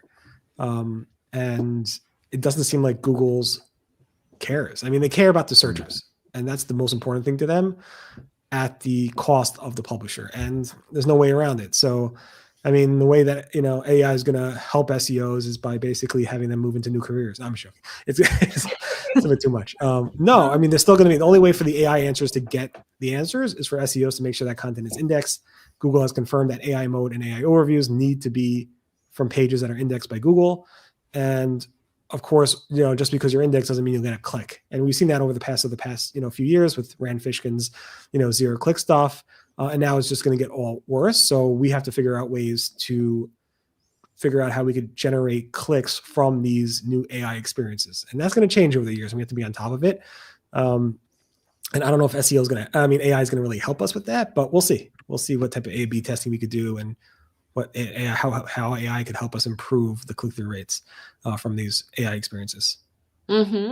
Yeah, definitely. Well, speaking about Google AI overviews, which are now roughly on 30% of US search queries, what strategic adjustment do you think should SEOs make? And is traditional tactics for rankings still apply, or we're definitely losing this part of traffic with AI results being on top of search? Yeah. I mean, it's the same thing. I mean, traditional SEO is required on the most part to get Google to cite your articles in Google search as a blue link, in Google AI mode as a link that nobody will click on, and in Google AI overviews, another link that nobody will click on. Without that, Google will not find that content. So traditional SEO in terms of technical SEO and building content and link building and all that type of stuff, everything that Google uses to figure out what content to use in their AI experiences is traditional SEO. How you could go ahead and get Google to actually send you traffic is a whole nother story. And with these AI experiences, AI mode, AI overviews, we've seen Google test different ways of linking within blue links, dotted lines, changing the thumbnails, the fave icons. That's not really in our control. All we could do as SEOs is create content that is found in these experiences and hope that Google gives publishers something or website owners something that will drive traffic to their websites. There's nothing real much we could do in terms, maybe you guys disagree with me, but I don't think there's anything we could do to improve traffic, because we've seen that click-through rates, I think SE Rankings have a study on that, click-through rates have drastically dropped significantly from these experiences. And hopefully Google, I've spoken to the highest levels of Google about these click-through studies, and they're like, what studies? I'm like, you kidding me? What studies? There's like several studies on this already. We have our own internal data. So share that own internal. They won't share the data with us. We are tracking it. I'm like, I don't see it, and we don't see it in Google Search Console. You could give it to us. No, we can't do that. It's not good for you. I'm like, what do you mean it's not good for us? No, well, it's not useful for you. I'm like, show us the data in the aggregate or on our own level, or just stop saying we're getting more diverse, happy clicks that are engaging and driving conversions. We're not seeing that from these experiences. So I've been very loud. I think the community's been very, very loud about this, and hopefully Google will take it to heart. But so far in the past, 2 years since Google first launched SGE, Search Generative Experience, and then converted to AI mode, AI overviews, and then AI mode, we haven't seen Google act too much on that outside of limited tests that try to improve those links. But again, I'm not sure. So I don't know if anybody else has anything to add on that. Yeah, it's only really going one way by the looks of things, but this is why we're really trying to focus a lot more on commercial and transactional intent keywords, where the AI overview hasn't necessarily caught up yet, or may not, kind of take over. So that's really our biggest focus, is still creating all of that content that drives the topical authority side. Potentially doesn't get as many clicks anymore, but I think changing the goal, like in terms of reframing it to a brand or a client or whatever it might be, as this isn't necessarily going to get you clicks and traffic. It didn't necessarily convert in the first place to a sale necessarily. But yeah, really driving that conversion, transactional intent keywords is our biggest focus anyway. Yeah. I was going to say, I know that we can take kind of a nihilistic approach to it sometimes, that, AI is here, SEO is dead. We can say all these things, which it's not true. But I think in a greater sense, our customers and our traffic are still there. They're just experiencing the content that we have to offer in a different way than I think we were maybe prepared or anticipating. So for my site, for example, we've been really developing FAQs because we work in call center software. It's kind of a niche industry. And so a lot of our customers that are heavy and ready to convert already know the keywords and buzzwords and topics that they're looking for. And so they still come to the website. And so our conversion rate is still doing fine because we are setting up the website for a more conversion oriented process.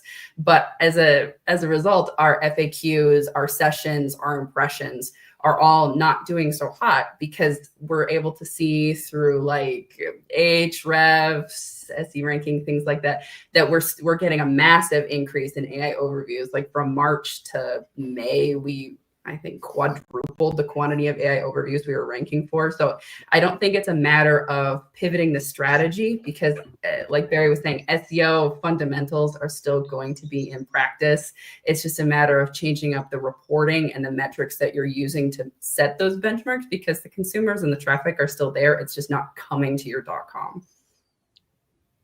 Yeah, totally. And speaking about that SEO, let's continue this topic to the recent rollout of AI mode and the introduced features like deep search reports and AI-driven shopping recommendations. What is your take on that? What implications does this have for SEO? I don't mind if anybody wants to talk first. Otherwise, I'll go. Go for it. Yeah. All right. So deep search isn't live yet, nor are the shopping experiences. They're very cool. So deep search, honestly, Bing came up with it. They launched it like a year plus ago, and then they changed it to Copilot search with Bing or in Bing. Anyway, it's basically just looking at, instead of looking at like the top 5 results to give you an AI mode answer, they're looking at like the top 1,000 results and giving you a much deeper, answer with a lot more content. It's like basically a research report with tons and tons of links from tons of different websites, which again, nobody's going to click on, but it's very cool. So, and then the whole shopping experiences, that's where you really kind of like, oh, this is maybe a way that we as SEOs and website developers can actually go ahead and get conversions for our customers with the AI agent. They call it agentic experiences, where if you do a search for, I want to get a flight, I don't know, I want to go on vacation to, I don't know, SEO rankings in Ukraine, right? Am I saying, is that right? Yeah, so you want to part of it, yeah. I want a vacation in Ukraine, which I don't know if people do that these days. Hopefully you guys are safe. But if you want to do it, like, is it safe to go there? Basically, these are the safe places to go. Let me go ahead and book you a ticket and find you a hotel, and it'll give you some answers and give you some, like, let you actually check out with Google Checkout to actually buy those right there. And if you could become integrated, if you could integrate your website with these agentic experiences, making agents, so like Google would actually integrate directly into your backend, which I don't know how that's going to happen exactly right now. They're testing it. Google doesn't even know. But that might be the new traffic or conversion that SEOs have to optimize for, by building directly into these agents, building these agents into their website so that these AI experiences could actually go ahead and convert directly without having to go to the website. So that might be the new conversion, which is super exciting. Deep search, people don't want to read. It's like Google has said that. I don't get it really, because everybody's like, Google's like, oh, we want to give these little, snapshots, these little clips of the answer with feature snippets and even AI overviews, but nobody's really reading past the first paragraph, especially these days. So I'm not sure how deep search would work. It's a cool experiment for maybe college, people, or people who really want to dive deep into a topic. But then again, if you read it, do you believe it? I mean, that's a whole thing. You have to do all this research and going through thousands of links. Who's doing that? I don't know. But the agentic stuff is really cool. Yeah, I was just about to say generative AI is here. That's the present. That's the concern that we have. But I think agentic AI is where the future plans are going to be. Just reading through, I mean, it very much early stages now, but I think that's why we have these conversations, to be proactive as to what the future of AI search is going to be. And it's definitely agentic AI in terms of the one-click conversion opportunity. I mean, that's what Google's been dreaming of for years. So they're on the verge of keeping the user from start to finish on Google in an expedited, streamlined process that will still provide value to us, because we'll still get the conversion, we'll still get a user. Maybe there's some sort of educational journey on its way as they convert in the process. But it's the future of keeping users in the most streamlined, effective process for them. And I think that's very much where it's headed. Definitely. Awesome. I haven't really got much else to say on that point, other than I'm learning a lot, which is fantastic. So that integrating directly, shopping with Google, very, very interesting. I'm certainly going to start. I think it's going to be cool. Yeah. It's going to be kind of rough when it first rolls out. A lot of people, I think, are going to be scared, surprised, concerned, but I think it's definitely the future, and I think it will be pretty cool once they roll it out and all the bugs and kinks are worked out. 100%. Yeah. Interesting. Yeah, and let's talk about the whole different way, like, that people are now searching for new things, no matter what if it is shopping or information. So AI is just changing the way we search, but there are also some other platforms, like, for example, Bing or TikTok Factor, which is rising in that direction. Should SEOs start optimizing for query types beyond text, like voice, images, videos, just to make them more AI readable and optimized for this discovery part of the journey? 100%. I think, if you can repurpose a bit of content that you're doing into multiple different ways of using it, like, I'm sure you guys have seen, like, podcasts, and then they transcribe the whole thing, and now all of a sudden that whole thing's indexable, or, uploading a video with the transcript so Google can actually go through and crawl it. I think it's all extremely important, and, great ways of brands using one piece of content and using it across multiple different areas. across the site and potentially getting more clicks and more traffic coming across. Yeah, I do agree with that. Yeah, and also the whole agentic stuff, we should be looking at that as well, like we discussed before. But yeah, it was funny because on the Sundar Pichai interview with The Verge is like the head of The Verge, editor-in-chief, is like, honestly, if I started The Verge today, I wouldn't probably make a website. I'd probably, make a TikTok account or Instagram account and go that route. So people are thinking like website last approach as opposed to website first approach, and then repurposing your website it's like repurposing your other content to put on your website. In fact, when I just made a video recently that's getting a lot of views, and I'm like, you know what, maybe I'll make a piece of content on that video after I made the video.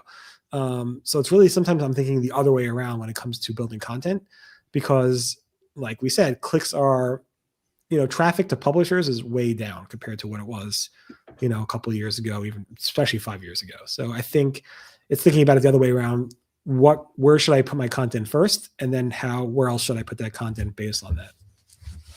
Yeah, I think it's really cool that this is, I know it's scary in a lot of ways, but I think it's really cool that the first time in many years, if ever, we're finally in a multimodal, omni-channel industry where Google's organic search isn't the only way that users can experience your brand in a real fashion. Like Bing can actually be a presence that we can actually optimize for and pay attention to now because of the change-ups that have been made in recent months and years. And I think it's a really awesome way to add videos, add images, to have a specific content calendar where all of your media across all your plans and social media, they're all pushing on, this one specific thing for a single month. So you can see how universal and omni-channel that your brand is for a specific thing. You build up your experience and your semantic understanding of this one specific area, but you do it in a variety of different ways. So if you have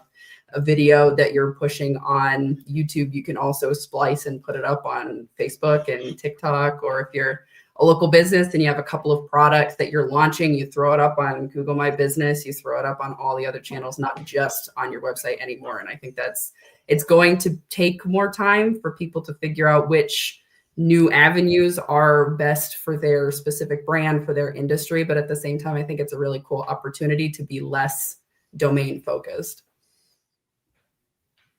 Great. We have several questions in chat from our guests, so I guess we can shift to that discussion, because those are really good questions too. First one is, in your view, what's the biggest AI-driven shift in SEO that pros need to adapt to right now, apart from everything that we've already discussed? Whatever is the most time consuming. If you're not using AI and you're manually doing stuff that takes 15 to 20 hours that needs to be automated, I think spending your brain power is now used for strategic connections, analysis, deployment. So if you're still manually pulling and you're using your VLOOKUPs, I think there's more efficient ways to spend your time. Not necessarily in like creation, but more so in efficiency. Yeah, I mean, if you look at what Reddit did recently with their translated pages, they even touted they're getting so much traffic from other Google search properties outside of the US, like other specific regions, to their AI translated pages. And they were so excited about it that they touted on their earnings call how Google even helped them use Gemini to go ahead and create these AI translated pages with their Google stamp of approval, or whatever you want to call it, to make that happen, which is sending a tremendous amount of traffic to Reddit. You can look for opportunities like that. That sounds very scary to me. The whole Reddit thing is very scary. I mean, one day, like you see this with Google all the time, like Google ranked Yahoo Answers very well in the early days and ODP. And then we had Wikipedia's ranking very well in Google. Now it's Reddit's turn. And then in a matter of a second, Google's changed their algorithm, and then Reddit's traffic goes away like that. And it's a big concern for Reddit, and I'm surprised people invest in that stock. So I'm not a stock of, I don't know.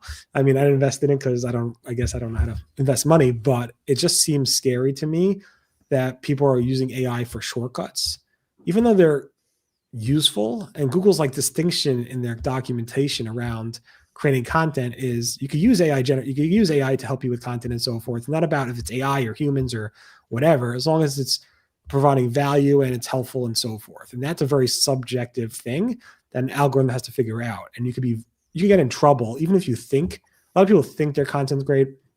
A lot of people think what they're creating is for users. And search engines might have a different approach, feeling about what you're creating versus what you think you're creating. So look for ways you can utilize this technology to make something that's real valuable to users, and maybe have a third party look at that. That's not part of your website to say, is this really something that's valuable or not? Are they getting a value add, or do they think this is kind of garbage? And if it's something that most people think is actually useful and you can use AI for that, great, do it. I mean, we're seeing amazing movies coming out of like VO3, Google's latest AI generation tool for videos. It's absolutely amazing. It's getting tons of attention on social media. You create a cool video using VO for your website. You put it on your website, that could generate a tremendous amount of brand recognition, links to your website and so forth. And that's a value add. So just do it in a smart way and get a third party that doesn't have any connection with your website to really vouch and say, yeah, that's actually something that I find valuable, as opposed to this junk that I'm creating that I think is useful. Awesome. Thomas, what's your take? I mean, it really depends, I guess, what angle you're coming in with that question at. You know what I mean? I instantly think of like from a client point of view, like I think the biggest thing that we're seeing, as I said, you know, is like a bunch of clients are coming in with AI written content across the board. So something that you know, SEOs really need to think about is like vetting the client site beforehand, like how much of it is actually just ChatGPT garbage, or how much of it is from their actual in-depth expert who built their product in the first place and actually wrote about it on their product pages. So that's the way I think about, I guess, that question specifically. But yeah, hopefully that's helpful. Great. Thank you, guys. Then moving forward with the next one. Also interesting and a bit painful, hard to think and hard to talk about it, but with AI automating tasks, how can SEOs stay essential? Barry has already started talking on that, been completely removing the SEO professionals from the landscape, but maybe, Barry, it's not that pessimistic for us. What do you think? Maybe not. Again, these AI engines need content to be indexed. If you want to show up there, think about how maybe that content is showing the AI answers with your brand there. Like somebody reads, oh, this brand keeps coming up for the same types of queries. People will trust that brand over time and maybe go to you. That's a really hard thing to do, but SEOs need to think more about branding and the agentic experience to become relevant. SEOs have changed many, many times in the past 20 plus years, from the days of, you know, Excite, Alta Vista, Ash Jeeves, to Google overtaking everybody. And now we're in this new phase with AI search engines. So I think the best SEOs have survived over the past 20 years, and you just got to keep trying these experiences, seeing what you could do to give your clients some type of edge, and experiment, test, and keep doing that over and over again. Yeah, and to Judith's point earlier today, I know some people can say that, you know, AI can do everything, and I think on paper maybe that's true, but when it comes to the logical reasoning, the conclusions, the fact finding, the reporting, the analysis, that all needs the human element. So there is a lot of things that can be done with AI. Not everything should be done with AI, but it still takes you with your expertise and your understanding to still make the connections between the analysis and the implementation dots. So SEOers, as humans, as employers, as people working these jobs in this industry, will still be around for a long time. It's just a matter of working with the AI and not necessarily against it. Yeah, I think that's a really good point. Working with it, not against it. And there's a tool that we keep seeing popping up. I think it's called Search Atlas or SEO Atlas or something like that. A bunch of clients coming in using it already, and then we go through and we look at it, and it's like just automatically changed all of their SEO title tags, and they've like experienced a big drop off for a whole bunch of pages, and they're unsure why. And I'm like, well, you had a pretty optimized title text before, and now it's just, I don't know, pulled in whatever other ChatGPT garbage you had on your page beforehand, and now it's just thought that it should be about something different. So I guess in terms of automating tasks, like 100% we're still essential when it comes to that, as opposed to, you know, just trusting everything and clicking all the nice green buttons and it all looks good. You know, the tool says it's optimized, and yeah, it might be, but yeah. Right. I'm pessimistic still, as you can tell. Okay, thank you for covering this topic, and probably the last one for today, just because we are short of time for the next one. But is there any AI SEO trend like content generators or AI search or automated optimizations that you really are skeptical about? The whole thing. Yeah, I was kind of a variety of the above. Anything that humans are reading on your copy site, I am always skeptical about, because people say it's super easy. You know, you train Notebook LM on all of your, 15 months recent blogs, and I can just make 6 million new blogs for you, and it's super, super easy. But I think it still needs to be human generated. It still needs to be reviewed. My biggest pet peeve is people thinking that AI written content is somehow new and unique, when AI can literally only create what it already can index. So by sheer nature of AI created content, you are not providing anything that's truly authentically new to the users and or LLMs, Google search, anything the above. So I am always skeptical when people have like easy solutions about just AI generated copy. Yeah, on that point, I do think at one point AI will be able to generate completely new, unique content. I mean, what do reporters do? They get sources, they read press releases, they put their own spin on it, and they might like quote some people. With social media, they could just go find those quotes automatically from people who are reacting to this new announcement. They get the announcement from the source, and they can write this stuff up. So I don't see why. I mean, people, that's my biggest thing. Like people are saying there's no way they need our content and so forth for them to produce content. I really do somewhat disagree with that. I'm like the only one, I think, or one of the few that disagree with that, which is a whole nother realm. But yeah, I don't know. I'm my biggest, I guess, skeptical area is how Google's going to handle. Google's like, AI content's fine as long as it's valuable and useful and so forth. I have to imagine at some point Google's going to have to be like, this is where we draw the line, and be more clear about that. But they've been very, very quiet about it over the past several months. I've been pressuring Google to give us more information about this, and they think they've given us enough. It's going to be a big issue for Google. I can't see how they're going to continue to index as much as they're indexing and try to rank as much as they're ranking. Eventually, it's just going to go implode by itself, and it's going to be a big issue. But I don't know. Maybe I'm wrong. No, that's fair. I respect that. Yeah. Thomas, would you like to add something? Yeah, I was going to add something, and then I've totally forgotten what I was going to say. I think just another point in here is talking about AI search. So we're actually now tracking revenue that's coming from ChatGPT, because we're seeing for some clients it's like in the thousands per month. So I definitely don't think that like AI, if you want to call it AI search, whatever you want to call it, like things like that is going to slow down. Like so many people, I introduced my parents to ChatGPT, and my dad's mind was just blown. So it was just like, okay, I can only see this starting to increase now. So I definitely don't think AI search is going anywhere, but that's really where we're starting to track a lot more and try and get more of a handle on that data and work out how we can appear in those curated lists. And thankfully, it all comes down to like fundamental SEO, what we've already been doing, getting links on big authoritative websites and talking about the unique selling points of that particular product and brand, and have ChatGPT link it back and pull that into its curated lists for different things. So yeah, it's very, very exciting. I definitely don't think that is going anywhere. But yeah, content generators and automated optimizations, yeah, probably just going to get better and better with things, but I'm still skeptical. Yeah, thank you for sharing and being honest about all of these trends and all of these changes. And probably the bottom line would be AI is not going anywhere, but SEO experts are not going anywhere too, at least for now. So we have to just make sure that AI is helping us being more efficient with some tasks and some things that we can leverage it for. So thanks a lot for this discussion. That was really great. Thank you. Absolutely. Thanks for having us.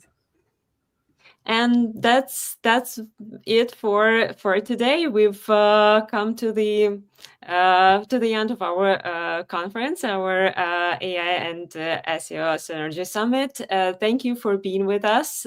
Thanks all of experts for your expertise, your ideas, your criticism, and for showing us what is the likely future of AI in SEO. And thanks to our guests for all of these questions that fueled our discussion and was really interesting to reply to.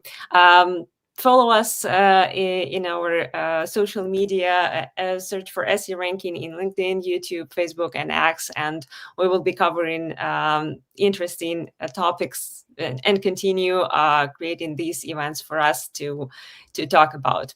Have a great day and week ahead. Thank you. Bye.